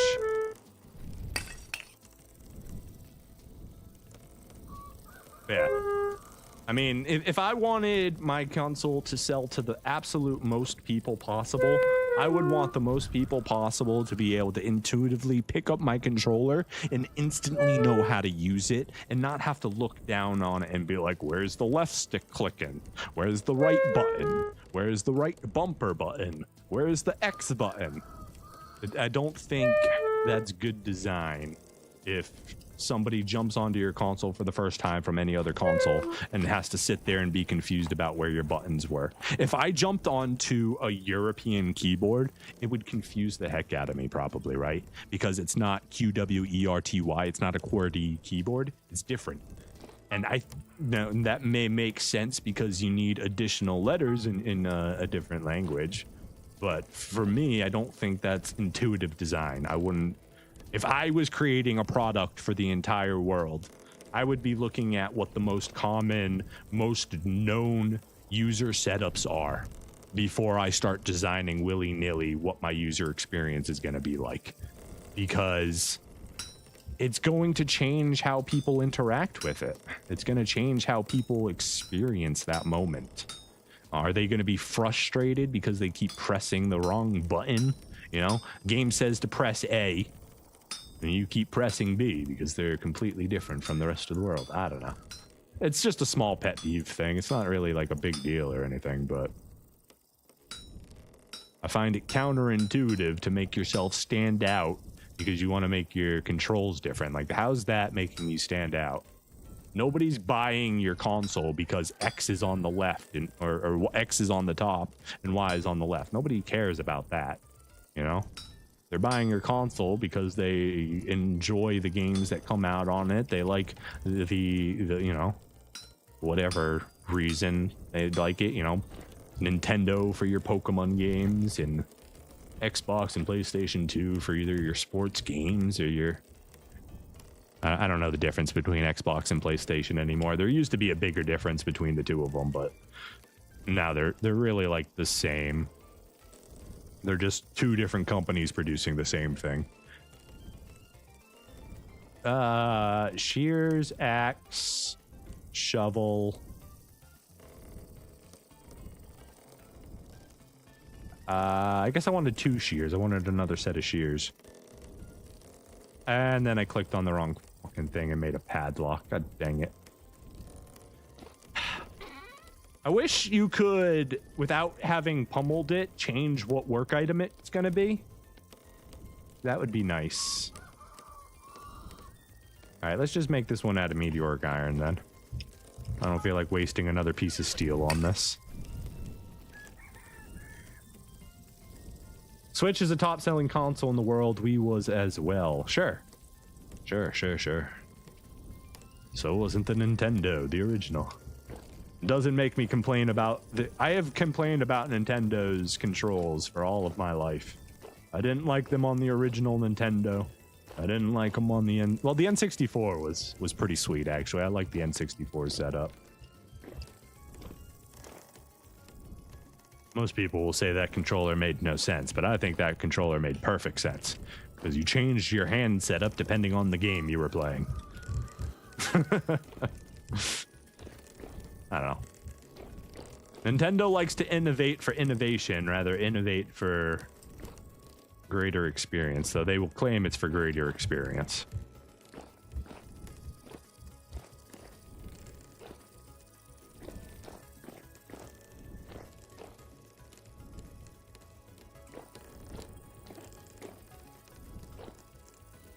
And obviously, you know, everybody's going to have, you know, depending on what console you grow up on, you're going to have your own definition of what the default commands are. But I find that to be part of the problem.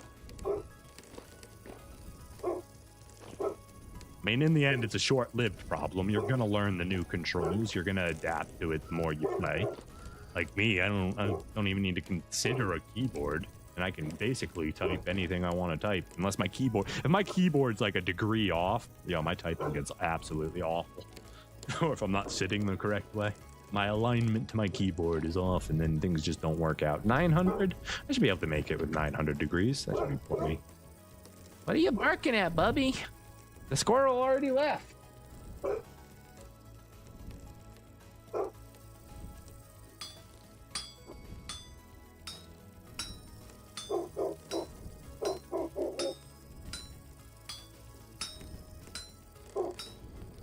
You're so noisy, boy.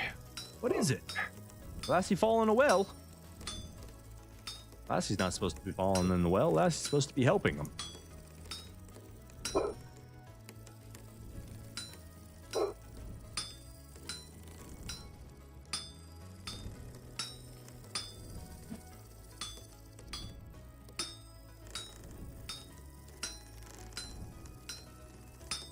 Maybe we could take a poll and see where everybody in the world thinks the Y button should be. Maybe there's a greater argument here where the majority disagree with me that Y should be the top button and not the left button. I would like to see a worldwide poll of this, actually. I feel like this is good information that tech companies would really pay to get behind, you know? They want to know the results. It's very dire, very important information that the world just needs to know.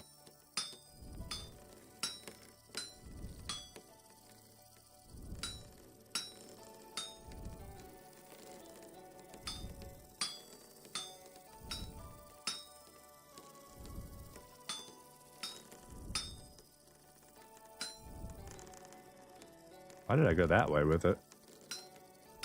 Rain, you're not making any sense here, boy.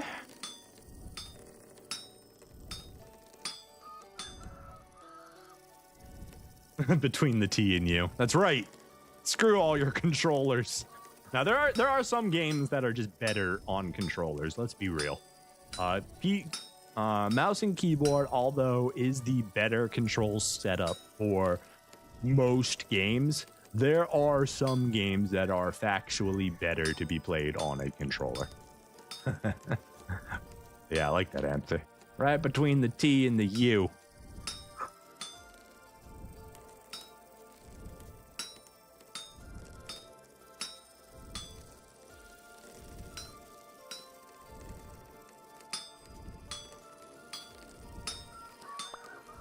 All right.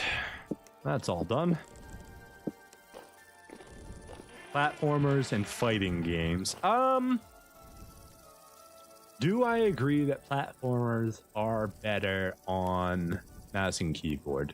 It depends on the internal settings. I don't like anything that requires fast turning on a if it requires you to be able to move like this, your mouse all the way around, and this isn't important, like shooters, mouse and keyboard is obviously better. I think for platformers, I would prefer mouse and keyboard. Like, don't get me wrong, I like the A button repetition, and if it's like a straightforward platformer, maybe I would even agree with you. But if it's a 3D 360 platformer where you need to be able to do something like this, you know, I would prefer mouse and keyboard, because you can't do the zigzag jump style on a controller. It's just physically not going to work. Racing games, everybody's going to tell you that you're wrong. It's not controller or mouse and keyboard. It's actually steering wheel or joystick. Everybody in the racing community knows that. You got to use an actual steering wheel or a joystick if you're going to be playing a racing game. You don't do controller, you don't do mouse and keyboard. You gotta really get in there and get your hands on it.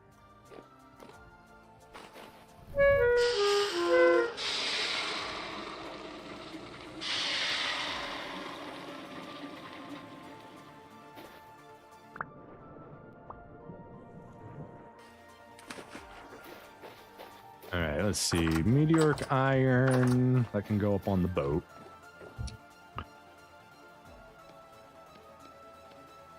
Extra shovel or extra axe.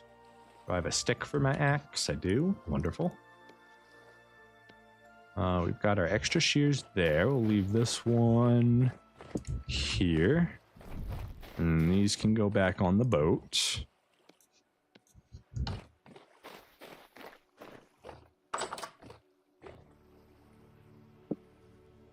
You remember Microsoft did competitive Forza championships on an Xbox controller. Yeah, but they're wrong for that.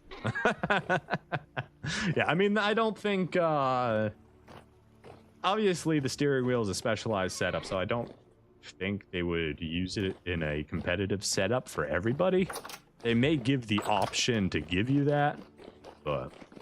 And again, some people may disagree that it's the better thing, and it's just the more realistic thing. That is an argument that could be had. Okay. So let's go over our list. Apiary has been taken care of. Tree farm has been taken care of. Charcoal pit has been relit. Tools have been taken care of.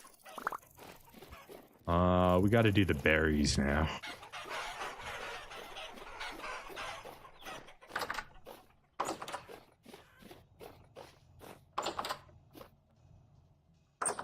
This chicken right here, this one's living in paradise. He found his way down into the apiary, and my God, does he have the best house now.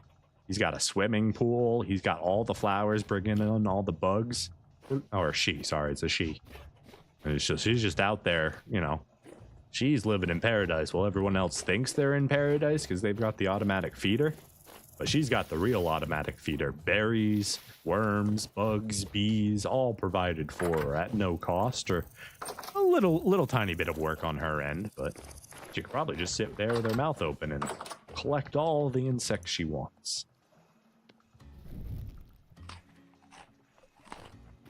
All right, so the thing I need is a knife. Let's go harvest all our berry bushes.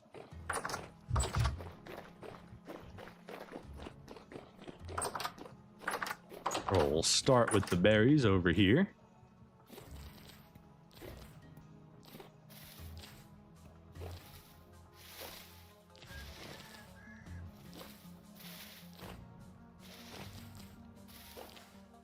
Well, we need to remember to make some dyes out of these.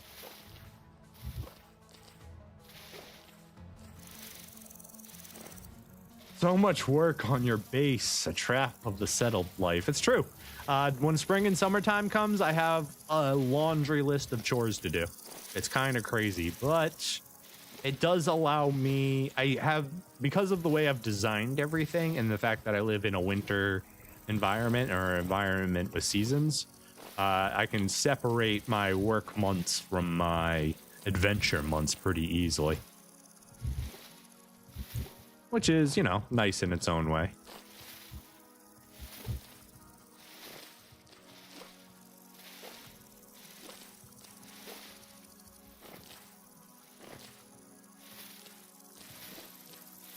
Yeah, like every year we have to spend like a stream or two where we just knock out all of the regular things on the island.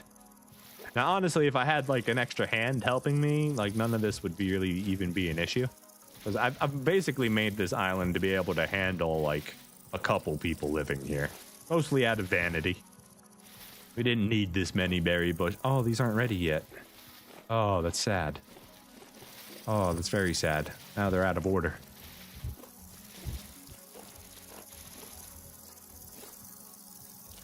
Those must be the new ones that we planted. It is that faithful hour. It is that faithful hour. Thank you for letting me know. I got to get running here in just a little bit, but we're going to go ahead and we're going to set up the dye barrels before we leave. Because I want to show that off again.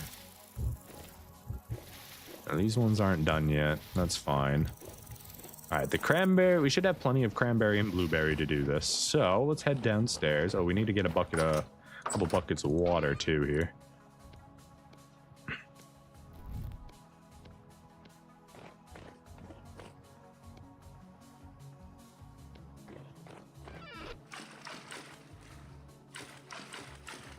All right, there we go. We got 2 barrels worth of water. Let's go downstairs and do it.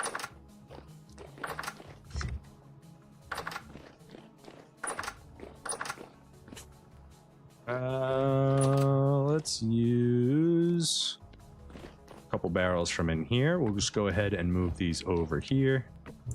There we go. Perfect. Now, I believe it should be 5 liters of water. And then is it 5 to 1? No. 2 to 5? No. Is it 1 to 1? 1 to 1. There we go. So now we're going to have some lovely purple dye, which we haven't made yet. I don't think we made any purple dye. And then does cranberries make anything new? Cranberries makes pink dye. There we go. We'll have 2 new colors of dye that we hadn't made before. Beautiful. That's one use that we can do with our berries. The other one that we normally do is we juice it. We use the mash to feed, and then we turn the juice into alcohol. Both are really good ways to preserve your berries if you're not going to let them turn into rot for you. This is usually where we do the fermenting, but that'll be a task for tomorrow. For now, actually, tomorrow's Friday. We're going to be jumping into Variety Day tomorrow. I I haven't decided yet if I'm going to continue the Kenshi playthrough or start cranberries, sir. Cranberries, not cranberries. I'm sorry if I misspoke. I think if you do eat too many cranberries, you are at risk of additional cramping. Don't quote me on that though. But yeah, so tomorrow we're either going to be jumping into the Kenshi playthrough, or we're going to be doing a hardcore challenge on Diablo 2. One of the two, I haven't decided yet. Probably Kenshi, because I feel like jumping back into that and finishing it. But we'll see. That's a tomorrow thing. Today's a today thing. We're going to get out of here. Thank you so much, chat, lurkers, VOD viewers, and members for being here. I can't appreciate you enough for hanging out and being here during this lovely, lovely day. I hope you all have a wonderful evening, and I'll catch you in the next one. Till next time, my friends. Take it easy.